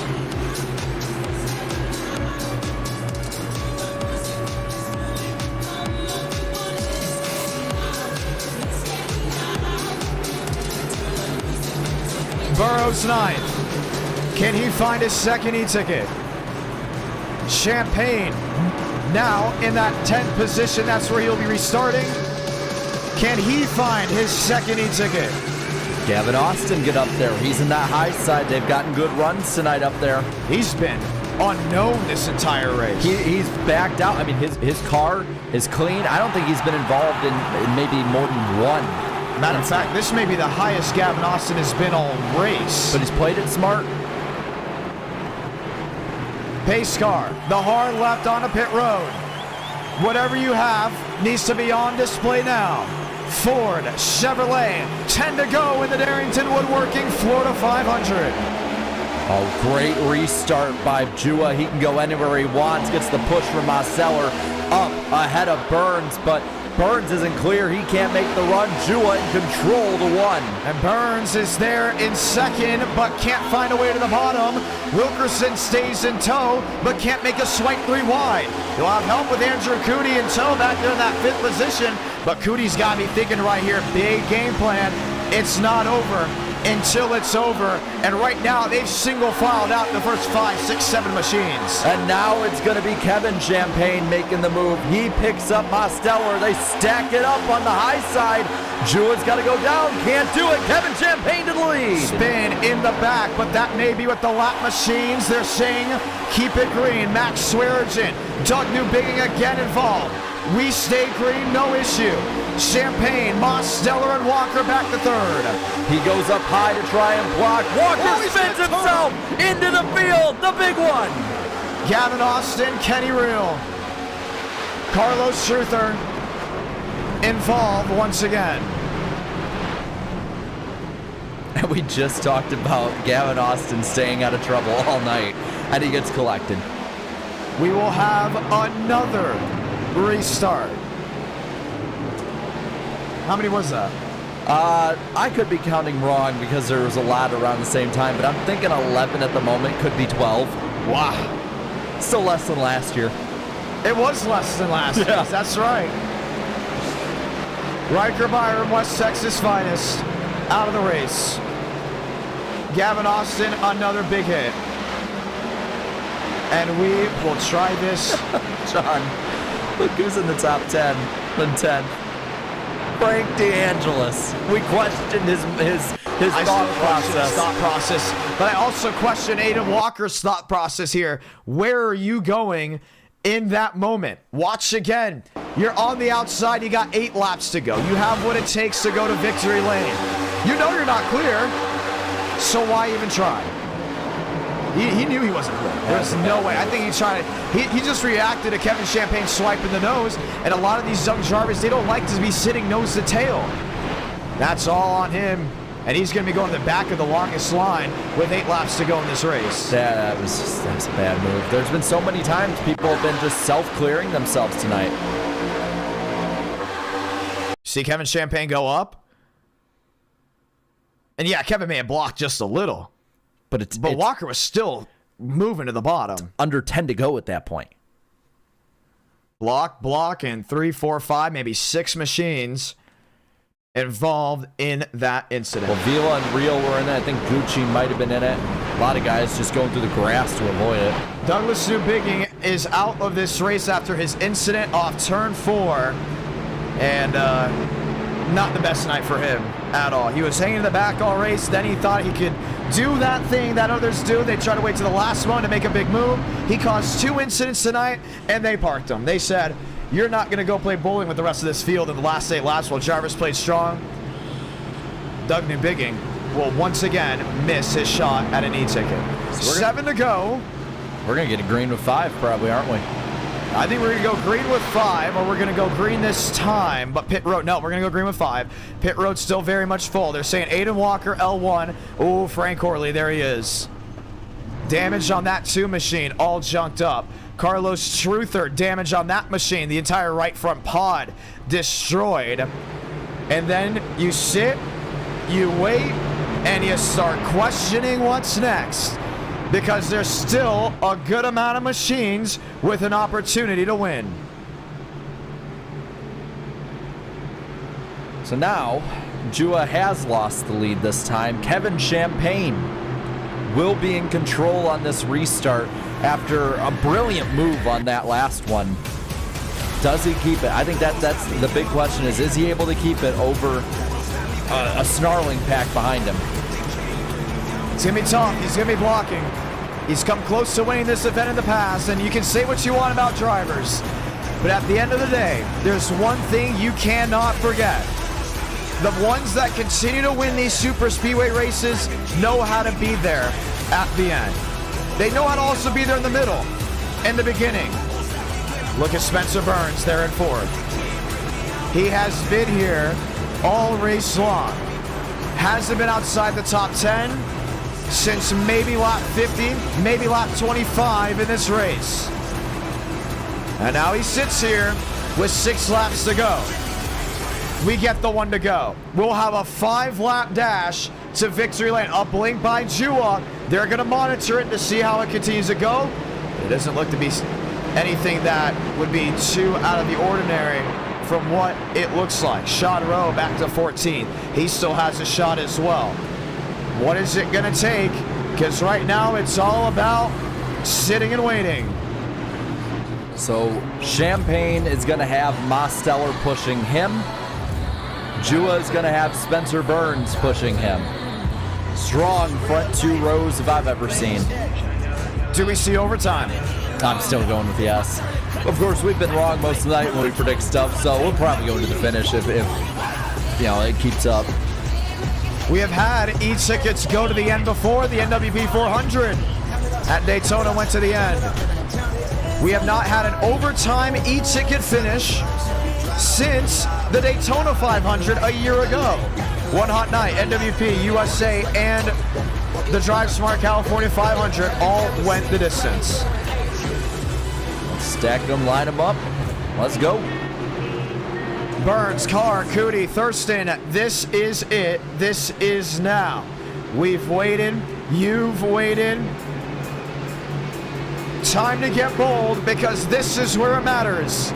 The sun setting. These cars have been through battle. Weeks of speed weeks. Days of testing. All come down to what you have here. And the weeks of promotions talking about what this event will be like. Will end with these final 5 laps. Oh, man. If I'm a driver, I'm nervous because there's a lot of guys left. You might do something smart. Don't mean that guy that you're drafting with will. Pace car makes a hard left on the pit road. Champagne, Jua, Mosteller, and Burns. Virtual crowd on their feet. It's time. 5 to go in the Darrington Woodworking Florida 500. Champagne clear. What's he going to do this time? He going to block up top? I think he's going to stick with Mosteller for now. Nope, he's not. He's ahead of Jua. Across the bow of that 5 machine, and Andrew Cootie looks 3 wide there on Spencer Burns. Problem is, he's hung out to dry. Frank DeAngelis sneaks to the middle. Cootie dropping back. Mosteller the lead on the bottom. Not for long, though. Champagne with the push up top. 3 cars tightly drafting are going to go right past the 9. Champagne gonna lead him into 3. He's got it locked in. Kevin Champagne looking for a second e-ticket. Drew Jua looking for his first. Mosteller, Carr, and Burns all in the same boat. Burns waiting the last moment maybe for a move, but for Jua, he swipes wide. Champagne to the bottom. 4 to go at the line. It's on the 5. Might have been the bad move there to go low because Jua now has the push. Burns and Thurston right behind him at the 1. Kevin Champagne locked in, nose to tail on the bottom. We'll get a help from a fellow 9 machine. That's the red machine on the bottom of Mosteller. Kevin Champagne can't get the drive off. Drew Jua holds on to the lead. Oh, they stack up on the bottom. That's going to open up the door up top. Now we got Frank DeAngelis. Top 5 clear. Could make a move if he wants. James Thurston sits 3rd. Wilkerson sits 4th. Frank DeAngelis up to the 5th place position where he was a year ago with 4 coming to 3 laps to go. But can you beat Drew Jua at the line? 3 laps remaining. Top side dominant again. Burns about a car length behind that 5.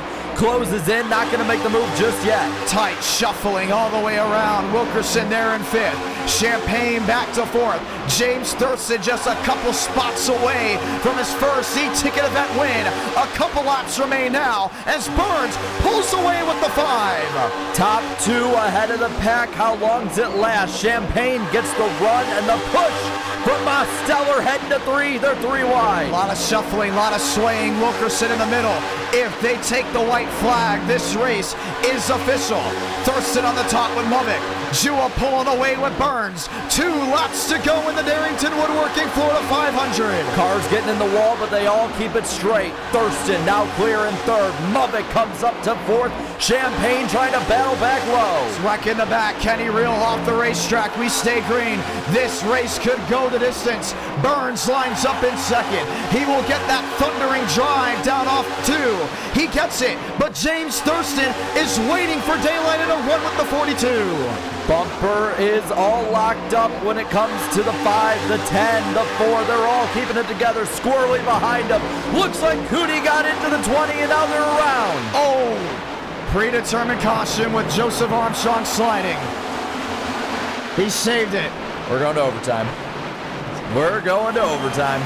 Oh, man. We almost went all the way.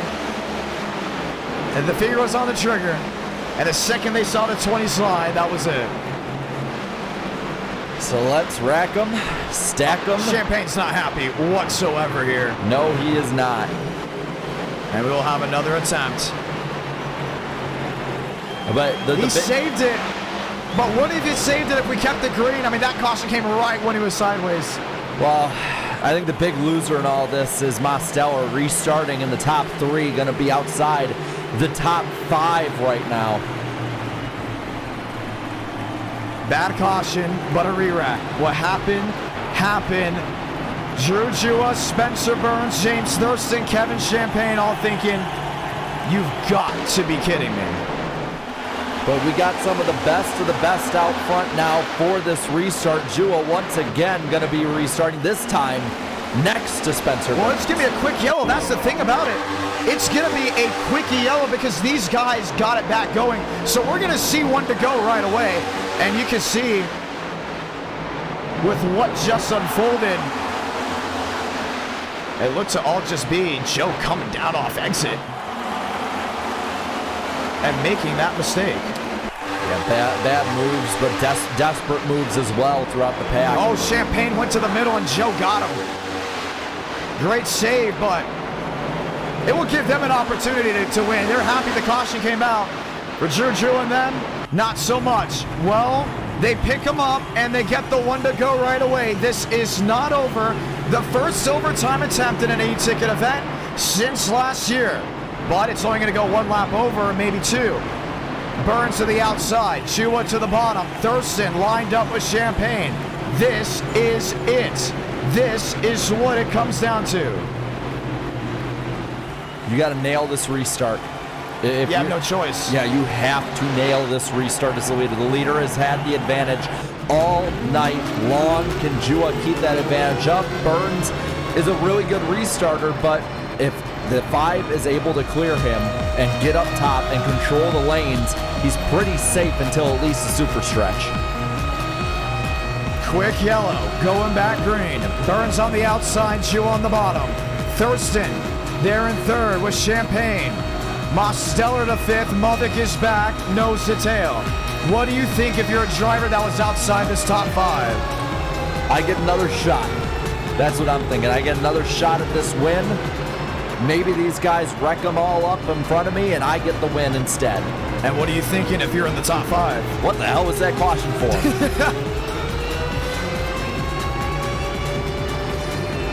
This is what it comes down to. Burns versus Jua again. If they get tandem out, I don't think so. They're going to be side by side unless they let one of them up or down. But they get tandem out, it's going to come down to those 2. We talked about it. This is it. This is what all the marbles come in with. Overtime. For the first time in a year in an e-ticket event. 2 to go in the Darrington Woodworking Florida 500. Huge push by Thurston. He's going to get Jua out front. He can do what he wants. He goes up top, picks up Burns. Jua top side now with Burns. Thurston help from Movick down at the bottom. Swaying in the back, all looking for a move to the high banks of 1 and 2. Top line has a huge run. Top 5 of them all clear. Here comes Thurston trying to make a charge back. Champagne up to third. Yeah, Frank DeAngelis is up the fifth as well, but they created that big line on the outside, which means they got to go. One spinning to the inside. That was Justin Champagne. Off the racing surface, they mostly There goes Cootie around. Cootie around into the outside wall, and now you're forced to throw it again. We'll have double overtime at Daytona. Burrows flipped back there, and I think rode the Lightning. He was on top of everything. And Anthony Burrows He's done. is now out of this race. And Burns and Jewell once again got good. They're gonna sell this amongst themselves. It doesn't matter how many overtime attempts it takes. It's gonna come down to that top two. The bottom line at this point, after the leader clears up top, they are at such a disadvantage coming out of the corner every time. It seems like the top 3 or 4, this time 5, cleared them. Look how they were stacking up there. This one might not be the quick yellow that we had. Thurston got Justin Champagne. And then off the wall. I think Cootie got into the 12. Look at Burrows, huge hit to the outside wall. He's like I said, he's on top of everything. That's Carlos Truther that then gets the huge hit on the nose by Barbagallo.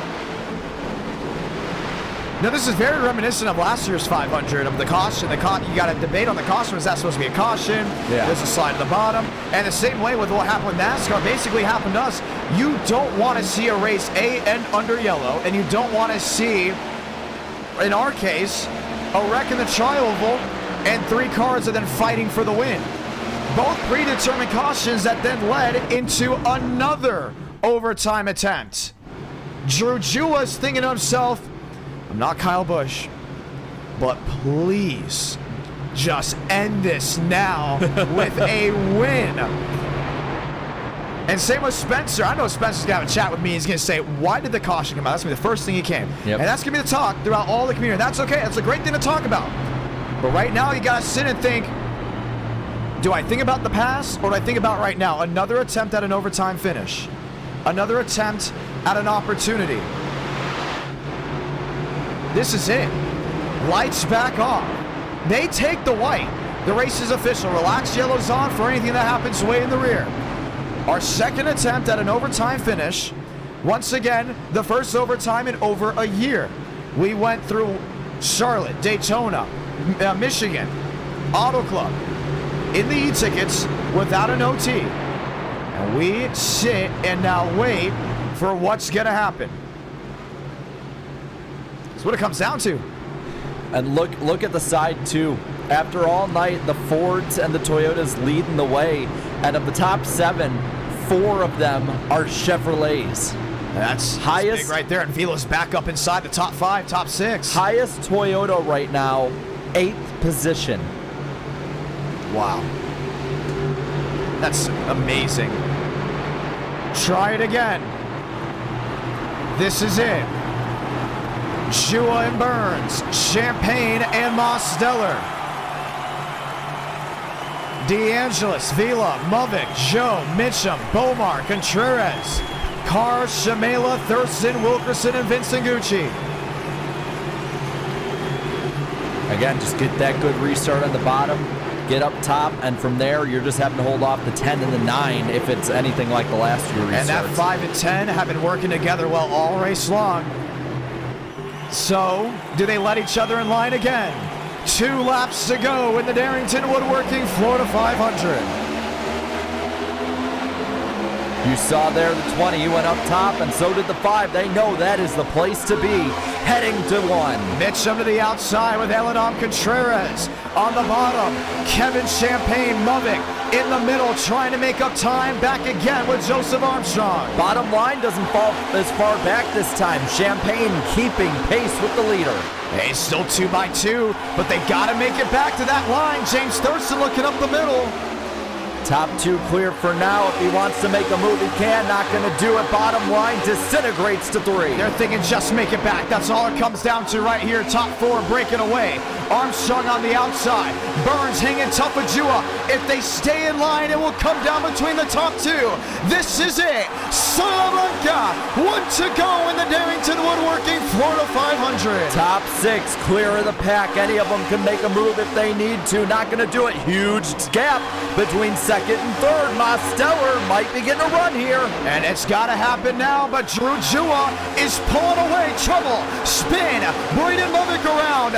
Frank DeAngelis around. A huge wreck in the back, but the battle for the lead is on. Mosteller makes the move low. Gonna take the lead. Heading into 3. Contact behind him. Side by side for the lead. Jua and Mosteller. This is going to be the finish at Daytona. Jua on the outside. Lovick on the bottom.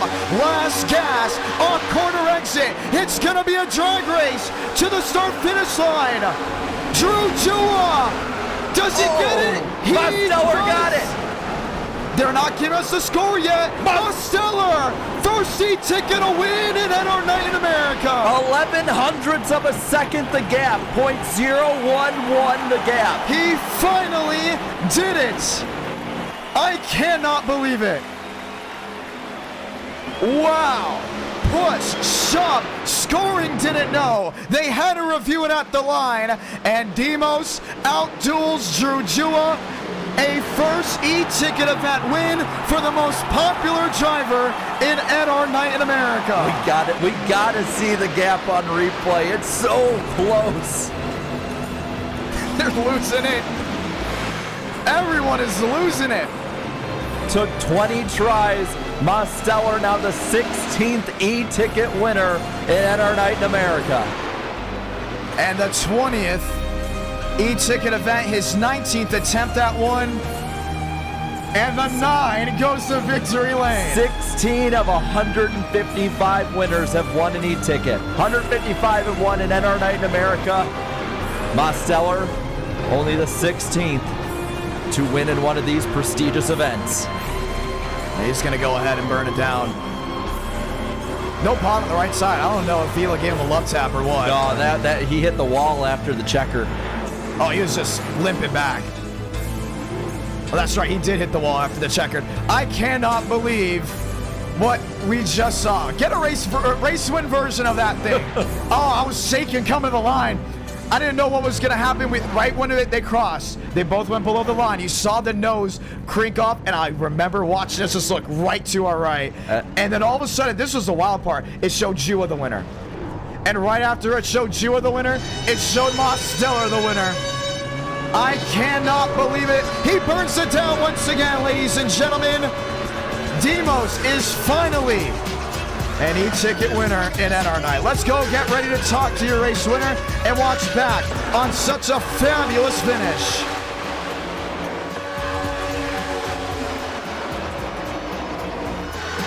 Wow.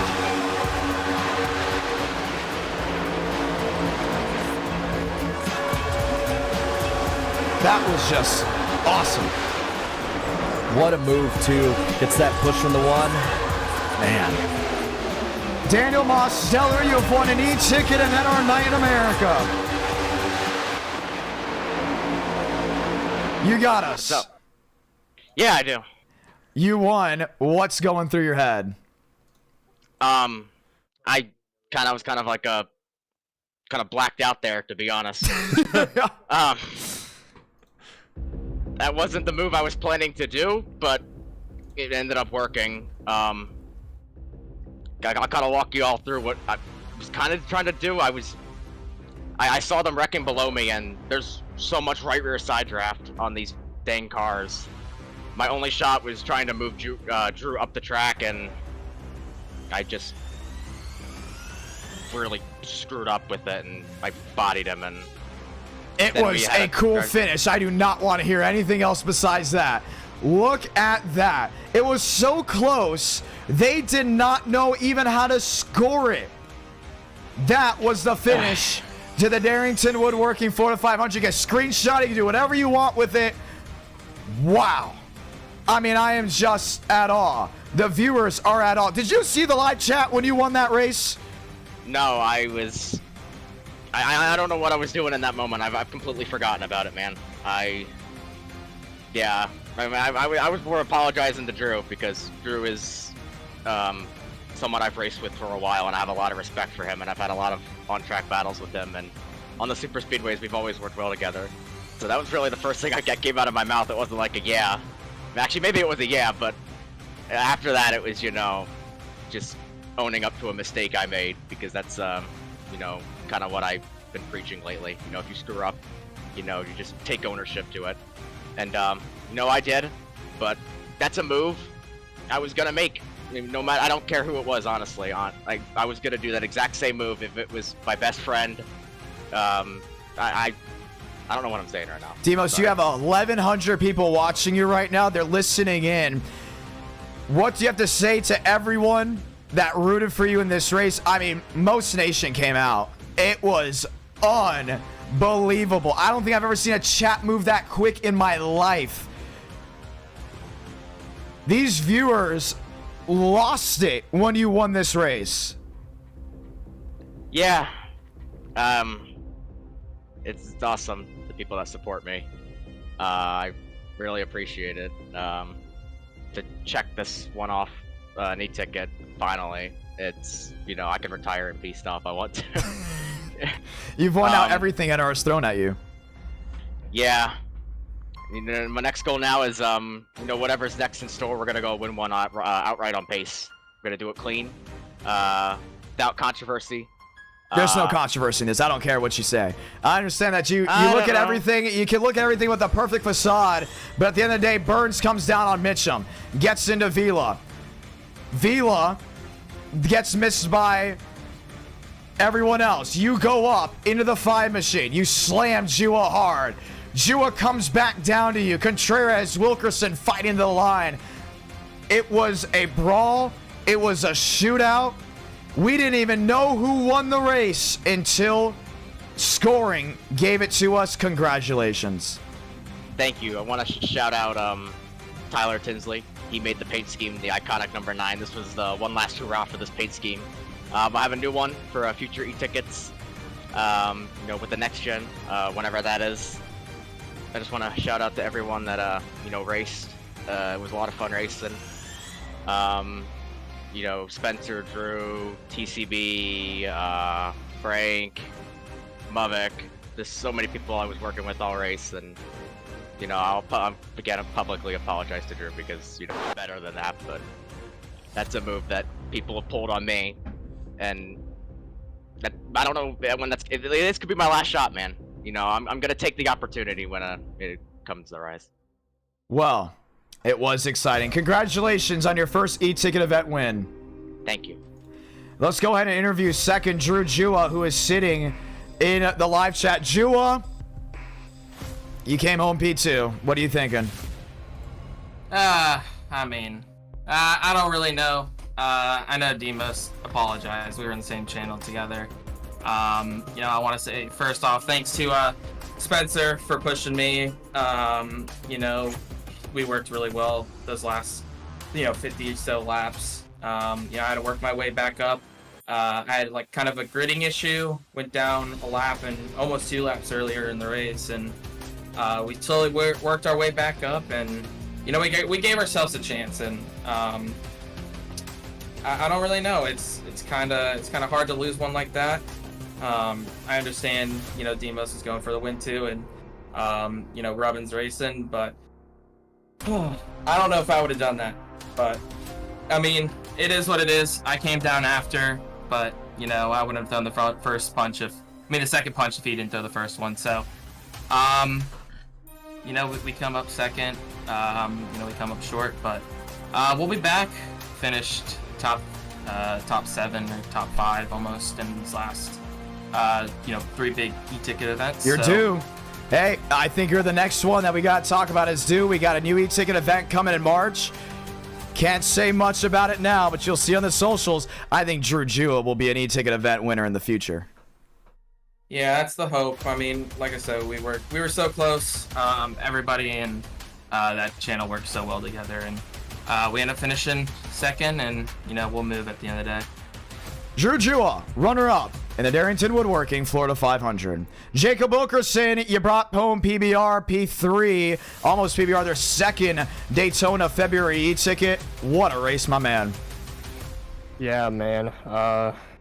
It stings to come just that short of the win, but I'm so pumped to get my best finish in an e-ticket after making it through that huge wreck. I was in 15th on the final restart, and I had to drive all the way through the field, and I made it through that huge wreck, and I don't know how I saved that car. I almost got turned by Champagne coming to the line, but yeah, that was a fun race.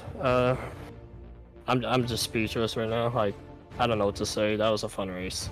20 e-ticket events, just our second photo finish.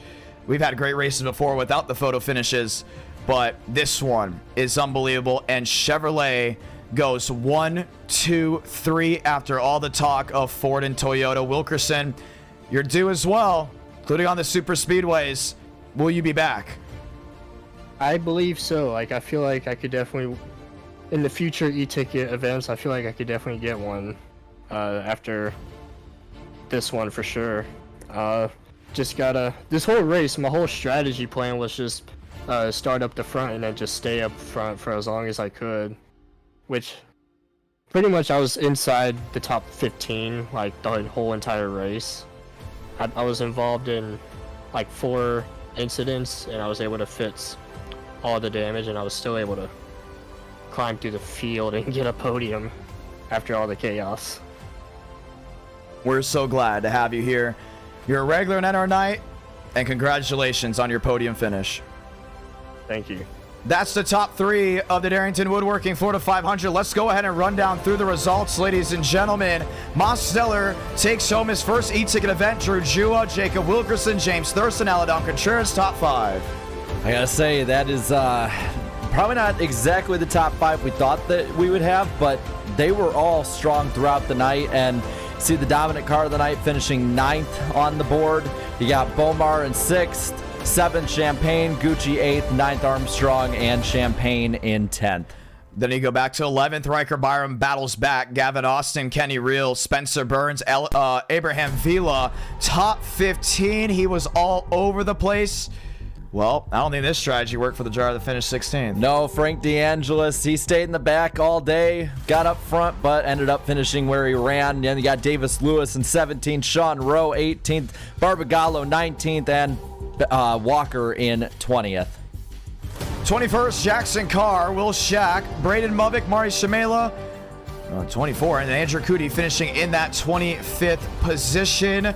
Your defending winner coming home with a top 25, not the way he wanted for Braden Mubbock. The original winner of the Florida 500, also outside the top 20. Mitchum finished in 26th. Burrows, after a strong night, disappointing 27th. And Truther 28th, Lilly 29th, and Frank Horley, after leading all those laps, 30th. We look towards the back half. These are the drivers that either were multiple laps down or completely out. Sierra Clampert in her first e-ticket event start finishes 31st. Douglas Newbigging, William Schmidt, Matthew Brower, who is so strong early on, comes home 34th. And Max Swearigan, that top 35. Chad Thornquist not going to get that 30 ticket win, 36th out of this race. Steinmeier in 37th. Benjamin White out with some internet issues, 38th, and River Page 39th, and Conklin, after a strong early race, 40th. And the final 3, Adam Garza, TCB, Jimmy Mullis, once again, Terrell Baker and Mullis involved in one of the first incidents tonight. Both their cars were done. Adam Garza lost the entire nose, and it was just mush. Ladies and gentlemen, it has been an absolutely exciting time to be a viewer of NR Night in America. If you haven't already, go ahead and follow Darrington Woodworking there on Instagram. We are so glad that you all came in and showed out with us. The next e-ticket event in March, and you got to bring out those 6-shooters. I'll just announce it here. We're going to Texas for the, oh, can't say the sponsor yet, but not yet. The Texas 600 Legacy Texas with the Legacy Gen 4. That's right. 900 horsepower, old Texas, multi-groove racing, bump day qualifying on a separate day. We're looking to have 60 to 62 drivers just enter the race for 43 spots. That looks to be, I believe, March 15th, if I am not mistaken. Get ready, because if you thought that e-ticket event was great, there's more left to come. Congratulations to Daniel Mosteller, 20 e-tickets down and so many more to go. If you're a new viewer of NR Night in America, you love the great race in action, subscribe, notifications on, because you don't want to miss what's next. And oh, by the way, we have a lot more e-tickets left to go. Let's go over 200 miles per hour again, Jared. Let's do it on an intermediate. Let's bring the best of the best with a big payout in hand. Good night, ladies and gentlemen, as this has been the Darrington Woodworking Florida 500. I'm Jonathan Ramos alongside Jarrett Lundberg, and we can't wait to see you all once again in the near future.